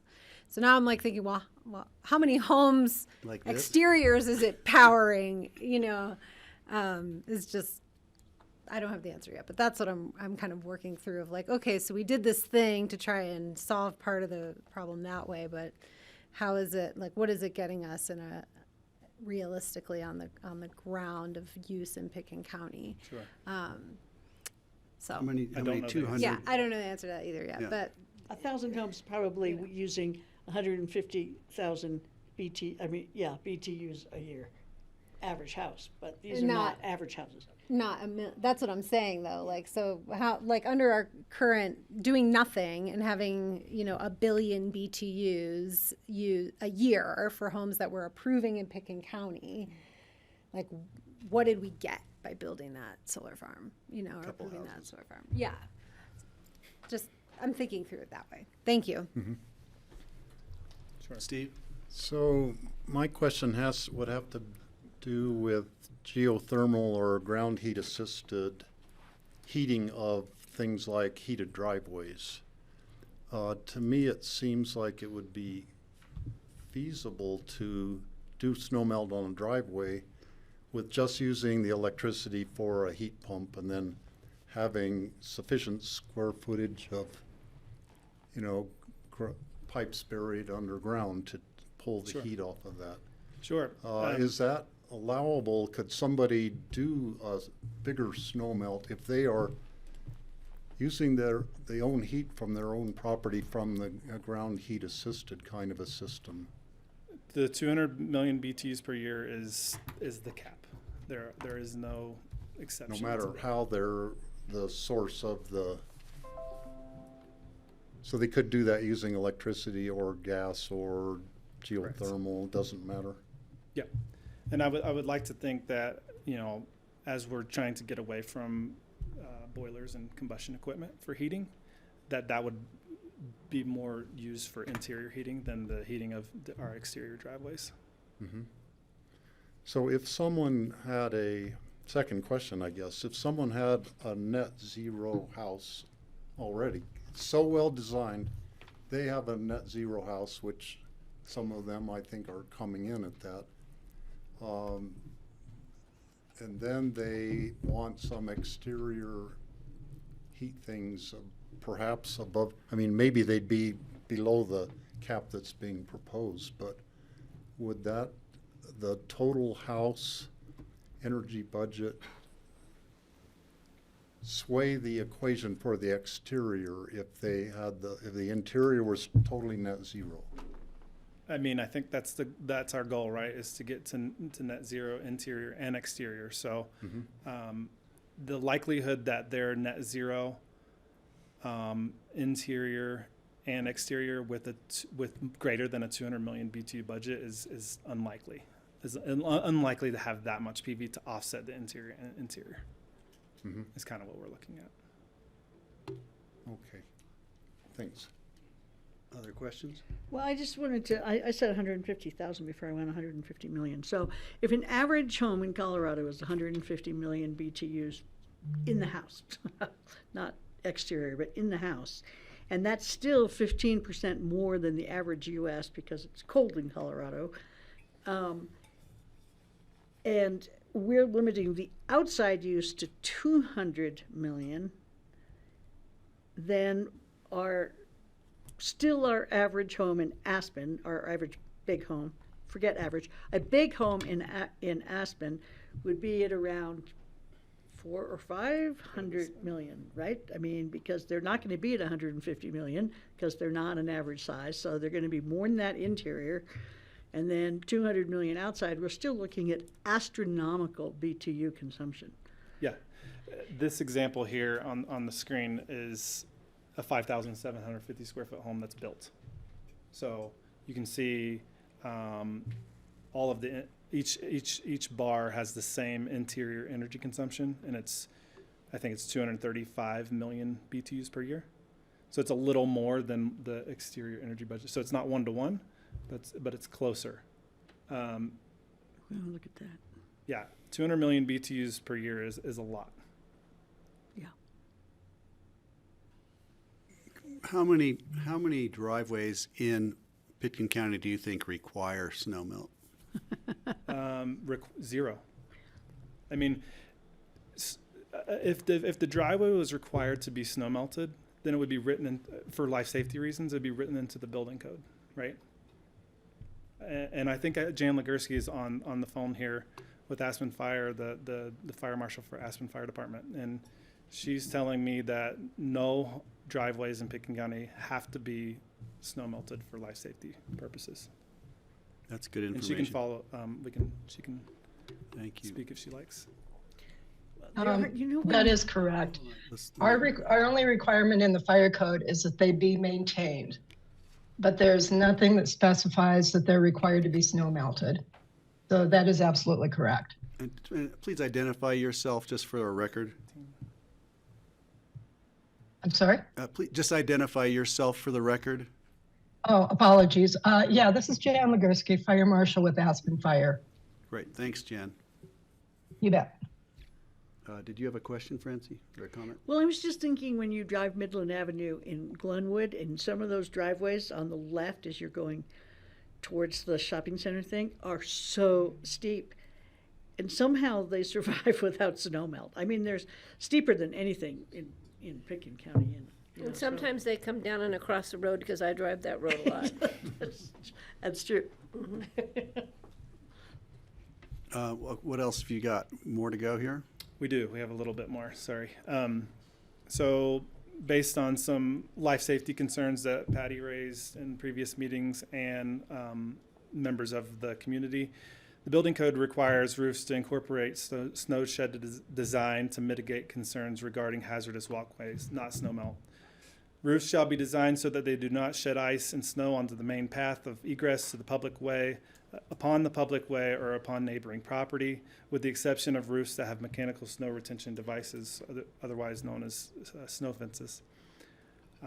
And as Jan says, the fire jurisdictions require that driveways and turnarounds be maintained, but do not require snow melt for driveways or other areas for life safety purposes.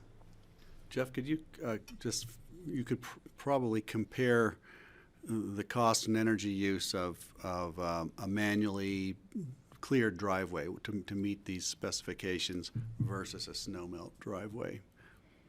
Do we have any information on that? I don't know what the cost is, but I know August Haas, with REG, has said that it's 10 times to snow melt your driveway. It's 10 times more carbon impact than manual removal. And just to clarify, when you say manual removal, are you talking about a plow as opposed to somebody shoveling their driveway? Or a snow blower? That's a good question. I'm not totally sure where he's manual may have been the wrong term. Thank you for. I think it's non-snow melt removal. Right. And the question for me has been, how do we calculate those bobcats coming up from Silt, Colorado on our highway, and how many of those bobcats do we need a day when we have heavy snows?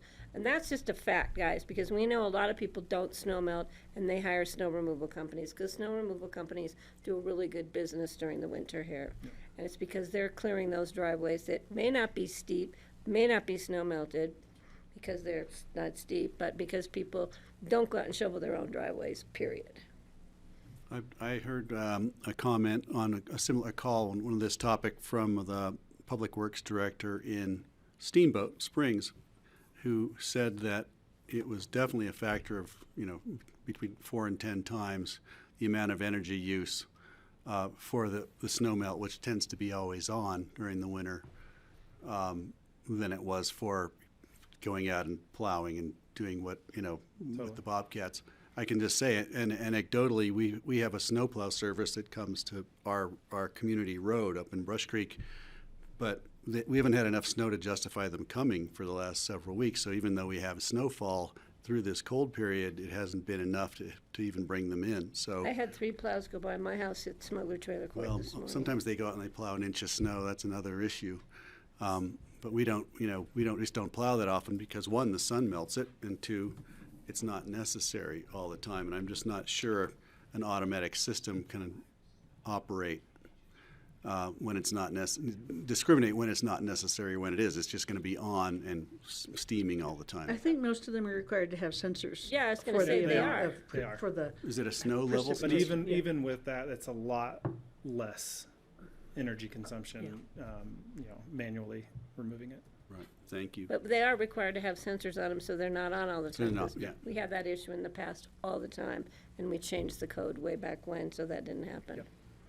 For example, Little Nell had their snow melt system on 24/7, 365 days out of the year. As did the Aspen School. Yeah, until they realized that was on. Right. Right. Okay. Keep going, unless you're. So this is a home being built up on Red Mountain, and this is just to show you what 3,000 square feet of snow melt looks like. So with the budget, you could only install about 70% of this auto court. So this is southeast facing, it's flat, and it's not necessary that it's snow melted for. This is on Red Mountain. This is on Red Mountain. South facing. Yep. Much nicer aspect than my road. Yep. And more you can, snow too, though. You can see Not really. the driveway too in the background, which is Goes actually down the hill and around the next curve. photo. Okay. Next slide. We have a picture looking up that driveway. Yeah. So the picture on the left looks down that driveway. Picture on the right looks back up, and it's 850 square feet of snow melt. So about 53 feet in length, 16 feet in width, which is what the fire department requires. And I think it's kind of interesting that the applicant chose to snow melt this 850 square feet of driveway, but then the lower half is not snow melted, which at the end of this picture here, it kind of switches back towards the main road. Where the curve is? Yes, correct. Yep. If you carry enough speed coming off the road, then you can make Yeah. it through that. You bumper car around So the the curve. idea that it's snow melted for life safety is, yeah. Okay. Okay. So, an exterior energy budget scenario, that 844 square feet of snow melt that we just looked at, assuming a 95% efficient boiler, would get you 73.6 million BTUs per year, leaving 126.4 million BTUs per year. And with 126 million BTUs per year, you could install 3,000 linear feet of heat tape. And then if you go to the next slide. Can you wait before you go on? Sure. Yeah. So, is that assuming that snow melt is on all the time, or is that No. an average of how many days we have snow? The snow, it is not assuming that the snow melt is on all the time. No. So It's a taking smart- into consideration that we might have 100 days of snow on. Yeah, the something snow like melt that. calculation Something like has a certain number of hours on and off, and it takes into account seasonality. Okay, great, thank It's you. a formula of sorts. Yeah. Yeah, so Oh, there's I looked your at some heat stuff. tape examples because I heard of a lot of concerns about, well, if you take away, this energy budget is going to take away from, we're going to have to redesign our driveways and redesign our roofs. Well, the photo that we just looked at with the 844 square feet of snow melt allows you to install 3,000 linear feet of heat tape. And there was one house that I looked at in Pickens County that had more than 3,000 linear feet of heat tape, and that was a 19,000 square foot home.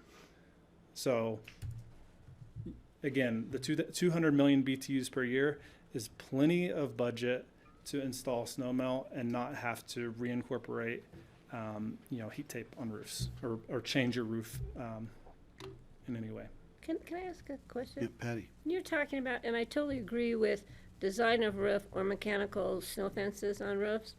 What's the failure rate of those? If we get a lot of snow, does it always keep that snow from sliding? There's gotta be a hit or miss at some point.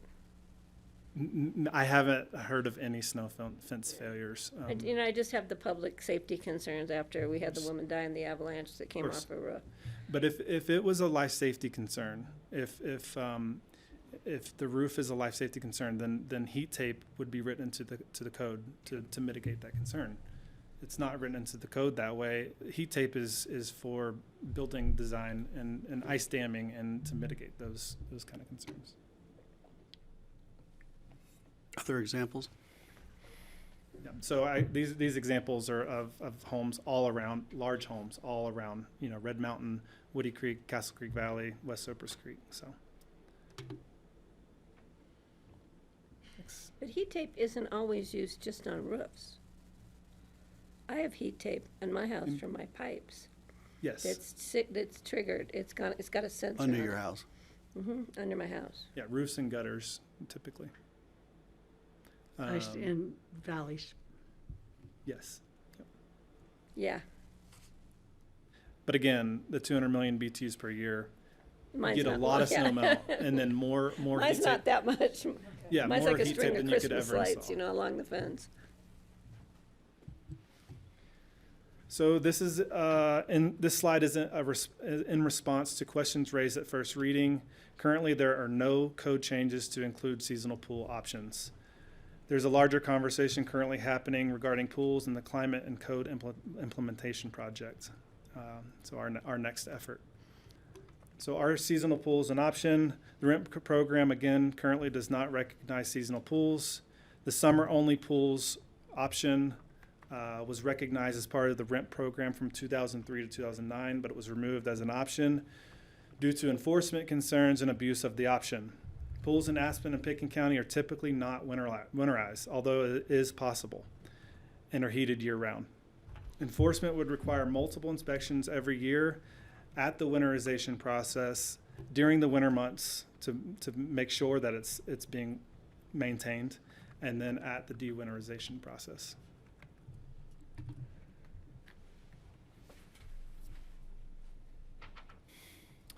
So what are other jurisdictions doing? And I'm sorry, just Oh, yeah, tell me, just remind me again what the sort of average BTUs for a pool is, or the range, small pool to large pool. The average BTUs? Well, I'm just, when you showed the bar, kind of what, Like a their piece of the 500 square pie. foot pool? Yeah. Like a large pool? It doesn't have to be a large, I'm just trying to keep all the visuals. in So a my head. 500 square foot pool, which is a fairly large pool, is 174 million BTUs per year. And that would be like the largest pool. Okay. The largest pool would be, I think it's 573. Okay. With the 200 million Right, BTUs. right. Okay, thank you. So what are other jurisdictions doing within exterior energy requirements? As we know, City of Aspen started the 200 million BTUs per year, and we're kind of following suit. There's some differences. They provide exemptions. We do not. Gunnison County has a complete snowmelt ban and prohibits gas-fired heaters for pools. That's effective this month. Steamboat Springs and Routt County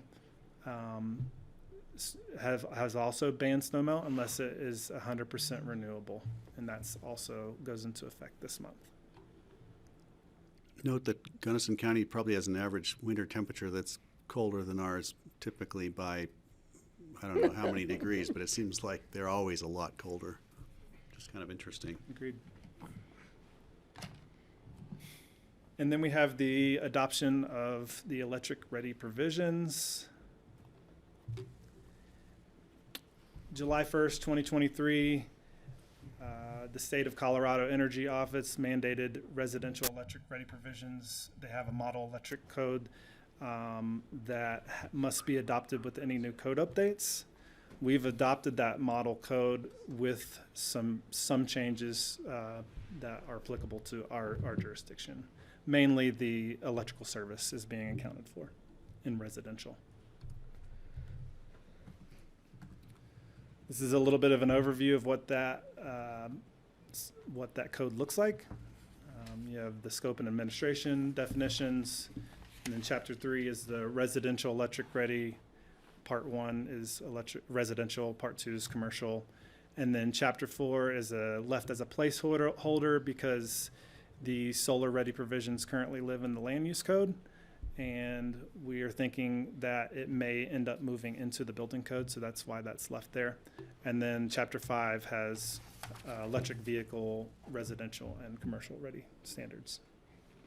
If you didn't cover it already and I missed it, could you just please describe the electric ready versus, there's power to the pole, is that electric ready in some definitions, while power to the house? Or? Yeah, can we go to the, okay. next slide here? Sorry, wasn't sure if you hit it. No and problem. So 1, 2, and 3 are required by the model electric state code.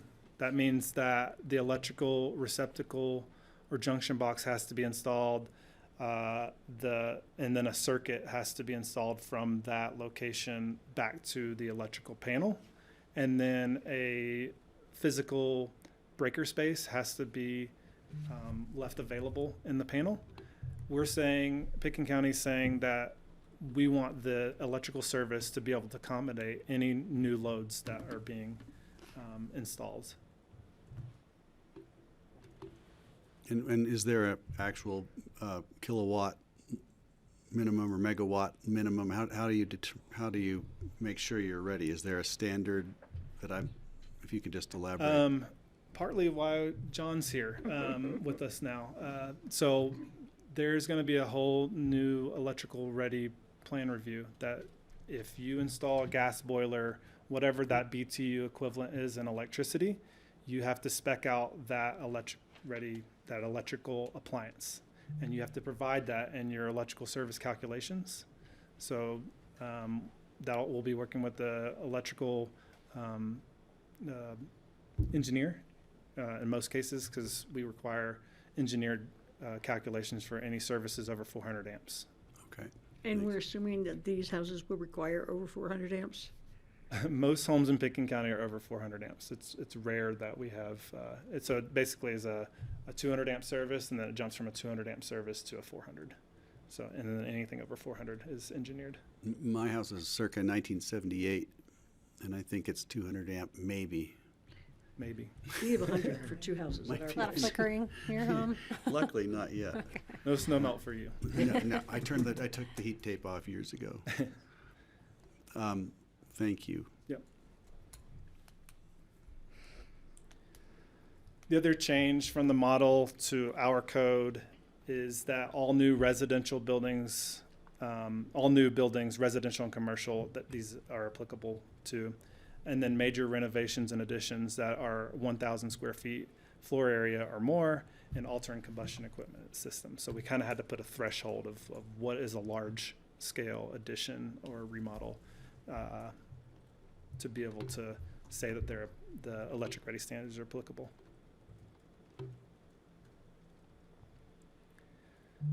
So this is addressing Steve's interest in electric vehicle standards for residential. Each dwelling unit with a dedicated attached or detached garage or other on-site designated parking provided for the dwelling unit shall be provided with one EV-ready space per dwelling unit. And that means that EV-ready space must be included in the electrical service calculation with a 40 amp, 240 volt circuit breaker, wiring, and receptacle. So it's ready to go. Is that standard? Just trying to remember what my circuit on mine is. I think I have a 60 amp, don't I? For level 2 charger. It's a 240 volt.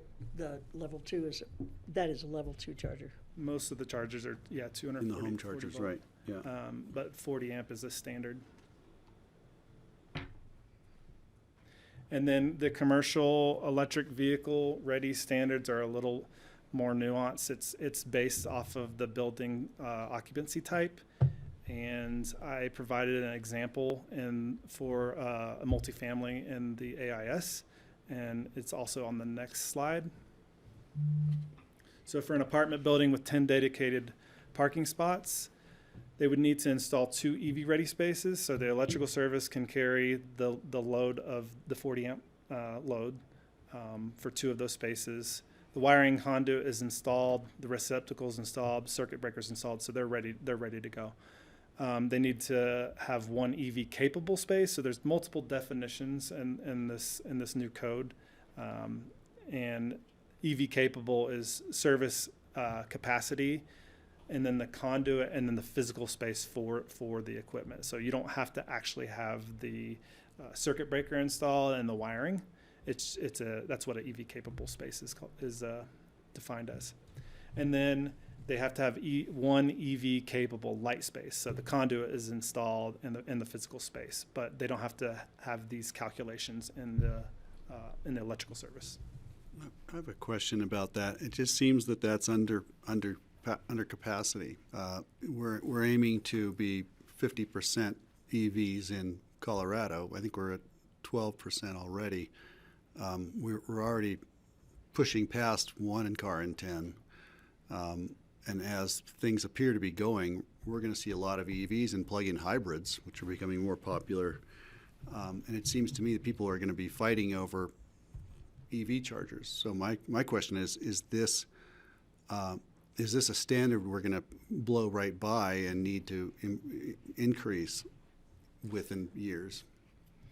Could be.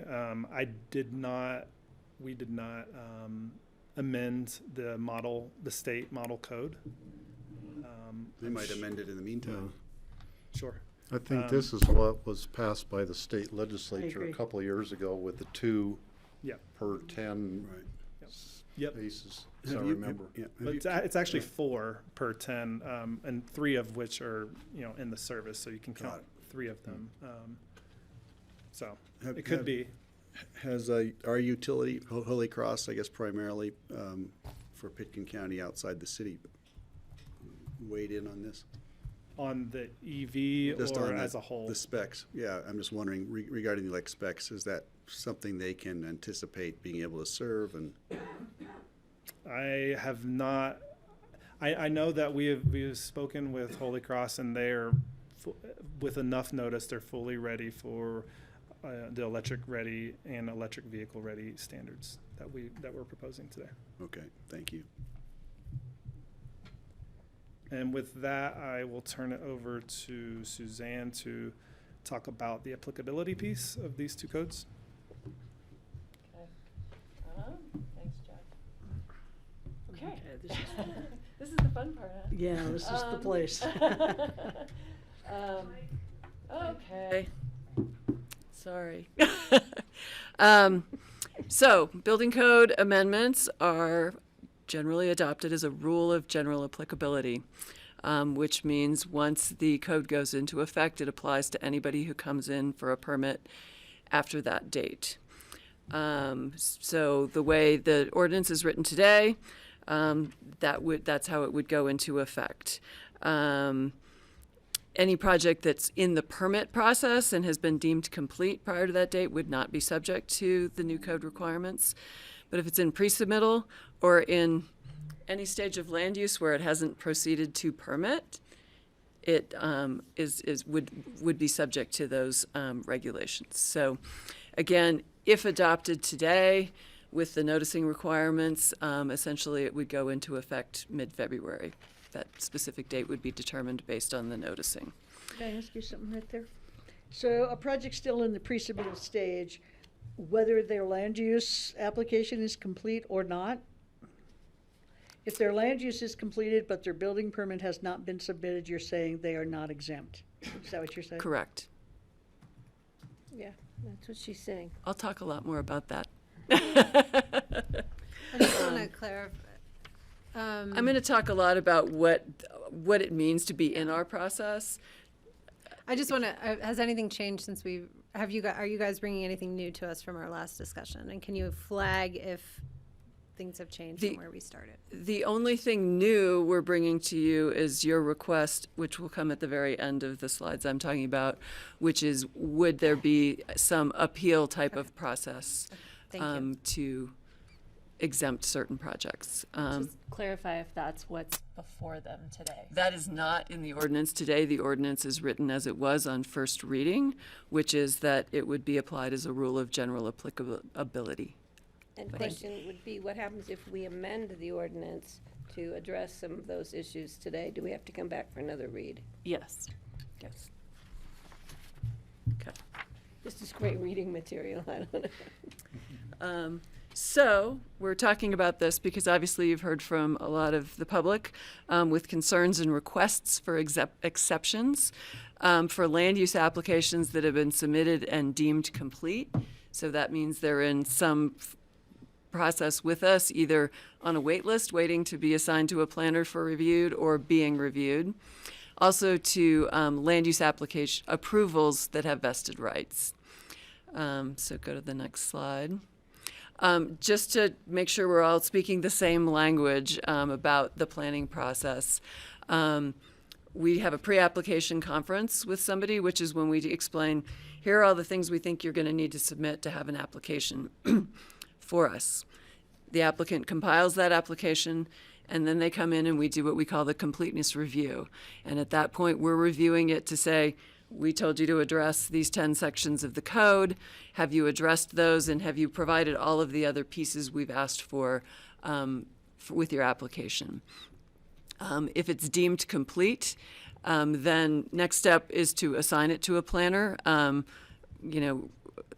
We'll definitely acknowledge right now there's been a wait list step in between there because we've been so backlogged for a long time. But once it's deemed complete, even if it's on the wait list, it still has that complete status. Are you talking about the building permit? We are or in the land use Okay, thank application you. process. Thank Site you. plan review process is Yeah, what we okay. set up here. So, right, we're not to building permit Yep, at all. okay. This is all in land use. So then we go through application review, which is when we review the application. We end up with either an administrative decision. It might be a resolution if it's come to the board. There's a final action taken on that. With a site plan review, then you are granted a 3-year vested right associated with that. That is what protects you against changes in the land use code under the vesting provisions. So that's our standard process. So just to make sure everybody kind of understands what we're saying when we say it's complete, again, this is a land use application. So if you have this complete and then it goes in with the application and during that process, there are some questions by the county planners and it goes back, is that part of the 3 years? You're not even in your 3-year vested right yet because you don't have an approval yet. You're in the review process. So again, within that process, it's very common that there are changes either because an applicant may have decided they wanted to shift something about their site plan, or because we've heard from referrals or staff determines they're not meeting a certain provision of the code. So again, that's where we're determining what can be approved. And there's, a lot of back and forth through that process. But when you're going through that, you don't have an approval yet. Once you get the approval, then that 3-year period starts. Okay. So an application is deemed complete before it comes to PNZ, it comes to the BoCC. Okay. Exactly. If it's not complete, we will, give them a list of here's what you need to give us to make it a complete application. So that's a piece of that as well. Right. And we often have those discussions about roof lines and placements of pools and things like that in the post deemed complete pre-approval window. Right, and there's a slide that'll speak a little bit to what we're looking at during that site plan review process. Thank you. I'm sorry to belabor this. I'm still a little confused between the completeness review and the application review. So if you've deemed it complete, I'm assuming you have reviewed it in order to get to the level where you can say this is complete, but then it's reviewed again? So the completeness review is just really making sure we feel like, at least in our initial look at it, that we have all of the information we need to review it. Did they address all of the code sections? Did they provide, all the different types of plans we may have asked for. Did they reports we may have asked for? Did they have a wildfire experts report or an avalanche experts report? Again, we're making sure we have all of those. Once it's complete and assigned to a planner, that's when we send it out to all of our referral agencies. So that's the point where not only staff is reviewing it, but we're also asking any referral agencies to comment on that. So that's why I say that's when we're in the review process. Things can change. That's where we're figuring out what can be approved. And again, it's common that people who are in that process may change elements of their site plan, and we may ask them to change elements of their site plan in order to come into compliance. But that's the work that's being done to get to an approval. Okay, thanks. Is that? Yeah. Think of So it like completeness review is slightly more cursory than the application review. Definitely. It is really, we've given you a checklist of all the things we'd like to see. Have you given us all of those things? It's a little deeper than that, but again, that's to think of it in sort of a basic level. Do we have enough information to do a to review? Okay. start reviewing it? Yeah, thank you. Okay. So again, hopefully that's helpful, because I think, we've talked we throw out terms and I don't know if anybody understands what It's that very looks like. helpful, So, next slide. Quick question, just regarding that. It is pretty dense and hard to follow, I could say, but this isn't new. This is not a new procedure process for anybody who's involved in construction or building or application. No, this is what we've been doing for quite a long time. Yeah, So this is the bulk of the work in my office, is doing and this is how site you've plan review. historically done it. Thank you. All right. Yep. So, last time I threw out some numbers, but again, wanted to bring those back. So what does that mean? What does that look like? How many applications are in the process? So as of last week, we had 60 applications in the planning process. This is not necessarily just site plan reviews. We didn't try and narrow it to that, but that's 60 planning applications. 5 of them are in completeness review, so they've been submitted. Staff is looking to see if they've provided everything we need. 15 applications have been deemed complete, and they're on a wait list waiting to be assigned to a planner. That has 40 applications that are in some level of application review with our planners at this point. So Been through the completeness review. Now they're in application. there, review. yeah, exactly. Those are again on people's desks. That there's actual being worked on by all the planners. And the 15 are eligible, they're just on the wait list. Correct. We have said they're good to move into that process when we have the capacity to assign them to a staff member to start the review. So that's 60 applications. So then the next slide is over the last 3 years, 2021 to 2023. This is just specific to site plans. There are 95 site plan approvals that have 3-year vested rights, so they're within that 3-year vested period. Those are mostly, single-family residences. They could be for, different modifications, whatever that may be. But these are vested site plan approvals. That's a pretty big number. I think you'd all recognize What's the that. other page? What? And then if you throw in the other page as well, we're getting Right, pretty high up there. right. And so again, just to, clarify sort of that vesting piece, Francie, so 3 years, you have 3 years to come in the door and get your building permit, and be protected against changes in the land use code. So you could walk in on the last day of that 3-year period ish, to get that process moving. Then your building permit from when if there's intake of the permit, you have a year for that permit to issue. And then once it's issued, there's another year before you have to actually get your first substantial inspection. So again, I said this last time, but I think it's important to state again, we're if these were all accepted from the application of the new energy code provisions, we're building houses, we're not even necessarily into building them yet, or barely into building them 5 years out. We're going to be building for the next 5 to 10 years, because some of these projects take up to 3 years to build, where we're still perpetuating the energy use that we are today. Patty? Yeah, but does that mean that all of these 95 and other 60 and all that will be impacted by the new energy code? Some of them could be, I want to put in new windows, and maybe those windows, but that would already be in existence. So you can't automatically say that all 95 of these or all 60 of those would be impacted by the new energy code. So for those of us who were thinking we're going to lose all of these homes to our new energy code, because if we don't enact it across the board and say there's really no exceptions, unless you're, if you're in the permitting process, you're exempt. But if you're not, then you're getting hit by these new energy codes. There might be some issues out there where the energy codes might not have an effect on at all. Sure. I mean, plenty of these might not have any exterior energy use anticipated. Just so that we know that but- we're not but that- looking at a whole number, we're looking at some numbers that might not be a Right. total impact for us to be considering. But in what we don't know, I mean, we didn't try and break this down, beyond that, because we can't. From the I know. from the land use approval, we can't, we don't don't know. necessarily know. Right. And, sorry, there was something else I was thinking. I of. totally I lost understand. it. I just Jeff wanted had the board to be something to clear say. that this isn't saying that 95, they're all going to be hit by this. Patty, thank you. We got Right. that. Jeff, did you? I was just gonna say that these energy code changes wouldn't affect a window replacement permit. I'm saying, It's only yeah. someone that's Right, it's the- installing snow melt, a large amount of snow melt in pools and spas. Yeah. so Thank it you. I wouldn't just be wanted to make everybody. that point clear to the board. Right. Thank you. Great, thank you.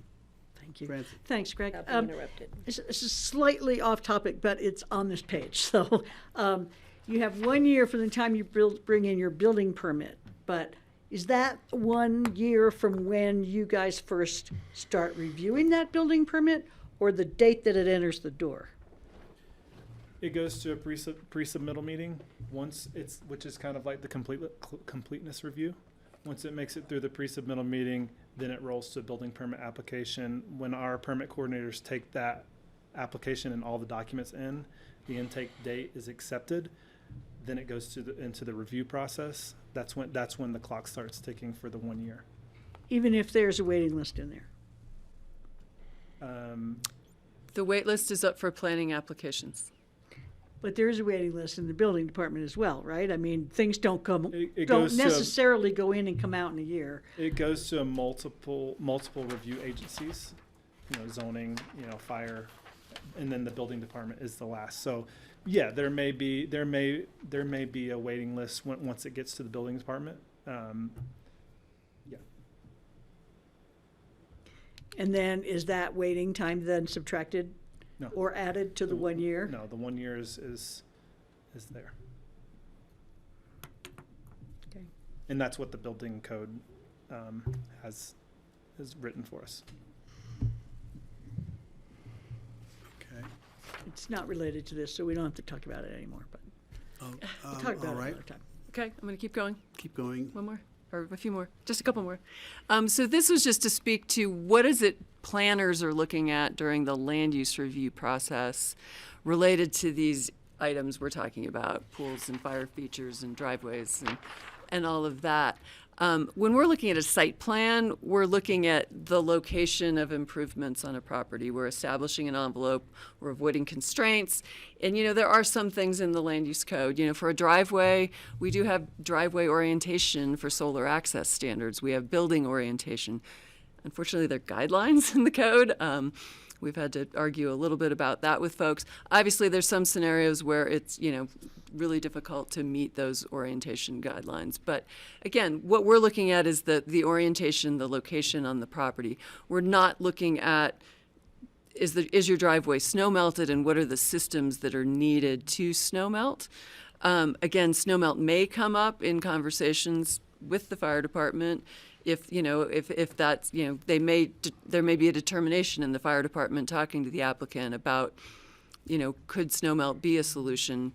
That may come up in the land use review, but otherwise we're not reviewing it for whether or not they're snow melting their driveway at that point. We see if they're putting in a pool and a spa, but we're not, looking at, the energy use of that. We're looking at where is that located on a site plan. Same for patios, turnarounds for your driveway, all of those kinds of things. We're really just looking at the location. roofs, we're looking at roof readiness for solar panels and building orientation again. And then we look at, for fire purposes, roof materials, venting, projections.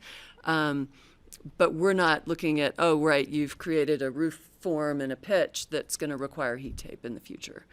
So those, just to understand, the level of review we're doing at site plan versus, the additional, detail that's coming at building permit. So when you get an application, you have an opportunity then to say to the people, there are new codes, so do not plan in 1,000 feet of snow melt and all of this. I mean, so they haven't done that yet, I'm assuming, when they're, I'm trying to find out. If between site plan review and building permit application, the designers and the architects and the planners and the engineer and everybody are then making more complete plans around this site that you have reviewed.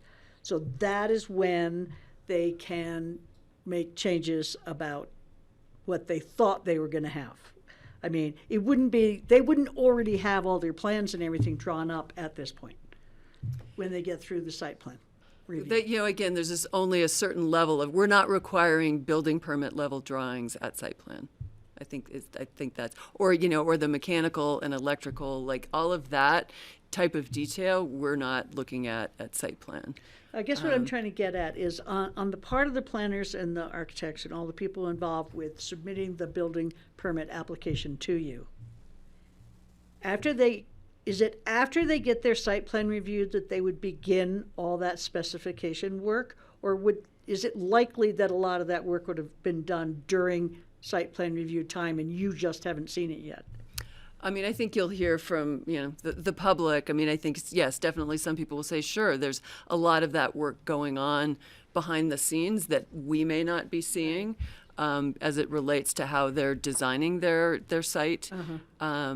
But right, that's, I guess. You wouldn't know, yeah. Just to clarify, Francie, that work is not required for Right. site plan Yeah, I review. get that. I get that. It may be chosen by the applicant the same way the applicant can choose to use a planner as opposed to not using a planner, using a sophisticated multi-personnel architecture firm as opposed to a one-stop shop. Mm-hmm. The applicant retains their discretion on how they want to pursue that. Yeah, okay. Okay, just a couple more, because there were questions or concerns raised about modifying your site plan. Like, okay, if this was enacted and it applies and none of these things are accepted, then we're going to have to change our whole site plan, or what is that going to look like? So I just wanted to kind of walk you through what it means to modify a site plan. So again, during the review process, we're still working on your application. I've already really spoken to this. It can be modified at that time.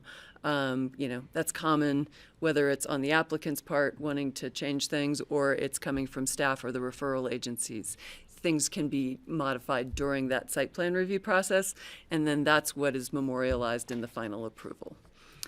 So then the next slide is once you have that approval, and sometimes, right, things change. We understand people, it'll take a little time for them to get to their building permit, and they may come up with some different ideas. So, the way we look at it is they're minor modifications, which are pretty informal. Somebody comes to us and they're like, okay, I want to reduce the size of my pool. That, or I want to maybe change my roof design a little bit, or this was designed in this style and I really want to make the facade look different, but it's still the same mass and bulk. There are a lot of things like that we just say, you're substantially consistent with the site plan. The house is still in the same location, your improvements, your driveway, all of those things. You can just move to building permit. That is not something that's going to hold you up or that we need to take back through any sort of process.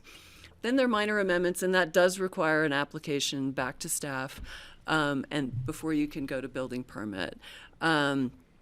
So certain changes may require you to change your building envelope. Maybe you reworked your site plan, change the driveway a little bit, something, and it may spill outside of your envelope, you're going to have to amend that envelope. So you have to come back and show us what that change looks like. Changes to, a roof ridge line, somebody may have said, well, I, want to tweak that roof line. We've looked at it through scenic review and ridge line review.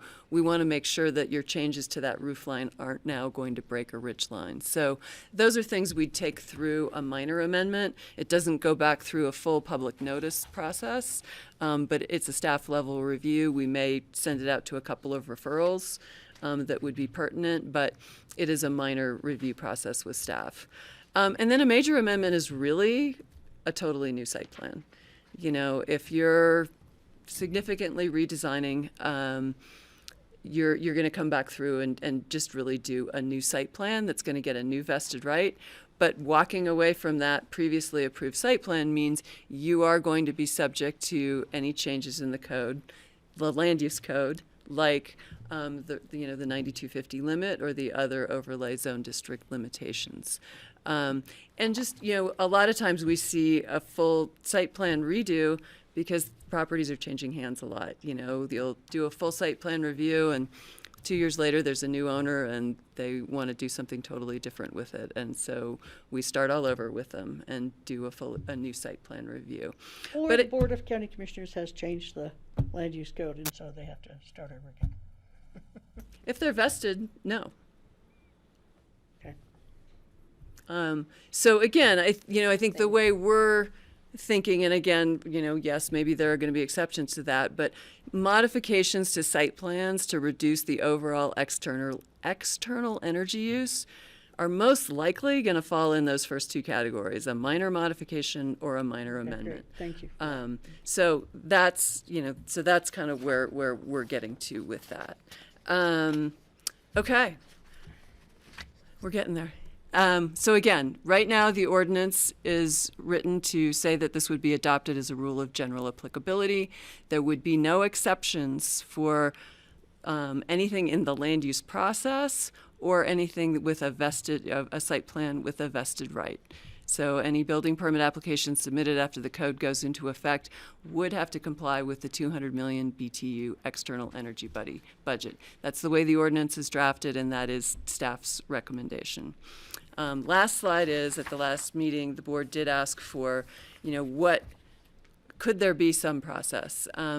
So the alternative, if you wanted to give some consideration to that, we think the best way to do that is essentially an appeal that would go to the BoCC. So this, I would say, only available to owners with an approved site plan with a current vested right. So you're working within that pool of 95 vested site plan applications. And then the applicant would demonstrate as part of that compliance with the external energy budget would create an undue hardship.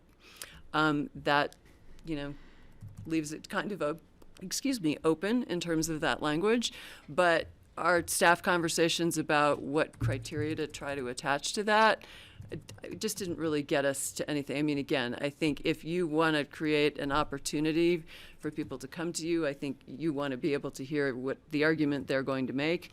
It also, leaves you the opportunity to then decide if that seems reasonable to you to grant an exception to them or not. And that will necessarily be in a public forum. Correct. Yes. So any appeal would have to be in full eyes of the public.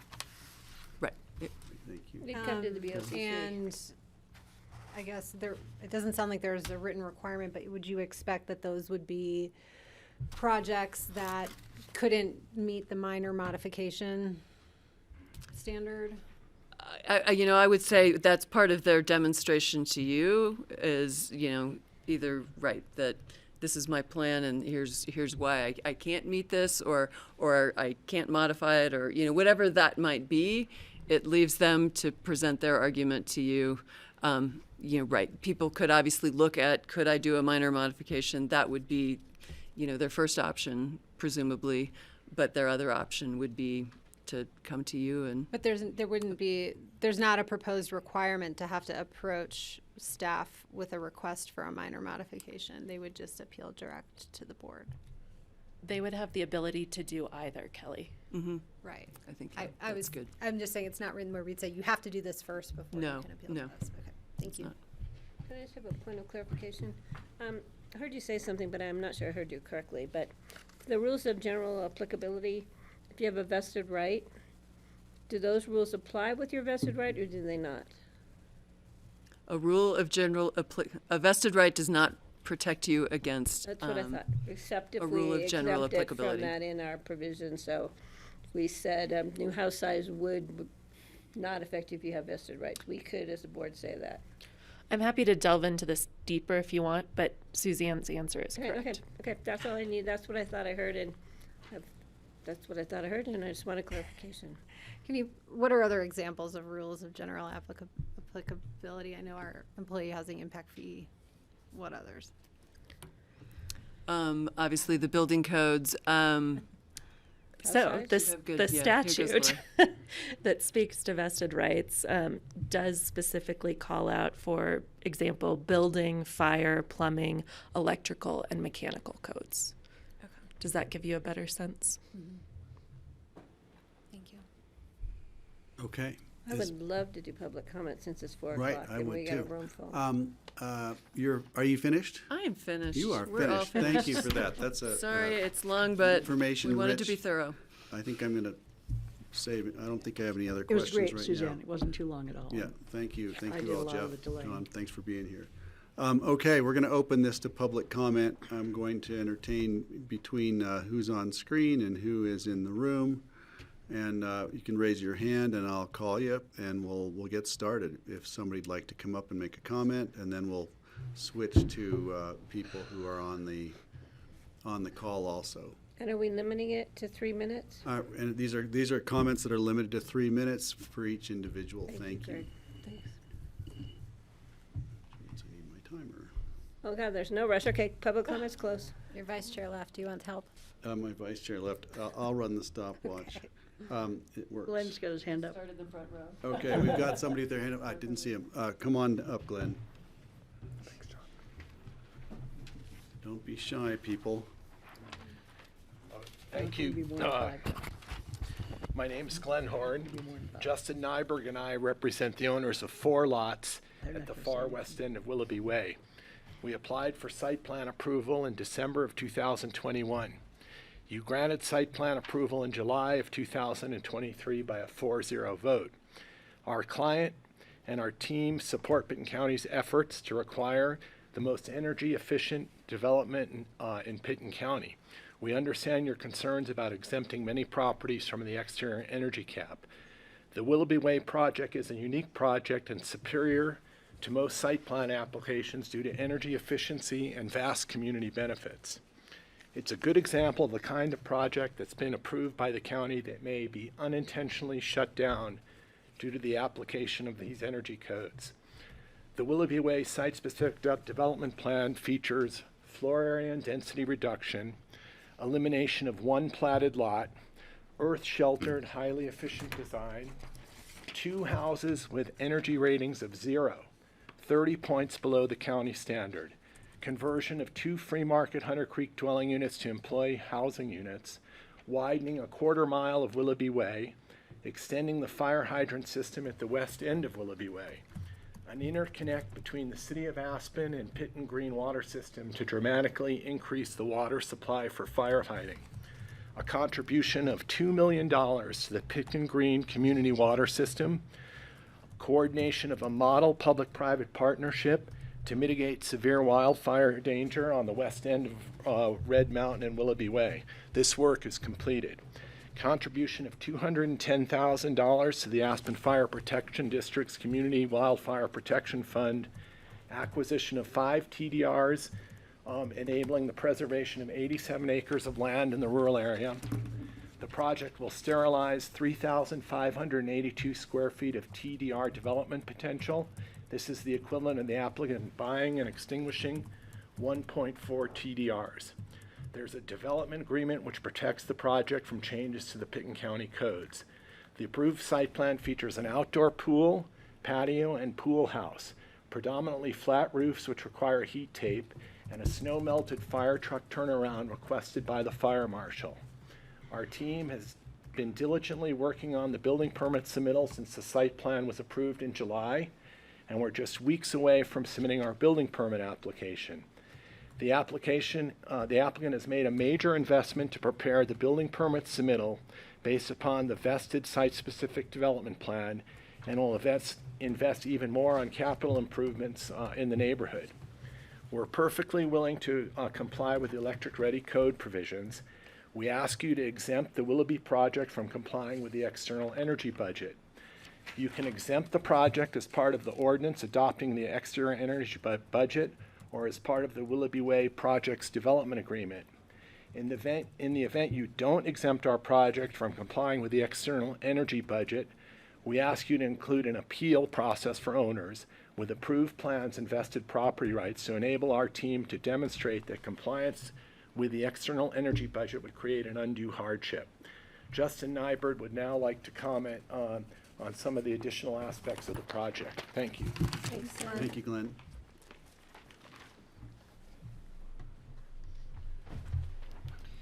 Thanks, everyone. Nice to see you again. So as Glenn said, I'm a representative of the project on Willoughby Way, and we're asking you today to take a pause and balance the urgent need to pass some kind of energy cap, which we all support, with the need to be fair to the applicants in this queue and avoid what's going to happen otherwise, which is changing the rules of the game for a lot of people while the game is in process. And this is a very expensive process that people go through. There's a lot of reliance on it. You have a couple of tools that you can use to accomplish this in a way that protects worthy projects and that protects projects that are disproportionately and severely impacted. You could, for example, exempt a very, very small class of projects that just have development agreements with the county.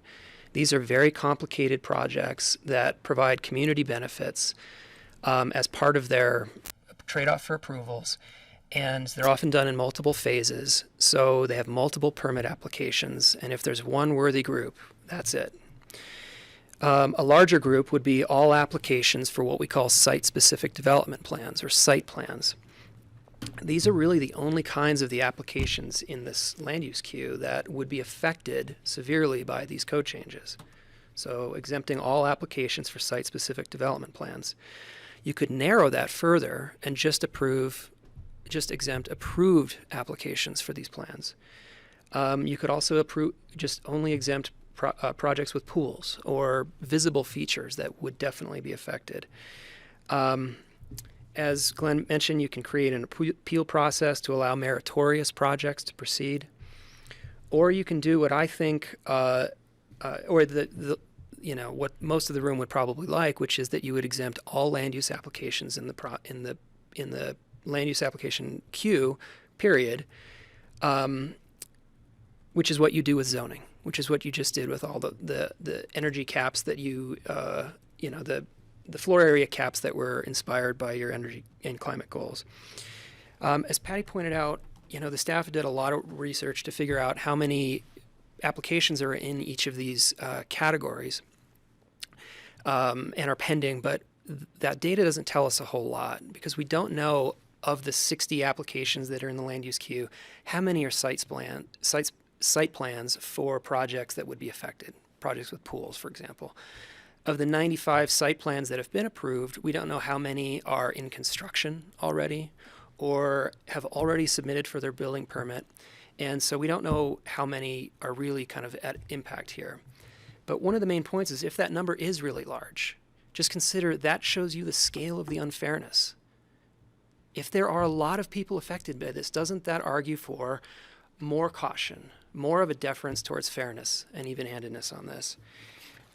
There's one other point that I really want to make sure kind of came out in our packet, which is that ultimately there is a class of owner who has legal rights to protections for their application. And that is any application for a site-specific development plan must be exempt from this action under Section 102.5 of the Vested Property Rights Act. This is completely independent of the rules of general applicability. It's completely independent of vested property rights. The county may not legally deny a building permit or a demolition permit or any permit for a site-specific development plan based on laws that were passed after its initial application date. So the second stage on Suzanne's chart. Once a land use application has gone in, the building permit rules are frozen for that site-specific development plan, which is basically site plans. It's not all land use applications, it's just site plans. I'll reiterate what I think you're going to hear several times here. Dustin, you're pretty much out of time. If we're going to hear it several times, let's hear it then. That's okay. Just very briefly, fairness. There's a significant disproportionate impacts this is going to have. We're not up here just blowing smoke at you. These are real impacts, and they're going to severely impact a lot of projects. Willoughby, we couldn't have foreseen these changes when we brought this application in 2021. We tried to give you a project you could be proud of, and please don't throw out this baby with the bathwater. So, thanks for your consideration. Thank you. Thanks, Justin. Can I make a comment before we have any more public? Yeah, sure. Francie, So go this ahead. is what we were talking about before, Steve, about if you have a net zero house, and this is what Bob Bowden was talking about before, like what if you had a BTU for the entire project, how would that affect outside use? So you have a house that's completely efficient and you're generating your own solar power and all of this, and then you want to have a swimming pool and, I don't know, little outside fire thing or one of those things or something that takes you over the 200 million. Is that the same category as somebody who has a house that's burning millions of BTUs inside as well as applications outside? So that's I have one question about the Willoughby Way, and maybe Suzanne would know the answer. When we did the approval, did it get vested rights when we did the approval? And I think it did. Yes. An So it extending would fit in an that extended vested right. 95, the 95 that have vested rights that are approved. Right. The Willoughby Way fits into that Yes. slot. Okay. 5 years, right? Yeah, and just to clarify, Steve, it's not the normal 3-year vesting. You granted a 5-year vesting. Okay. With a development agreement. Yes. So I'm still unclear whether that then protects them from these changes. I feel like I heard two different things. Yeah. I must not have been listening well, but I thought at one time you said if they had vested rights, they don't have to go through a whole start over again. But then I thought you said, no, it doesn't matter. It doesn't. I'm confused. Well, the appeal process would apply to those. But this is a different question she's asking. Yeah. Right. You have to differentiate between something in the land use process versus stepping into the building code. So again, if you're vested, your land use approval vested for a 15,000 square foot house, we just changed the floor area cap to 9,250. That does not affect them until their vested rights expire. That was a change to the land use code.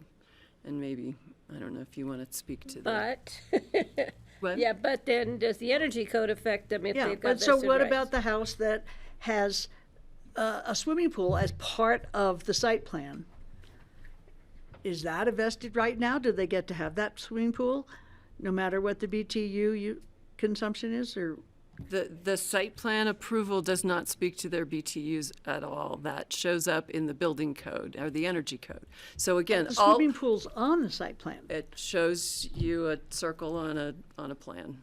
I mean, again, obviously there's development of how that comes about, but the level of, when we're looking at it, right, we're within your activity envelope, you have a house and a driveway and a swimming pool and a patio, whatever that might be, all of those improvements are shown. But Laura? If you guys are okay, I'd like to speak to vested rights for a little That bit. would be really helpful. Yeah.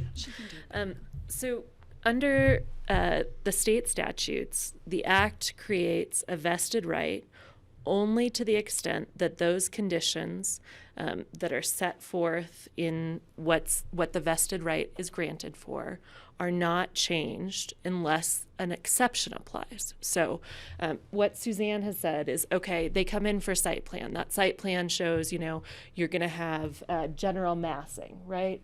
We're talking about a 15,000 square foot house. And you guys come through and you say, okay, from now on, we only want 9,500 square foot houses, right? If that right is vested, you can't change that. I think what you're hearing from the attorney for some of the applicants is that should apply to anything. The statutes speak a little bit differently.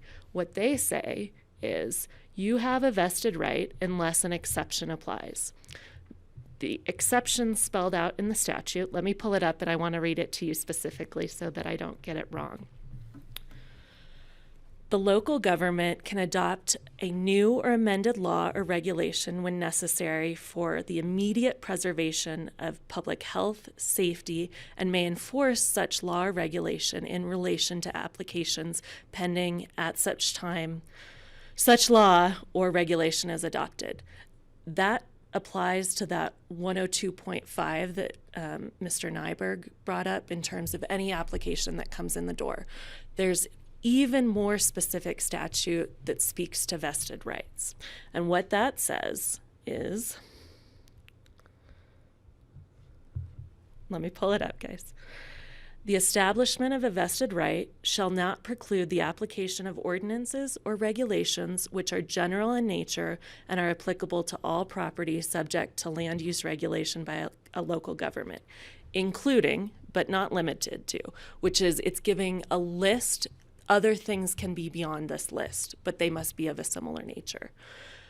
Building, fire, plumbing, electrical, and mechanical codes. So what Suzanne is telling you is staff believes that this falls under that exception and would not, those properties with vested rights in the land use code would still have this apply to them as written. Now this board can create exceptions or a variance procedure. And I think staff has sort of spelled out what a variance procedure looks like. I think you'll hear in public comment, and you already have, what exceptions might look like. Can I just ask for a point of clarification? Please. You said it had to apply pretty much across the board to any land use application, but we're applying this only to residential. We're not applying it across the board to residential and commercial. It's fine, just to clarify. But that to me says if we're not applying it to both, then we're opening up. No, it's a rule of general applicability. If you think that an energy code is a rule of general applicability, you can apply it to solely residential as opposed to commercial. No, but I'm saying is what you just read about vested rights, that it would have to be applied to both. We would have to apply it across the board to both residential and commercial. No, and you can see in the building code, you have a different building code for commercial properties than you have for residential properties. Thank you. I want to get back to public comment. Can we see who's next? I see a hand up. Come on down. Who's that, Glenn? No. Hi, everyone. Chris. Chris Bennon with Bennon Adams, here on behalf of several clients who have been in a land use process for some time. Talked about that briefly last time I was here. I was on Zoom.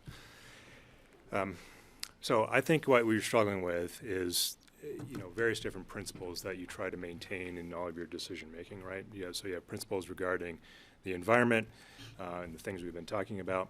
You also have principles regarding customer service and the sort of the speed at which new codes can be simulated into the development community, understood, reacted to, and so on. I think you've done an exceptional job on that regarding the floor area discussion. If you remember back, and this is several years ago, there was a discussion, it was in the middle of COVID, there was the big outcry about the inability to sort of relate to you one-on-one, a bunch of people that couldn't figure out Zoom, maybe still can't figure out Zoom, but you intentionally slowed down, created a working group, so on. So that conversation percolated through the community, and there's still probably some folks that aren't happy with it, but I don't think they can complain about the, not knowing about him. We have several clients that, these projects they're very sophisticated, holistic design approach. And this is well before application for a site plan, where they're designing not just their house, but all of the mechanical systems, the geothermal systems, all of which to handle all of the energy loads on the property, inside, outside, etc. Very sophisticated, unified, holistic approach. And while staff isn't reviewing those things in a site plan review, there's been a lot of investment in those. And by the time they come out of site plan review, they're ready to rock and roll into building permit, especially on the larger projects. Site plan review can take a year. I think we had one that took 16 months. It was sort of an exception. But we tell clients, look, set your alarm clock for 9 months. Give me a call, tell you what's going on.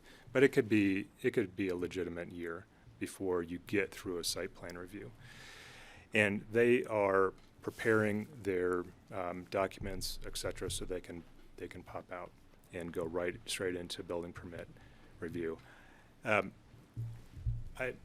usually surprised that there isn't more pushback on that time frame, and I'm sure you get pushback, and I'm sure staff gets some pushback, but there's not a huge drumbeat out there when people find out that it's going to be a year. They're fairly tolerant. They obviously wanted to go faster, but they're pretty tolerant of that. But they cannot go forward. They cannot submit for a building permit until they get through the site plan review. And so those clients are feeling very stuck, that they have all of their plans in order. They can't make the site plan review process go any faster. They don't want to, create a stir and something around their name, so they don't want to come and complain in public. Or they have a vested right, and they've gone through and, are all ready to go and are concerned about their ability to respond to these code changes.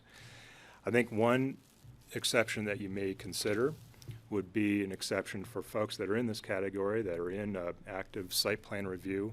And as Suzanne was talking about, not just they did a pre-app review, but this is an actual submission. It's been determined complete. It's been sent out referrals. It's an actual active application that you have an applicant that's trying to make it go as quickly as they can.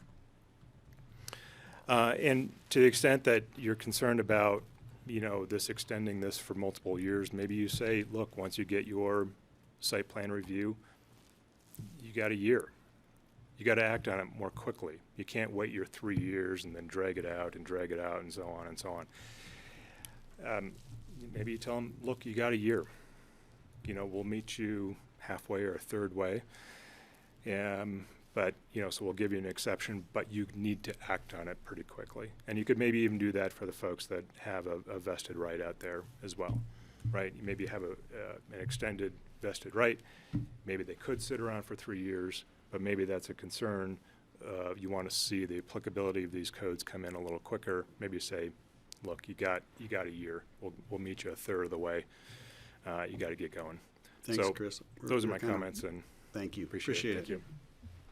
Thanks for coming down. Okay, I'm going to go to online next, just to mix it up a little bit, and then we'll come back to the room. I'm going to call Mona, if she's there. Mona, are you there? Yes. Hi, can you hear me? We can, thank you. Please go ahead and identify yourself, please. Yeah, hi. My name is Mona Newton, and I've had a couple of different roles in the county. One, I served as the Community Office for Resource Efficiency Executive Director for about 10 years, and I was also co-chair of the County Growth Management Committee for about 10 months. And so I think that we've had a long opportunity to talk about ways to stem climate change. We've been talking about it since the 1980s. We've also been talking about a lot of these issues. I think Chris Benden may have referenced a committee that talked about some of these issues that the Growth Committee has brought before you before the pandemic. So that's about 4 years. In 2019, you adopted the county climate resolution. You adopted the resolution declaring a climate emergency at the behest of many young people in Pitkin County who are now going on to college, and they are probably still thinking about climate change, not thinking about it, they're living it. And so while we can continue to think about when we should adopt, how we should adopt various building codes, the recommendations from the the Growth Management Committee, I think that we really need to start acting. And adopting these two pieces, the electrification and the energy code, those are important pieces that relate to that tie back to your resolution on climate emergency. We're still in the climate emergency that hasn't ended. Adopting the resolution is a great first step. These are the pieces, the foundation that will help all of us start really doing something about climate. And there's a lot of work that has gone into this already. I see the staff has really thought this through, and they've thought of the various ways and approaches. And there's going to be many people who are going to have exemption requests to this, but I don't think you should delay or table the adoption of this, or consider not adopting it, because I think it's an important piece. The county adopted the REMP in 1999 and 2000. That was, some may say Stephen Knipe always cringed when anybody called it a carbon tax. You have just submitted a letter, I believe, from the county, the airport advisory, suggesting a pilot carbon tax. This is not a carbon tax. This is just the point I want to make about that is it's forward thinking. This is continuing to be forward thinking. And your staff has shown you that City of Aspen, Gunnison, and Steamboat, they're also adopting these, they're pretty high levels of BTU consumption rates. So I would encourage you to move forward with it. There's probably some items or projects that will have to be exempted, but I really sincerely hope that you'll continue to move forward with this today, and we can work out the bugs. We have, your growth committee is going to reconvene again in some fashion tomorrow, but we spent a lot of time working on this. The staff has spent a lot of time working the bugs out. And thank you for your consideration. This is very detailed, and it's fascinating and interesting and complex, and it's important. Thank you, Mona. I appreciate it. Okay, I'm going to bring it back to the room for now. I've got on the back side there.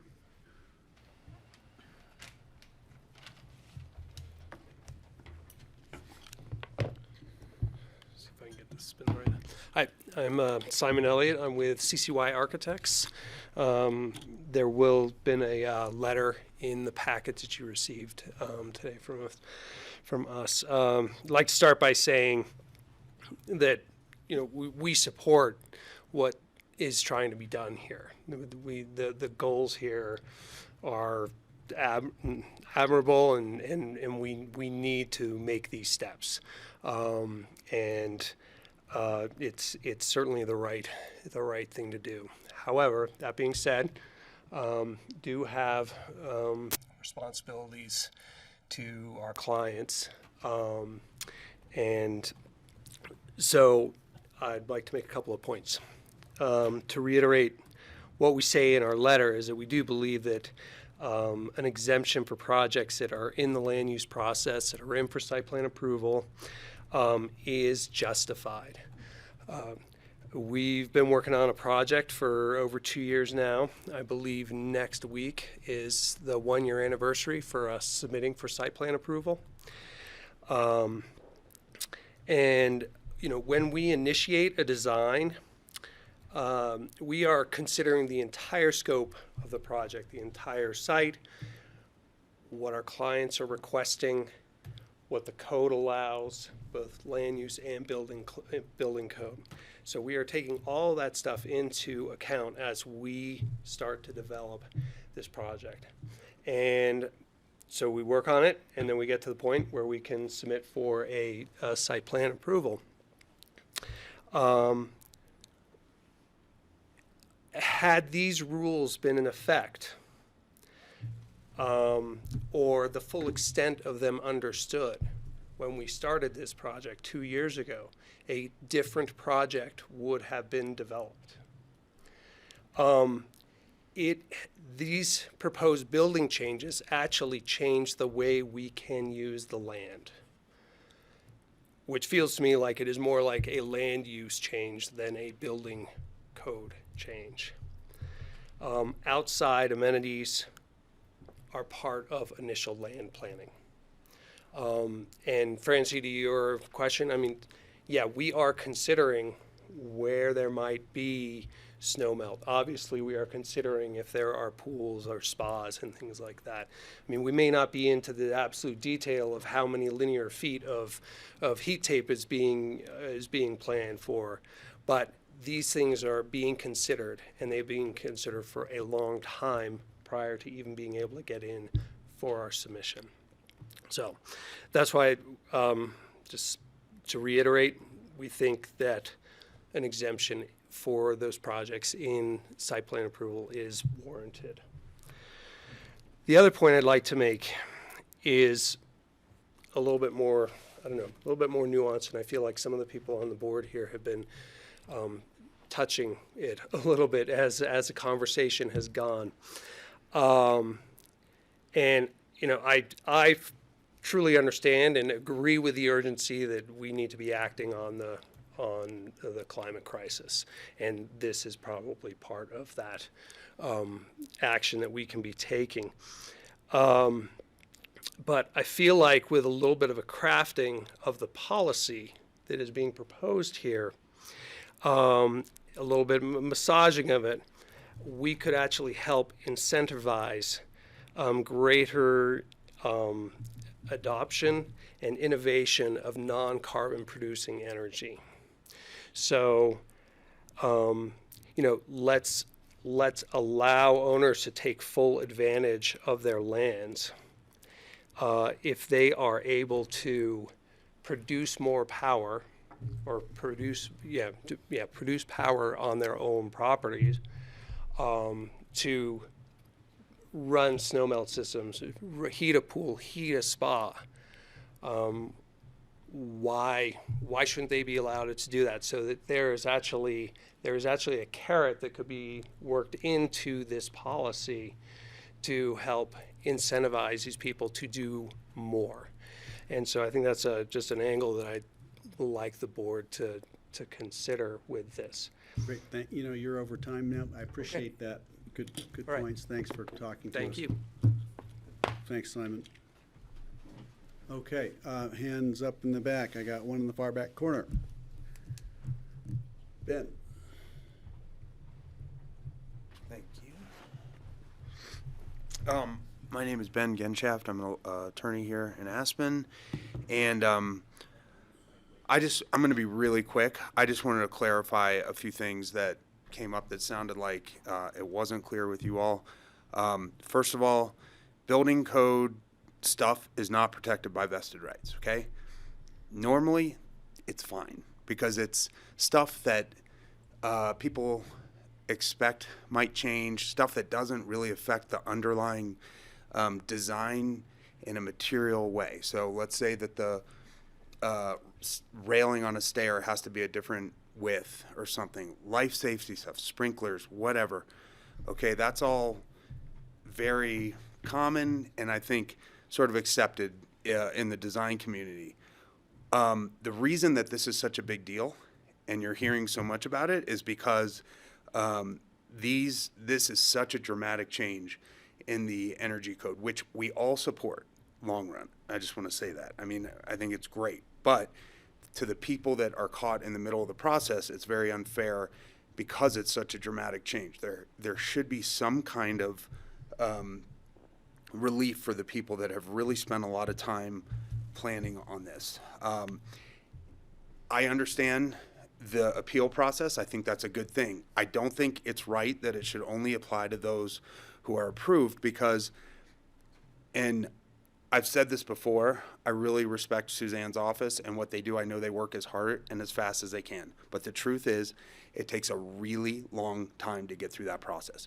If this were a 3-month approval process in land use, it would be different because people then could have a little bit more flexibility in seeing how the land use approval goes and then start the serious design stuff. Can't do that when the process takes a year, 15 months, 18 months. They want to get building, and that's a really long time. So that's why, to your point, there is a ton of planning that happens, and mostly because the process takes a really long time. My client has been in the planning. I have the same client as Simon. They have been in the planning process for a really long time. They are ready to go. Like they would submit for a building permit right away after land use approval. So I think you guys should think about that. I'm not for the people that have been approved and have a vested right and they sit on that for 2 years.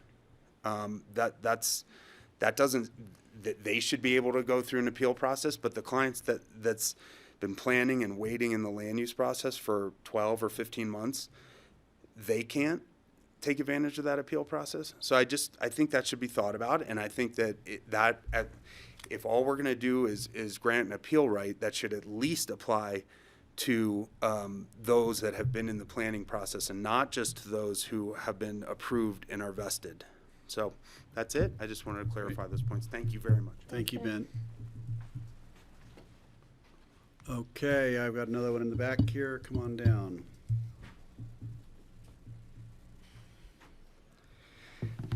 Hello, Commissioners. I'm Ryan Walterscheid. I'm with Forum Phi Architecture. I spoke with you guys last month as well.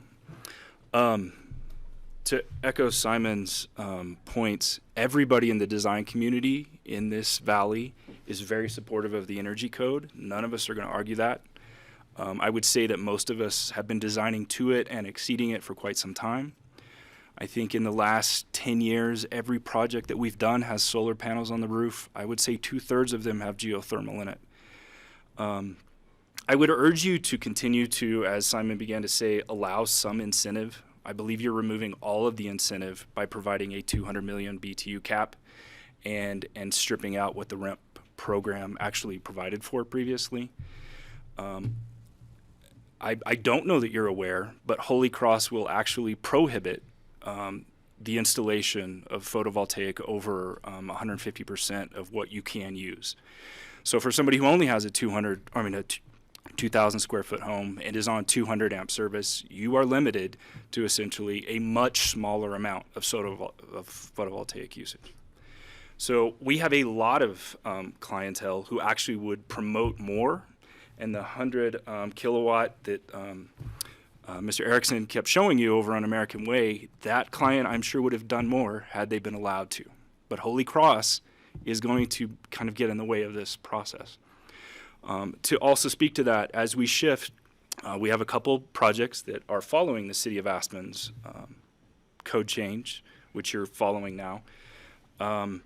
And I will tell you that the amperage is going to go from something of 1,600 amps, and to get electric ready is going to essentially triple. And we're pushing almost 4,000 amps for a 6,500 square foot home in the City of Aspen to be electric ready. And there's pushback between Holy Cross actually installing that service and us actually being able to move forward with things. So there are some hindrances here that I would like for you guys to consider as you do implement this. That's one thing that I don't know that really anybody's spoken to yet, but I would then step back and echo the slide that Suzanne showed you. We engaged with Suzanne's department for a year and a half, and actively engage in that process before we get to Mr. Erickson's department, which would lock us into a building code. And we have clients who have begun that, And the growth committee process began roughly a little over a year ago. So there are people who began this process before the growth committee took up these points. And I don't disagree with most of what they've come up with, but the specific thing, you have tied a certain number of property owners that are your constituents. Those property owners are caught in the middle here, and they've spent, it isn't just drawing a circle on a site plan saying we're gonna put a pool here, or we might put a hot tub here. Those are the two key things here that I think most people are caught up in. We've gone through site plan. It involves engineering, civil engineering, surveys, landscape architects, planners. There are hundreds of thousands of dollars spent over that year to define grading plans and specific area calculations for pools and spas. And so these aren't arbitrary like napkin sketches that we're submitting. There is a considerable amount of professional and very expensive work that's been put forward by people to get to the place where they think that they can build a hot tub or a spa. I do think that the snow melt and the heat tape becomes a little more arbitrary, but those key pieces are very clear in a site plan, that I want a pool of this size and I want a hot tub in this location. And that has been a conversation that's occurred typically with the county as a participant. And so to simply say, you know, you didn't get it in quick enough, even though we started the conversation after you started and we changed the rules, I think is very, very poor implementation. Right. So thank you very much. Thank you, Ryan. Okay, we're going to keep moving here. I'm going to go back to the screen again. I think there was another hand up or something on the screen. If they're still there, is that Peter? Peter, can you hear us? I can hear you. Can you hear me? Yes, thank you. Hi, my name is Peter Morabito. I work for BG Building Works in Avon. You know, a couple of people have spoken tonight about heat pumps and, you know, the efficiencies that we can gain out of them. You know, we're talking about being electric ready for the combustion equivalent for boilers. You know, currently with what's being proposed, we're talking about a direct equivalent from BTUs to electricity with an electric boiler. I'd be curious, would there be an exception for using an air source heat pump or a geothermal heat pump, which can produce 3 times as much energy with the same amount of input? You know, making this type of consideration could vastly reduce the service entrance size and the additional material that would be needed for the implementation.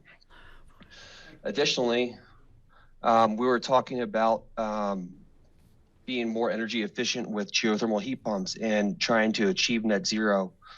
A lot of our clients have been, you know, pushing the boundaries of net zero. How do we get there? How do we make it the most energy efficient? I'd like to talk about one project in particular. We're looking at 55 kilowatt solar system, 8 10-ton heat pumps, 30 bores, geothermal bores, 64 square feet of spa, and 3,000 square feet of snowmelt. With our energy modeling calculations, we were only going to use 44 kilowatt hours worth of solar per year. So we're actually above net zero. We were able to prove that through energy modeling. Would there be an exception for something like that? If we were trying to, you know, be more energy efficient and draw less from the grid, why would that not be allowed? Thanks. Thanks, Peter. Okay, we're going to keep moving here. Back to the room. I've got Gideon.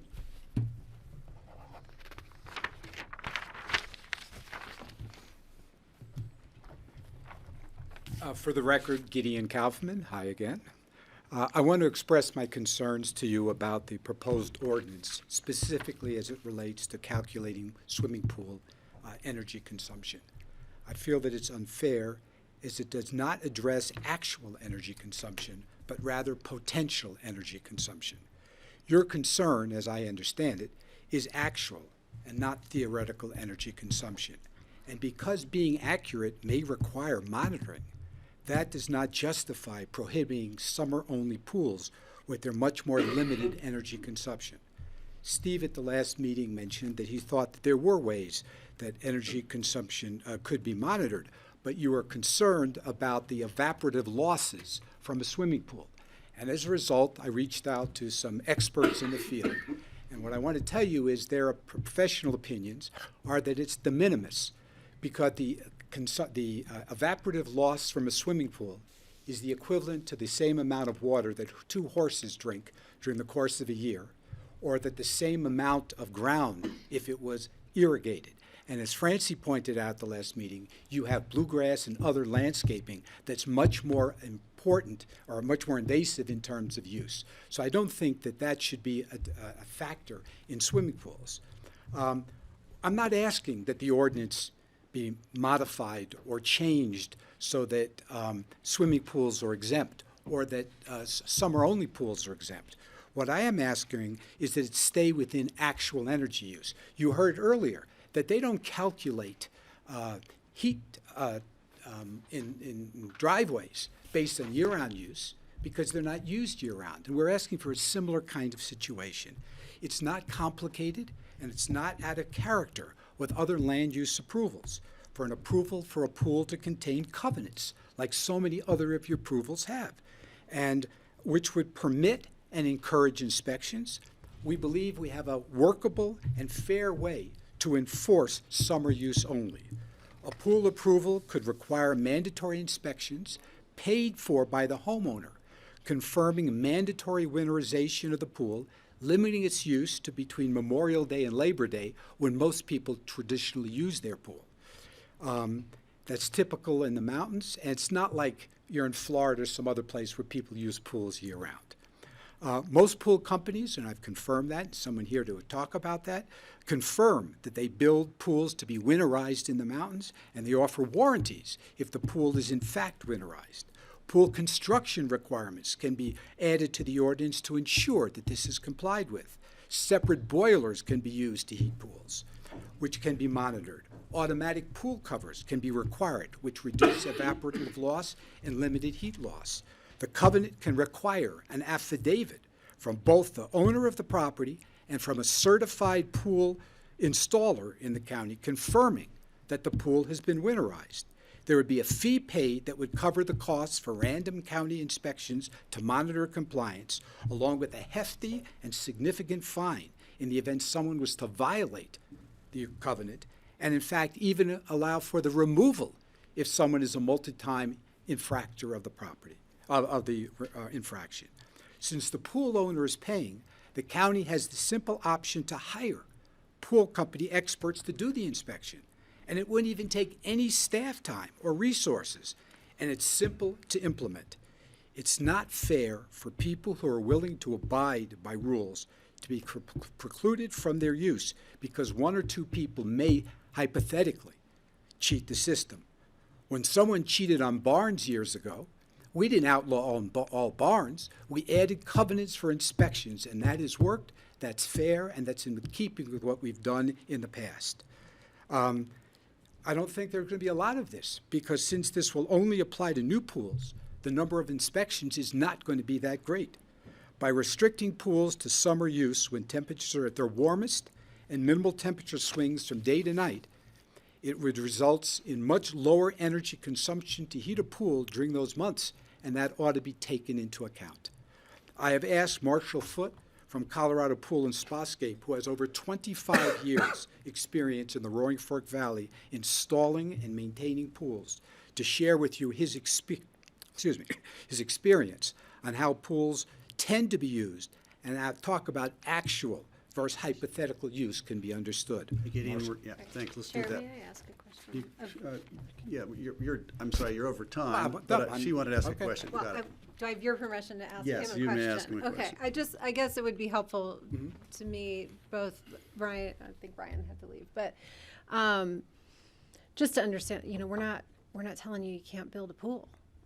So I want to understand why in the scope of saying a pool, goes towards this total use.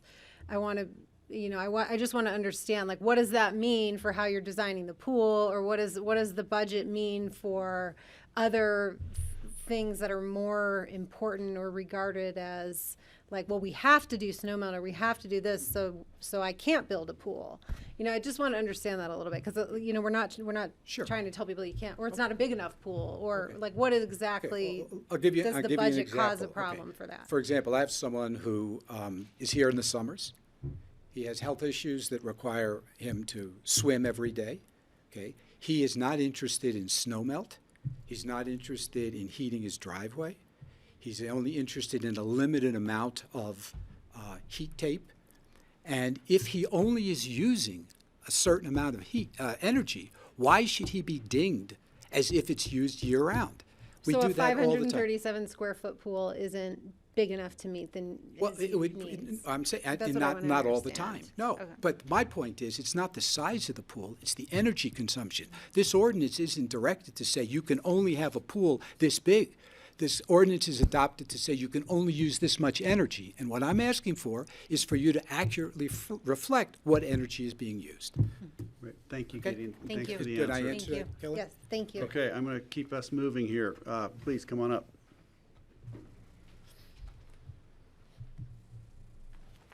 Thank you all for having us.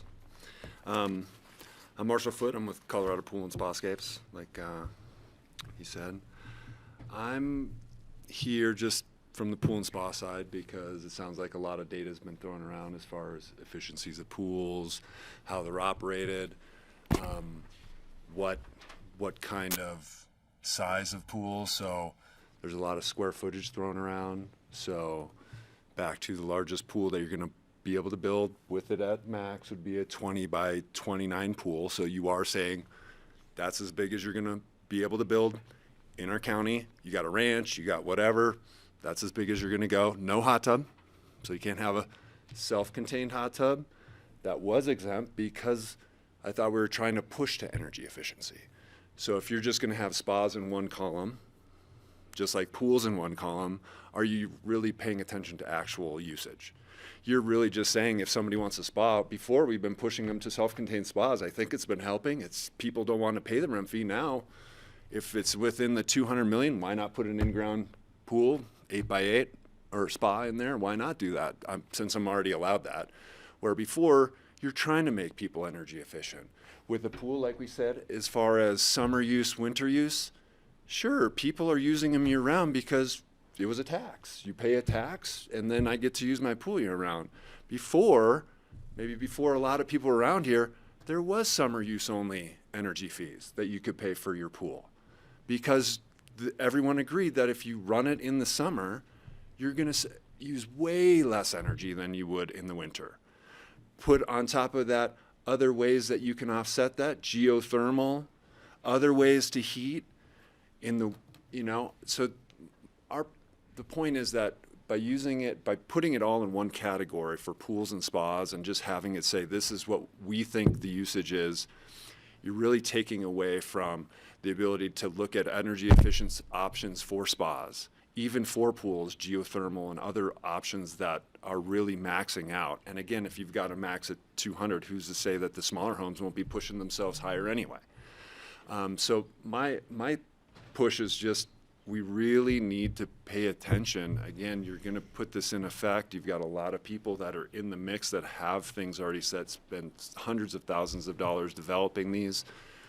And then you're going to have the next people coming that want to buy a hot tub, a self-contained hot tub in the county, and they're going to have a hard time doing it. And someone that has health problems that wants to get into a therapeutic hot tub, small self-contained, we're talking acrylic hot tubs. It's all in the same category now for everybody in the county.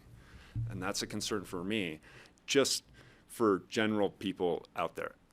Everybody, there's a lot of people, I have a hot tub.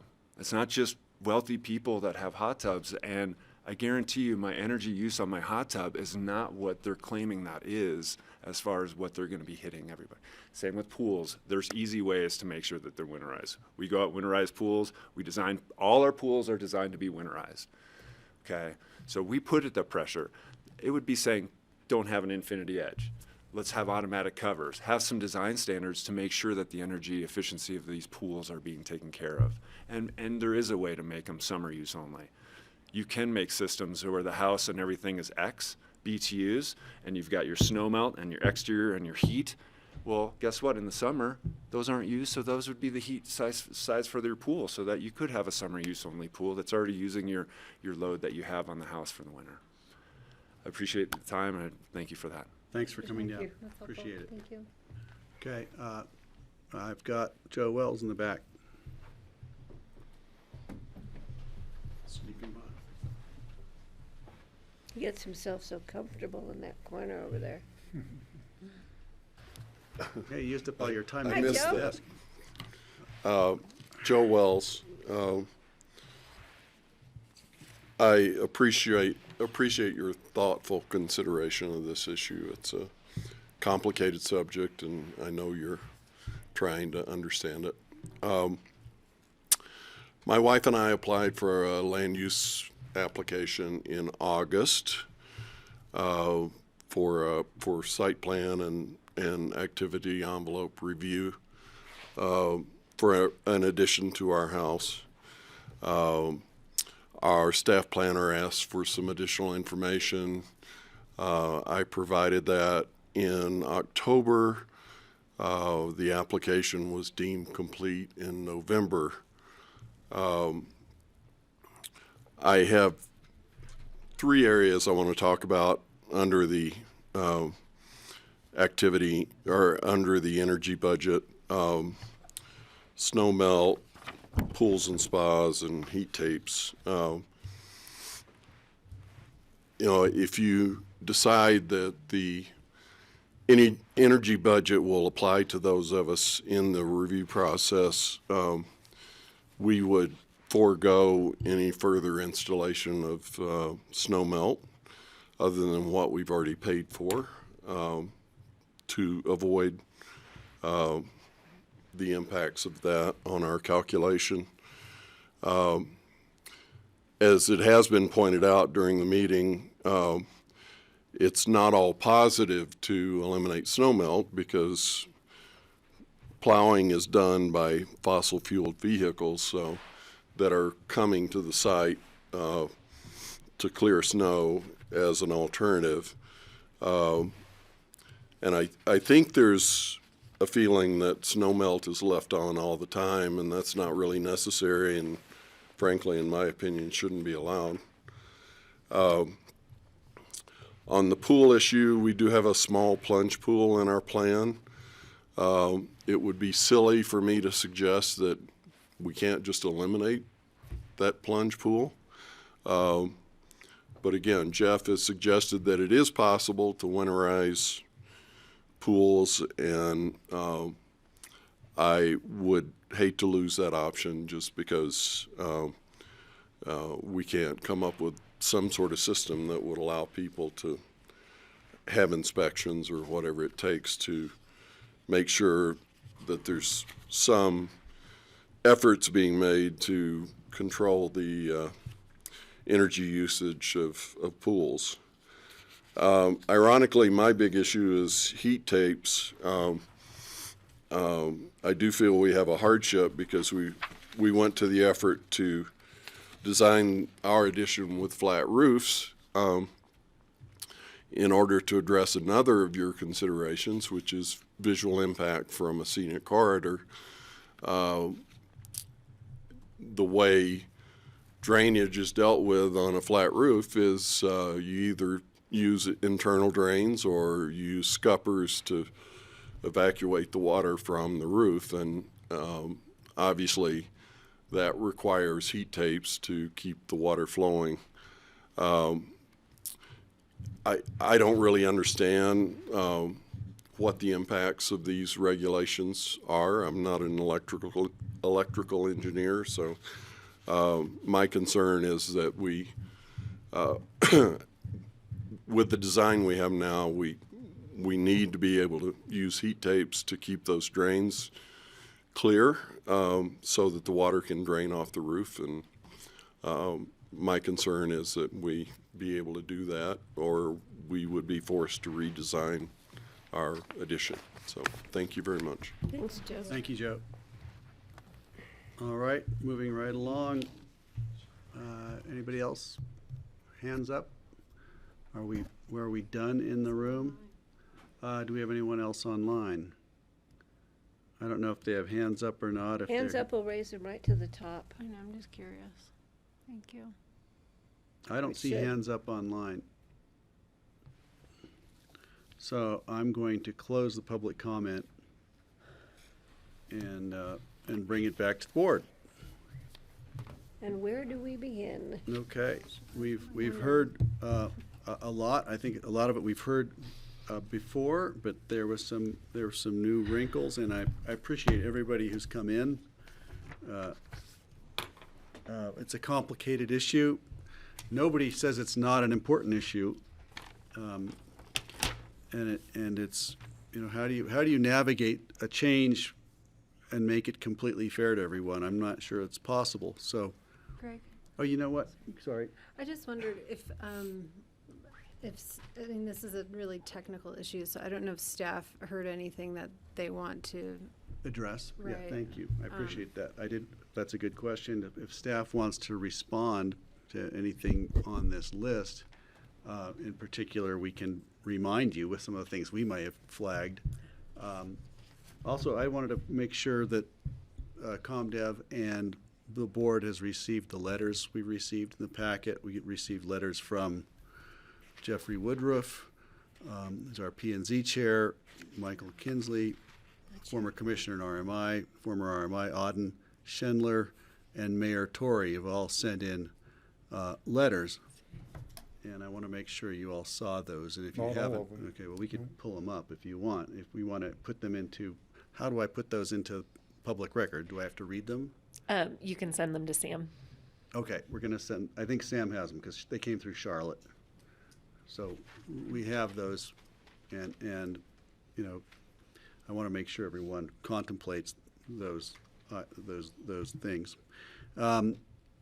If there's nothing you want to comment on, Suzanne or Jeff or John, maybe the board has some questions to clarify.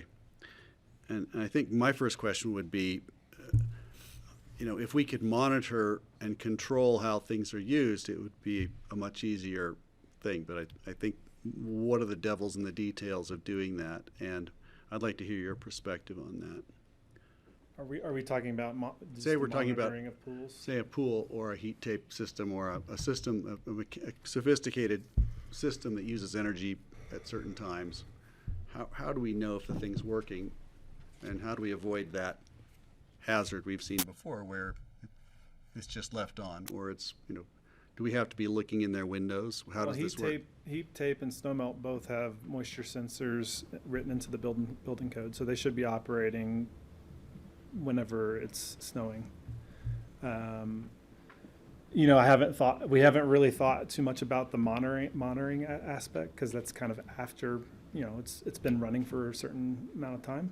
So I'm sure we will be looking into that further in the climate and code work group. But as of right now, I don't have any thoughts or plans on monitoring after the fact. I might just John. jump in, because this is one of the challenges of not bringing everything all at once, I think, is you know, the growth committee was concerned about energy, which is the focus here, and the energy code, but there were, I think, also broader concerns around community character, because it's not just the immediate energy of heating a pool, right, or lighting a pool, or whatever it is. It's the maintenance of it. It's the folks very few of these pool homeowners are probably taking care of their own pool per se, and I think there were some concerns around those other, you know, broader impacts on traffic and such that the committee was trying to intertwine, and so that's outside of what's being considered here just with energy, but is related when we start talking about, well, we're going to add one more service in to go and inspect. Thank you for that. Kelly? Yeah, I have a question. I guess some of the comments, so the presentations I feel like we've heard over a number of times have illustrated the difficulty in being able to mitigate on site for, you know, homes with the upper level usages of energy. And we've heard some comments from some other folks here today about how they envision that being possible, or have brought up technologies such as geothermal and air surface heat pumps to do all that. So I not knowing enough in this industry, would love some feedback on how to think about, you know, those suggestions against, you know, what we know to be the high energy use and the many of the constrained sites that we have. Maybe Jeff. Can I just add real quick, Kelly, to that? So you're kind of talking the incentives. So if you wanted to do X and you use geothermal. No, you I'm use not heat making pump. that leap. I'm just Okay. want like a technical. Okay, thank you. Sort of answer. So the question that came up about the gas boiler to electric boiler, if you install a gas boiler of X amount of BTUs, can you install an electric boiler or air source heat pump or ground source heat pump? We would recognize a ground source heat pump of whatever the coefficient of performance, whatever it is better than the it has an equivalent calculation from the combustion equipment to the ground source heat pump. We would recognize that as being much more efficient than the installed gas boiler. So you'd get more heat at the end of the day for within your energy budget. Well, we're talking about the interior electric ready provisions. So if you go to install a gas boiler, it's a 400,000 BTU boiler. Do I have to install a 400,000 BTU electric boiler? No. You could use an air source heat pump or a ground source heat pump of equivalent capacity. Okay, I thought that the technologies were sort of being offered as ways to increase the budget on site. BTU budget. Right. Yeah, but maybe I More misunderstood BTUs that. for less power. You get credits for installing ground source heat pump, air source heat pump, PV to mitigate the use. But the 200 million BTUs is 200 million BTUs. Right. That is the use. You do get credit towards PV though. What do you mean you get credit? There's an on-site renewable credit in the rent program. So maybe we could I could pull up the rent sheet and show you. But you get let's say you install 34 kilowatts of PV to offset your snow melt. You get that credit towards payment in Right. lieu. But you're saying that none of that would apply towards the 200 BTUs for outside electricity? The exterior energy use is exterior energy use. And so even if you're creating the energy to heat the swimming pool, to do the heat tapes, you're producing more energy than your house is using, and so you're using it for outside BTU, it doesn't matter. You still can only do 200,000 BTUs, no matter 200 what million. you're 200 million, no matter what you're producing on site. That's correct.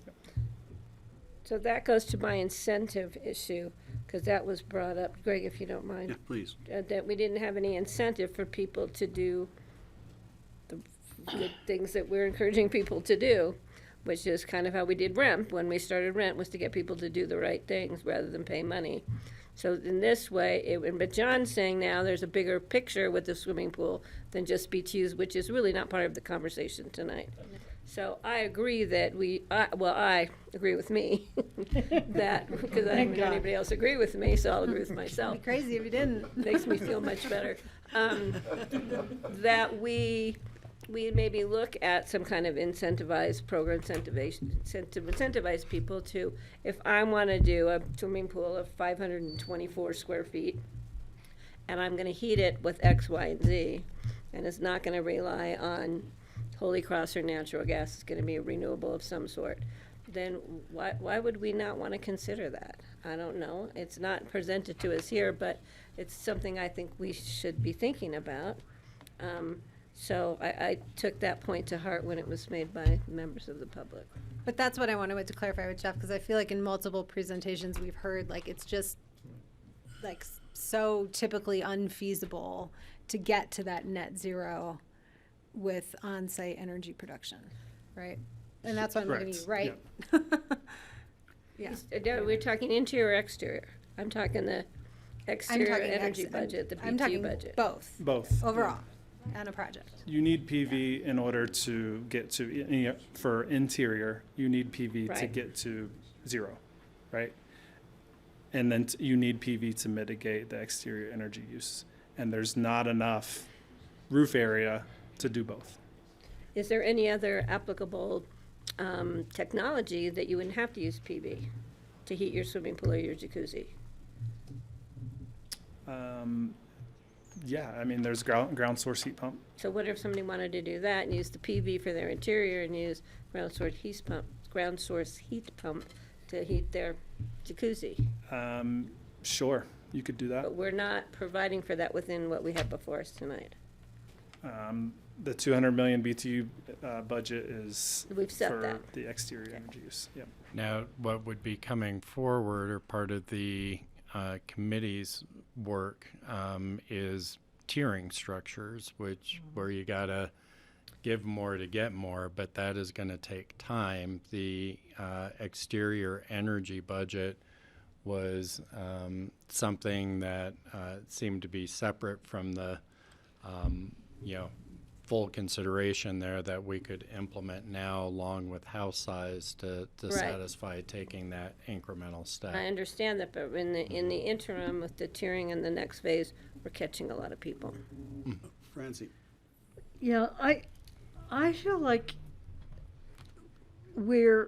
this is no offense to the people who have done the scientific work on this, but I feel it's somewhat arbitrary to say, even if you're covering this with your own energy production, you cannot exceed this. So, like if you had heat pump for your pool and you had your house system was electric and made more efficient through geothermal, and so that you're in excess of what you're using. I know you don't think it's possible because there's not enough room for it, but our house size is not any longer 15,000, so we're not going to be building 15,000 square foot houses. So are these numbers applicable for 9,000 square foot houses? And I'm not sure we're quite ready I'm not quite ready to take this step, because it's not that I want to see more of the monstrosities that I've seen that my daughter-in-law manages, but I don't want to see that stuff. And however, I do think that we should be encouraging production, and I know that we can't have more production without storage from Holy Cross, but these people can afford storage. So, I mean, I can't afford storage. I can't put enough solar on to qualify for storage, but these people can. So they can produce the solar, and they can put in the storage, the Tesla wall things and stuff, and cover all their own usage. It seems to me that we need to be looking at limiting things in excess of what they're producing, not their overall, or have an overall budget for the entire project rather than just outside, which is kind of where I've been for about the last month, trying to think, well, okay, so like the Willoughby Way, I remember when that application came to us, we just thought it was amazing. It was awesome. It had so many forward-thinking things. It was huge, yeah, but it also eliminated another house size, and it had a lot of benefits to us, plus all the work that they've done in addition to the design work that is of benefit to the county. So I remember being really impressed with that application when it came to us. And so I could see that we might want to go in a direction that we would have an absolute limit on overall BTU usage in excess of what a project creates. That seems to me a little bit more equitable, that you're not just hitting the people who well, that's not quite what I want to say. It's more equitable because you're actually limiting consumption, whether it's electric or gas or anything else. That's what you're trying to hit, is excessive consumption. And so I just not quite ready to go with this. I'm really sorry to the staff who've worked on it so hard and have the right intentions with it. I just think that we could tweak it a little bit so that we're not encouraging excess consumption, but we are rewarding innovation and production of energy. Can I Thanks, Francie. add? Go You ahead, know, Patty. and the way we might be able to do that, and I totally agree, you guys have put in a great amount of great work, and we do appreciate it. And I think the board, well, again, I'm going to agree with myself, wants to go in that direction. We're hearing that from the community, we're hearing that from the public comment. We all agree that this is something that we want to do. We just want to make sure we're getting it as right as we can to start.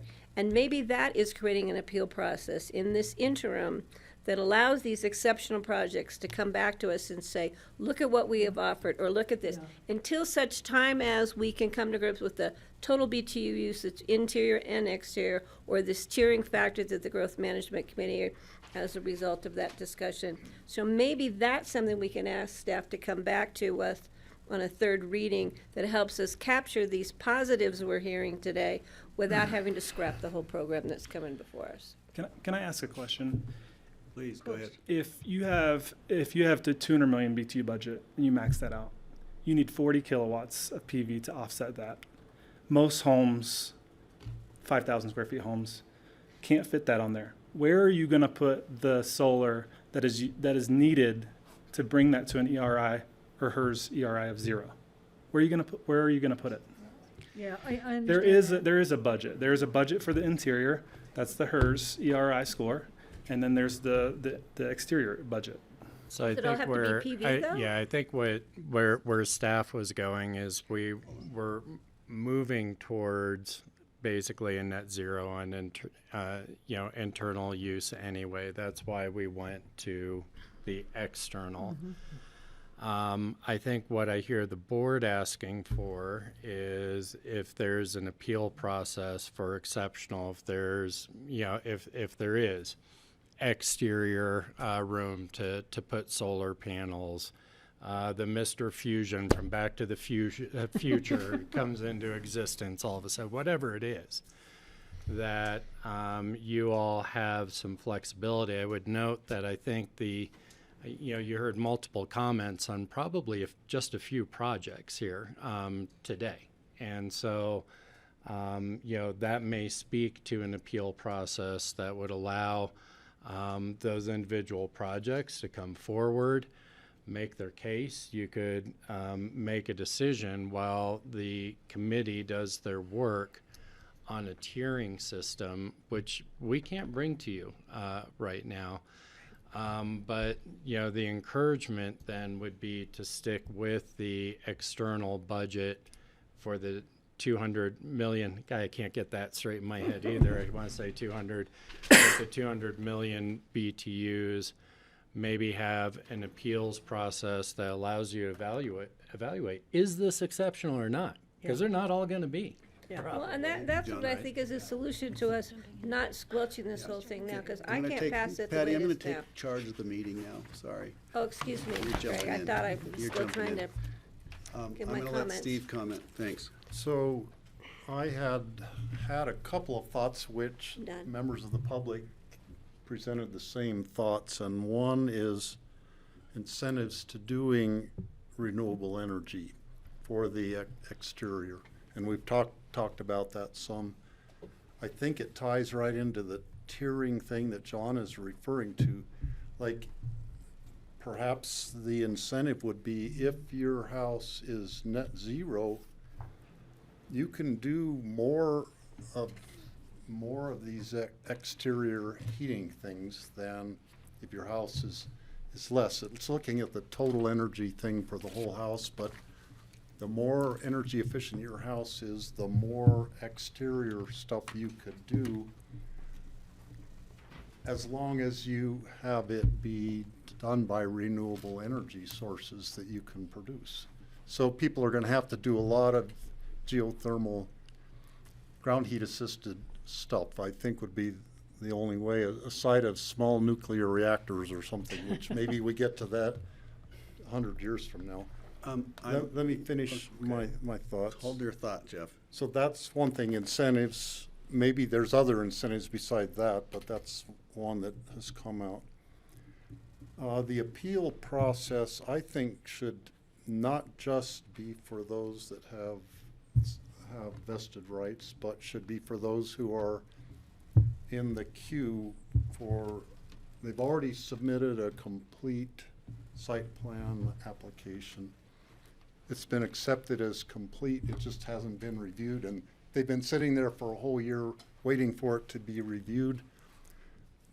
It would be totally unfair and probably illegal to not have a system for looking at those at this point. To me, it's a fairness thing that they can appeal. And I think if we have the right criteria for appeal, like it'll have to be some exceptional thing. Maybe there's a negotiating thing.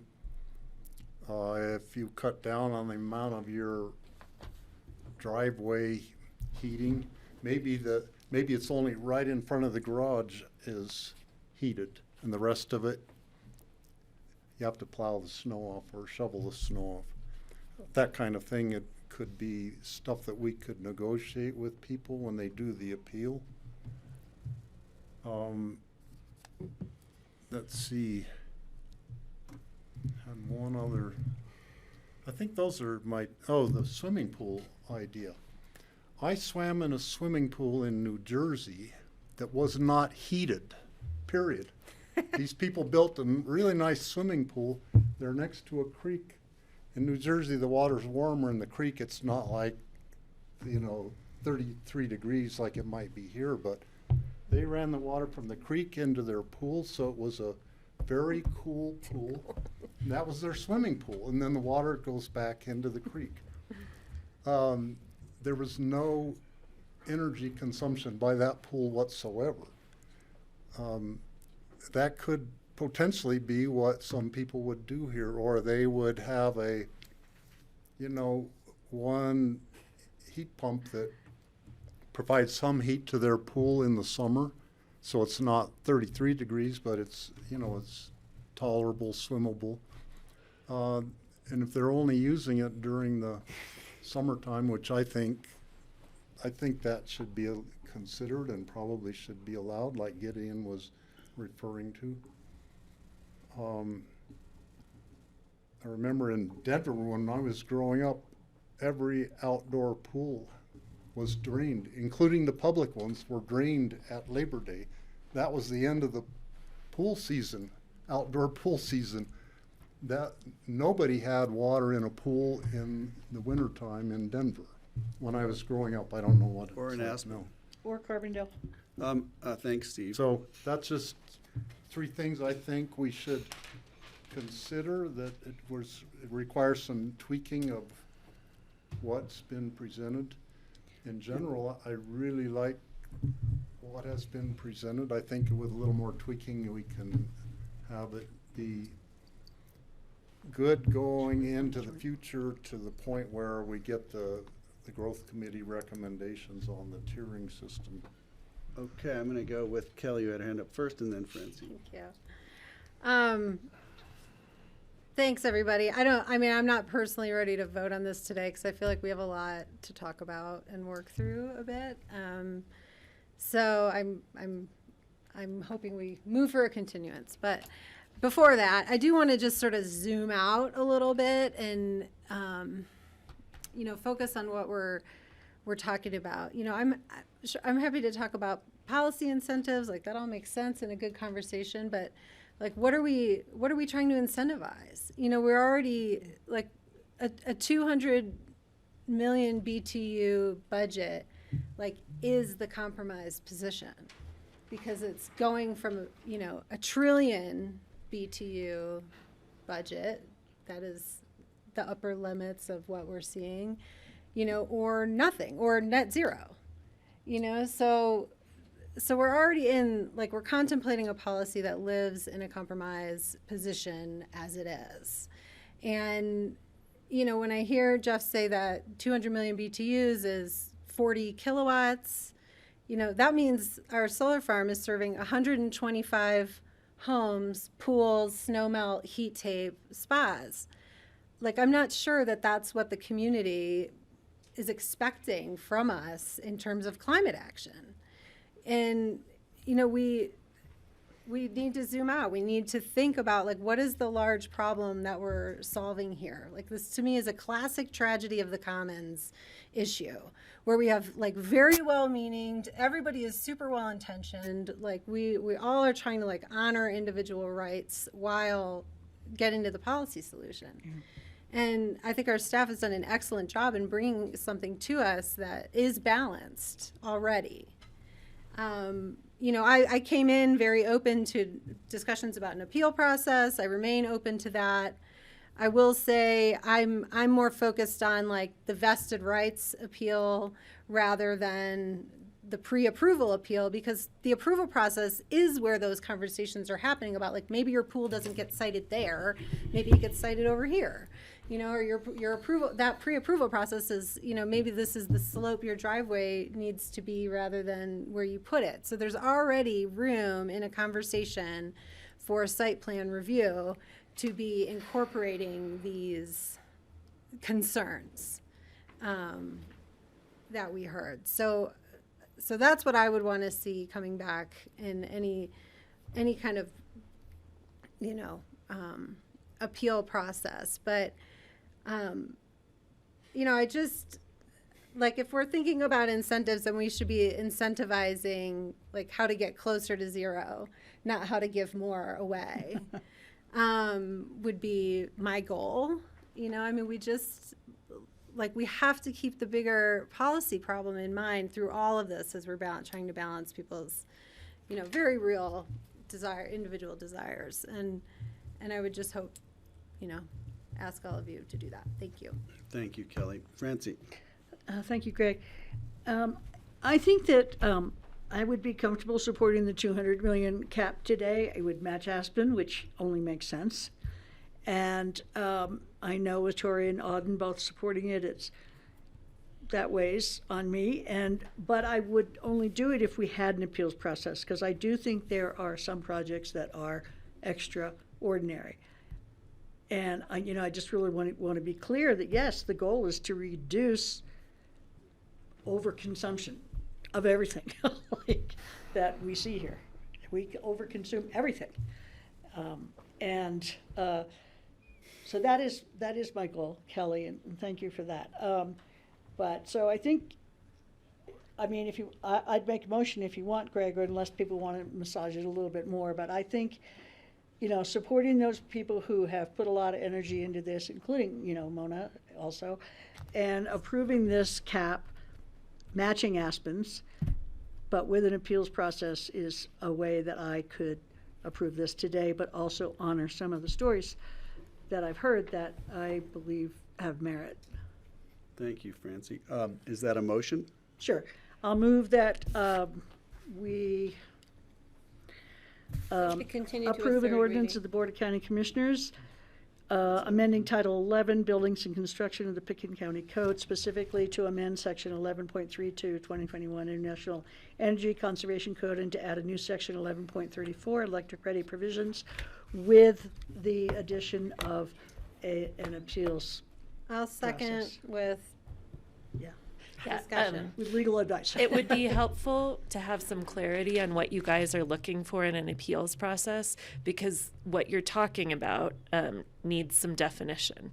So are you looking for an appeals process for a specific class of folks?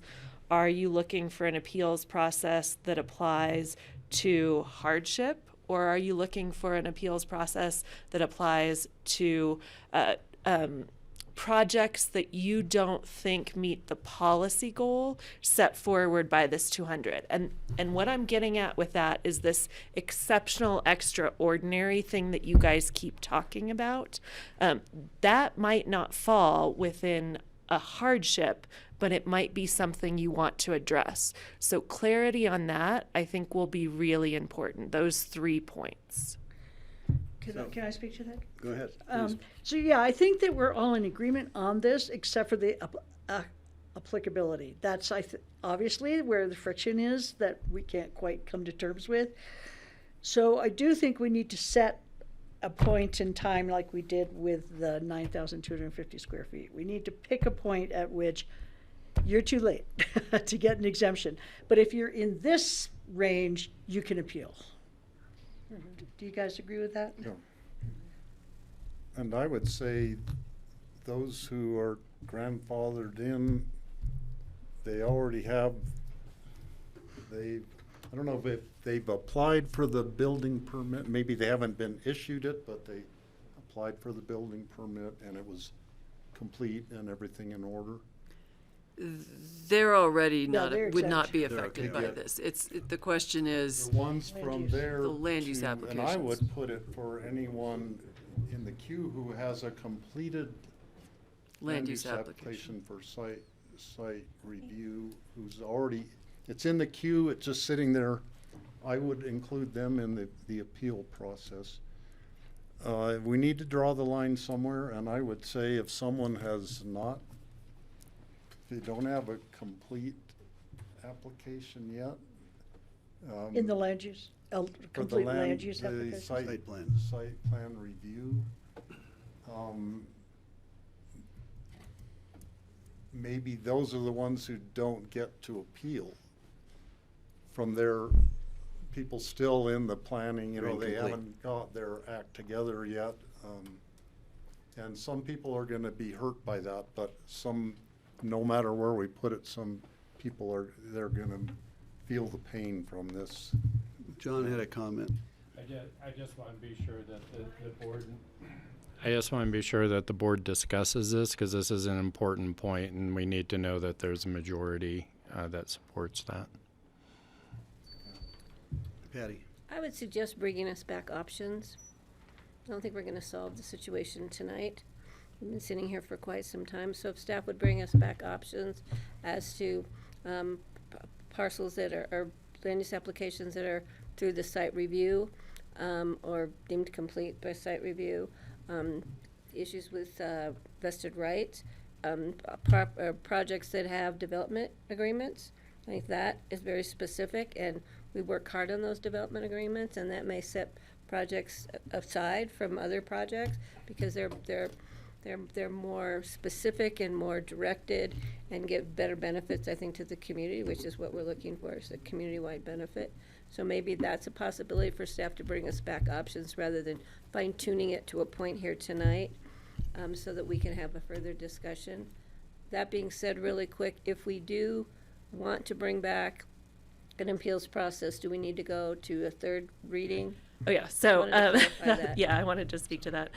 Certainly, you would need to go to a third reading if you're talking about an appeals process. You might need to go to a fourth reading if we don't talk about what that appeals process looks like tonight, because staff, Only two if they bring readings. you options, won't have an ordinance that clearly sets forth those options. So if you don't pick whichever one they put in there, you will likely have a fourth meeting as well. And so that's why if you have clarity tonight, it would be helpful. If you don't, staff can do that, but you're looking at additional meetings. I just heard what you said, if we have clarity tonight. Yeah. Right, thank you, thanks, I'm Laura. not sure we. Oh, are gonna get sorry. there. So, John, I just wanted to ask you. Yeah. You mentioned the growth committees, tiered system. How does that, describe to me how we could approve this tonight and still allow that process to play itself out, and allow what sounds like might be adoptions of amendments to this perhaps down the road? Because I would love to look at the option of approving this tonight to keep it moving. Yeah. But I don't know if we can, based on what you said about the. No, I think that was staff's anticipation, was that we would adopt the external energy budget if the board could, find a way to do that. And as the growth committee did its work on tiering, we would bring those incentives forward, and those incentives would likely be inclusive of all the concerns, right, that the growth committee was dealing with. We're dealing with a really particular concern around greenhouse gas.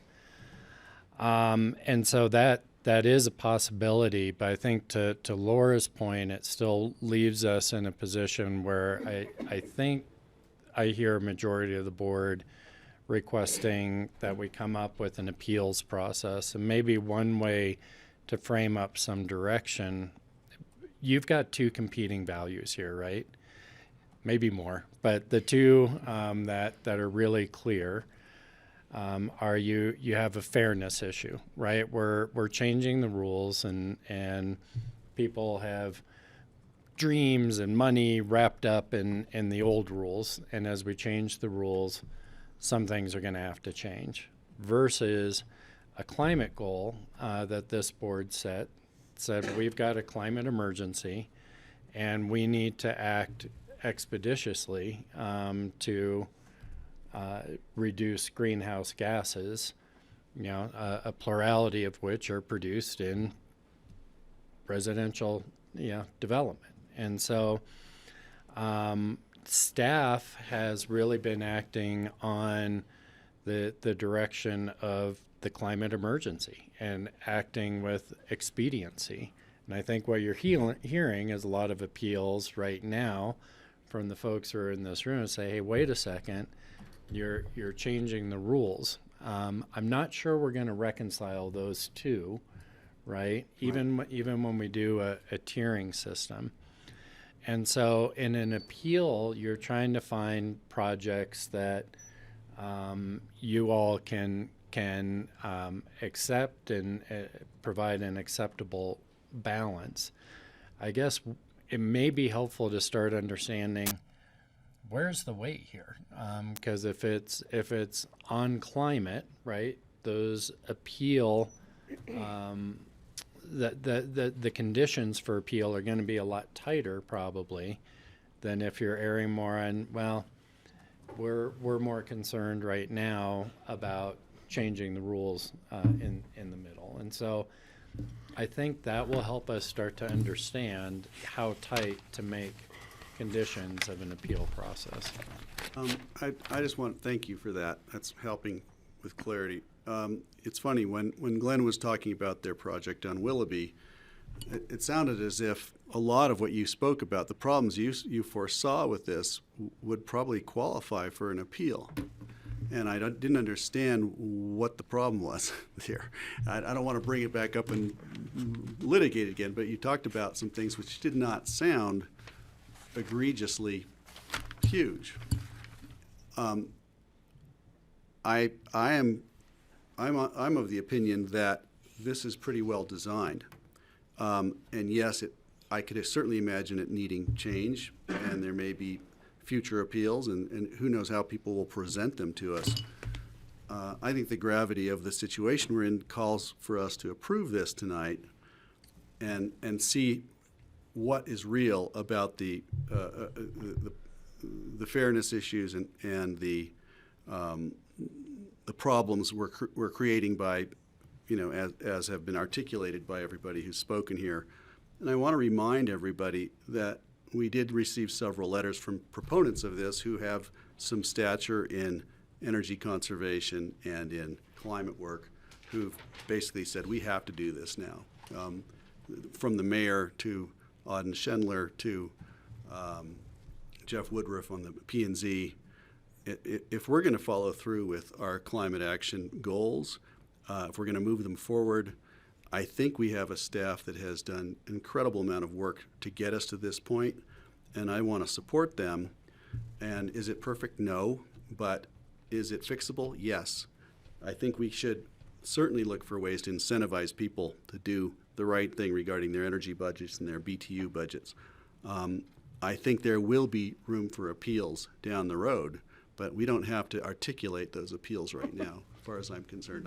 I suggest we pass this as written. It's killing me. Okay, I'm going to suggest Patty and then Steve. Yeah, we need to have an appeals process before we can allow an appeal. So We don't have that process now. So, you're on that. yeah. No, I'm pointing. You at are Laura. right. You are right. We need I'm to be tagging able to, Laura. we need to be able to fine tune it. So can I, please? I want to clarify first. It sounds like Greg is suggesting that we pass this without an appeals process. The motion that is on the floor that was put forward by Francie and seconded by Kelly would include an appeals process. So I would recommend thank you. either that you outline any parameters that you have surrounding an appeals process and take a vote on that and see where you end up. Great. Let's just Yeah. stop Well, with that. that's where I was Okay. trying to go Yeah. before I gave the floor to Laura. I'd like to ask Suzanne, did we not see any sort of appeals process within any of that? No, as written. Right. Yeah. As written and as it is before you tonight, there is no appeals process. There is an appeal to, if it is adopted as a rule of general applicability, there is no appeal. So the only way to have an appeal or create an appeal process is to write that into the ordinance. And that is not in the ordinance currently. Can I Patty try and then again? Steve. So, per the information we got from staff, on page 8, there's an alternative appeal process. So the 3 bullet points were appeal would be considered by the BoCC. I think the board would agree with that. Can I look to the board? The second bullet point was appeal would only be available to owners with an approved site plan with a current vested right. I think that's a point we need to discuss a little deeper. Should it be with a application deemed complete but not yet an approved site plan? And how do we want to apply it to vested rights? I don't have the answer to that. And that's some more information I think we need back from staff, maybe, to discuss. Well, let's check in. I mean, I was clear where I thought the line was you're approved. You're approved, you have vested rights. And the reason is because in the application approval process is the space for that dialogue of your pool needs to move here, your driveway is over there, you know, the activity envelope, the site plan, like, has not been approved at that point. So moving those things around still has an opportunity to happen. Where they can accommodate, you know, these changes in that. So that's my opinion on that. I don't know where So the you're rest sa- of you say. So you're saying approve as is? No, I'm saying the appeal process is only available to those with an approved site plan and vested, like, a vested right.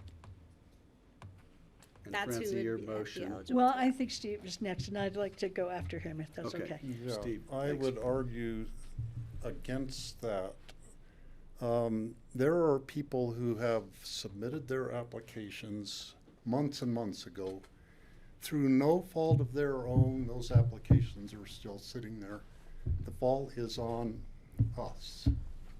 ComDev, we don't have enough staff to process all these applications fast enough. So they're sitting there in a queue. They can't do anything about their project. It's not their fault that they don't already have a building permit. And to me, that is enough to say that they should be included in this, in the appeal process. Another thing that I would like to be able to read all the letters. I think there are probably letters that arrived today that I have not seen. If we continue this, which is, I think we should continue it, would be the only proper thing to do at this point, and try to further flesh out the appeal process exactly, you know, and work it into the ordinance. I think that needs to be done, and I don't want to do it by, you know, what you have proposed right now, that we will have an appeal process, but we don't flesh it out. And we are all tired at this point, and at least I am. Okay, thank you, Steve. Can I just, Okay. can I have permission to debate? Well, after me, because I'm going to too. Who are you asking? I was asking you, but I don't want to rudely interrupt Francie's turn, so you're the chair. Francie goes next. I don't want to continue it. I want to make a decision tonight, and my preference would be that anybody who has been through that first one, Suzanne, there's the 2 reviews, it's been completed and it's through the first review and then there's the second review. So what comes before those 2 reviews? You've accepted their site plan application, right? They've submitted an application, it's deemed complete. Okay, at that point, I would like people to be eligible for review. Once they've received that, they should be eligible for review, because I don't think, we don't have to say, for appeal. We don't have to approve all these, like, we can just take them or leave them, and I'm not sure how many people would actually appeal, but I think that's the point that I would like to see the line drawn, and so that's where I'm at. Are you amending your motion? No, I'm just defining wait. it more. Would you I'm just clarify, saying please? that the appeals would be available to anybody who has had their site plan review, No, their application deemed complete. deemed complete. That. And just to clarify, Francie, I hear you on that. I think no matter what, we're going to have to continue it, because what's before You have to you rewrite does them. not include an appeals process. But it's helpful if you guys do have consensus on when an appeals process would begin, because staff will bring you next time an ordinance Okay, that I get includes it, an appeals process that begins at least where it seems like there's consensus. You're not obligated to vote for that next time, but it would prevent you perhaps from having a 4th continuance. Okay, so I think. Do you want me to withdraw my motion? No, your motion's fine as it is, except we need to go to a 3rd reading. Yeah, but I'm just unclear where. yeah, I want to make sure. And I, just, the other thing I want to just get off the table is a 3rd bullet point that I hadn't gotten to, was applicant shall demonstrate that compliance with the external energy budget would create an undue hardship. Do we want to include that in our appeal process so we can give staff direction on that? I'm okay with that. That it wouldn't have to be a hardship thing, or what? Applicant shall demonstrate that compliance with the external energy budget would create an undue hardship. That's part of one of the grounds they can use for appeal. That would be if they'd already come in with a site plan and they had given specifics as to what their site plan would be, and having to comply with the external budget code would mean they'd have to go back to the drawing board. I'm just giving you an example. Who determines if the hardship is undue enough? Yeah, I don't You know. do. You would. Right. Can I? Please.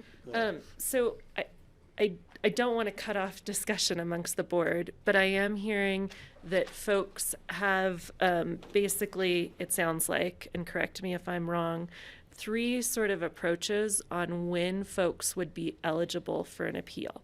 The first would be approval when are eligible for appeal if they have an approved site plan and they have vested rights. The second option would be they're eligible for appeal at the time of accepted completed application. A third option would be eligible for appeal at the time of a submitted application. Those are the 3 that I've heard you guys discuss. It might be useful to just take a straw poll and see if there's consensus on any one of those, and staff will bring you back an appeal process that starts at one of those. It doesn't prevent further discussion. I don't think we said the last one, though. Kelly? I'd love to seek legal advice, because I'm a little confused about how do we allow an appeal for a project that's not been approved? So does the appeal become the de facto approval?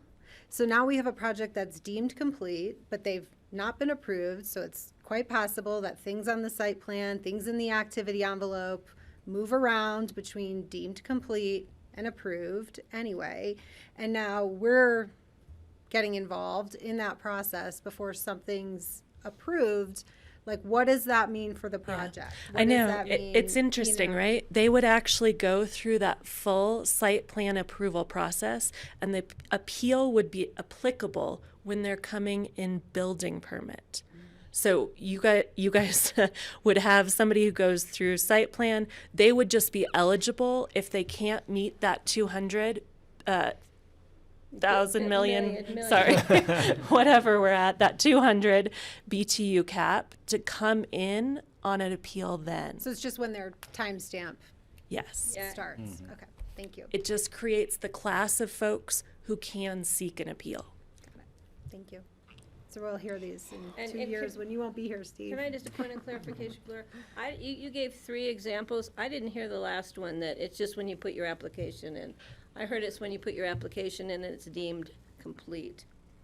Not when a site plan is approved, but when your there's a difference than just putting your application in, because that was I the could third put this application in right now, and it wouldn't even be close. I thought we would just said deemed complete, and the other one was approved with vested rights. Those were the 2. My notes say Steve suggested that, but they could if we could certainly be clarify that? incorrect at Yeah. this Greg, point. you want to do Clear. a straw? Let's do a straw. I was thinking those who had the deemed complete was what I was thinking when I Thank you. said that. Thanks, Laura. But what you said, when they submitted an application thinking it was complete, I was not. could be, we could consider that too. That's not what I was thinking though. That's not what I was thinking. We're going to take a poll. I need help constructing the poll. Did you have Laura read it for you? I'm happy. She has her ballot ready. The class of folks who could seek an appeal, would you want that to be individuals who have or entities, since we talk about LLCs, who have an approved site plan and accompanying vested rights? That's me. I would include that. I would include that. That's 3 of us. But I would also Include only that. Can we hear them all before we vote? Yeah. So I think we're hopefully down to 2 if I caught Steve's correction. I think we're looking at either, you're fully through site plan, you have an approval, you have vested rights, or you have a submitted and deemed complete site plan application. All right, so once again, Vested rights. So now you're asking that. I'm in favor of those with vested rights. Yeah, I'm in favor of that. I'm also in favor of the other one. So do you want us to? I would love if you raise your hand for both, because it will give staff direction to tell Then if we they raise have 2 a hands. consensus on Okay. either one. Okay. well, if you vote for the second one, it includes everybody in the first one. It does. Very true.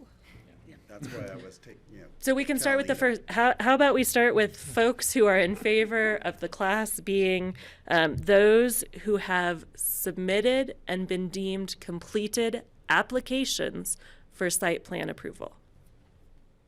Oh, no. So I see 3. So we would bring forward an appeals process that creates that as the class.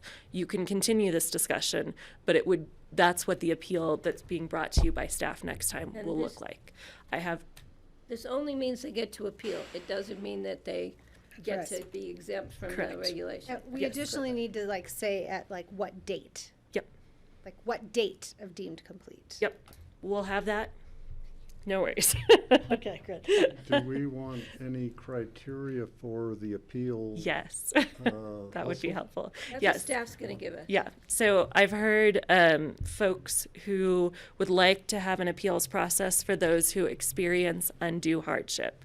If you want an appeals process that includes an option for those who've experienced undue hardship, raise your hand. This is undue hardship is a really stretched term. We'll get for there. this group of They're people. gonna get there. Let's just We'll go with get the there. concept. It at least gives staff some direction on what to bring you in an appeals process. So undue hardship. Well, I don't buy it. now, all of my comments are, in full disclosure, I have 0 outdoor energy on my house. And I'm probably never going to have some, with the exception of a short stretch of heat tape. Then you cannot appeal.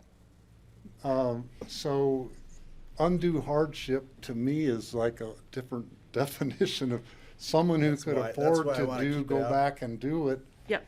And those are the things that would be set out in an appeals process. I just want to see if there's interest on that, because I heard interest on undue hardship and I heard interest on innovation. And so I want to see if there's interest in an appeals process that includes an appeal for undue hardship first, if that's okay. Great. Not going there.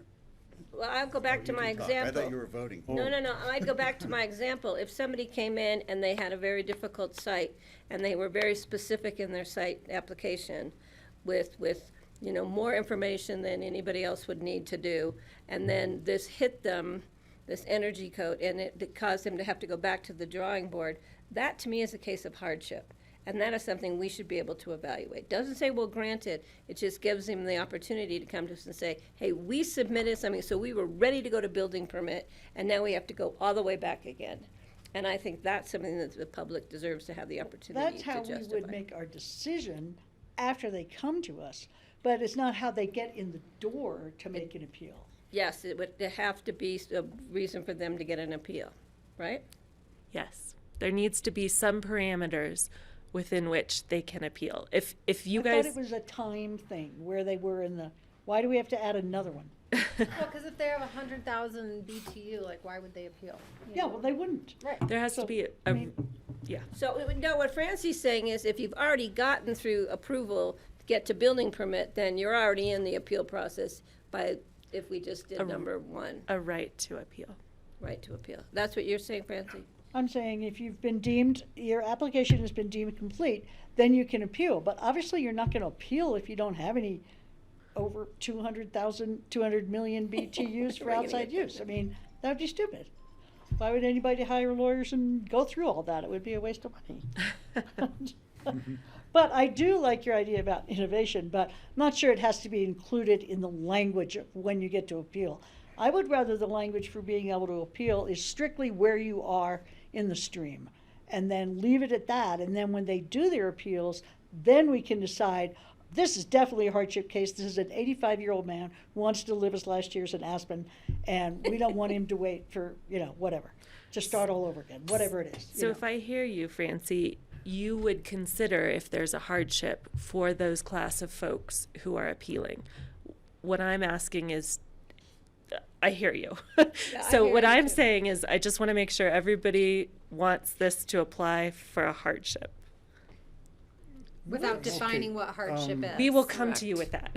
Yes. Okay, We're not sure question. everyone agrees. I mean, to me, if they have a hardship I don't like using argument, the word hardship for billionaires.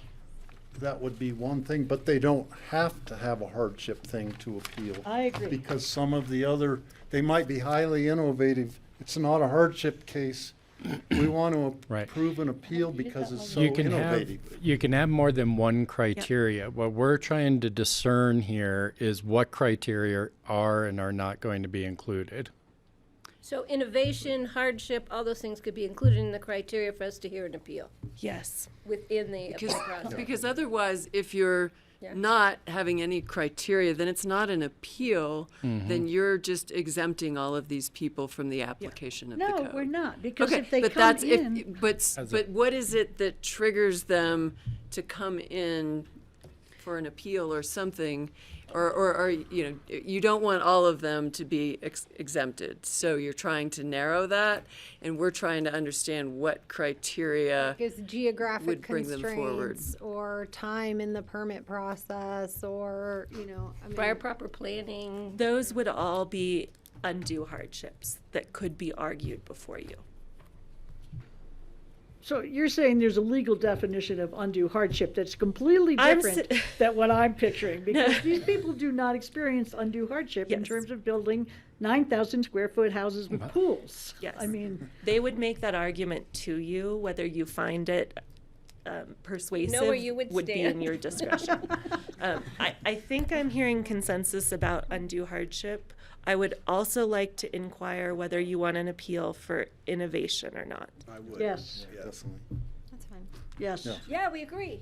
Okay, so 4. So I think your motion would be modified, Francie, to say you're seeking an appeals process that addresses, that would allow for folks who have completed applications for a site plan approval at the time the ordinance goes into effect.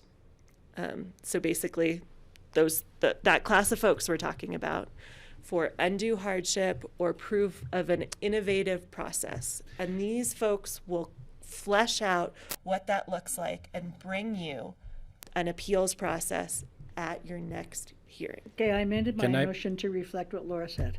Can I add one thing to that? Third reading. Because if you're doing that, is what you're saying that you allow an exceedance, or does the exceedance have to be offset by the innovation? They're separate considerations. You could come in for either or both. John, we're not going there. Yeah, I agree.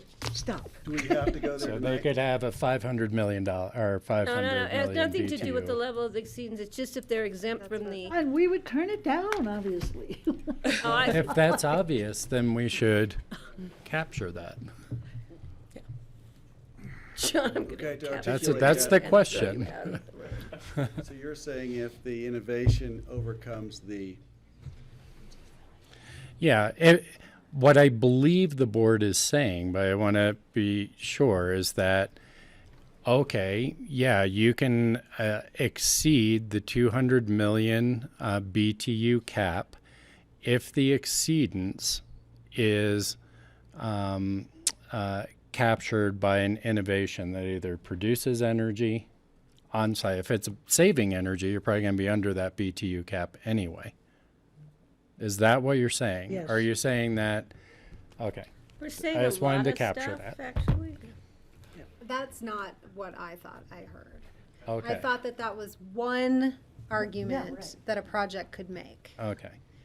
I thought the conversation was another argument that a project could make is we don't want to change our project at all, and we're going to justify to you why you should adopt this project as it went through site plan review. Yeah. Prior to building code, like Okay. that. they can make that appeal. That's what but what John said was different. He was saying that they're tying innovation to, Right. Right. What I said was different. yeah. So You I know, think- people might want to innovate if they want us to approve it, but that's not a requirement in the appeal process. It's one avenue. Okay. So we have a The other motion. avenue is hardship, So, correct? yes. And you have to have a deemed complete site plan application. Yep. Did I get it right? Yes. Okay, so I've heard Francie's We can willing go now. to amend her motion to address that. Kelly would need to. She did. I did second. Okay.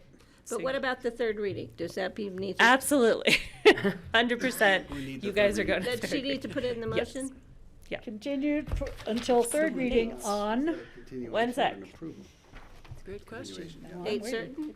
The ordinance has changed too much. We'd have to write it Yeah. quickly. So, So the next meeting is the 24th. Can you do it by then? We've continued a lot of stuff to the 24th. I wish you wouldn't, because I won't be here. I don't know what's on the 24th. I think the meeting after The that. 24th is going to be pretty tight. I would So expect what, to put this the together. 14th, which is Valentine's Day. It's Hallmark Day. Valentine, it's Yeah, my Hallmark. granddaughter's birthday. Let's put it that way. Are you guys here the 14th? Sure. It's also Ash February Wednesday. 14th. Continued until February February 14th. Okay? We have a motion and we have a second. All in favor? Aye. Aye. Thank you. Thank you. I Thanks for that. nominate Laura Good for job, Greg. chair. I'd love it if Laura would take over the chair. Oh, I thought she nominated you Just for want to know how to sheriff. make her sit next Kelly, to I me. thought you nominated her for sheriff. I mean, like, Now, So Sheriff this is, also. we have to, I'll make a motion to adjourn. No, I think that was. no, it. no open We discussion. have open discussion. Oh, Does open anybody have any discussion. open Don't you discussion? I dare. don't know. John has Oh, none. John's queuing up for open discussion. Nobody else has open discussion? I accept I your don't think motion it'll to go over adjourn. well. And I will All in I will favor? Get a second. second from Patty. All in favor? Aye. Aye. Thank you all.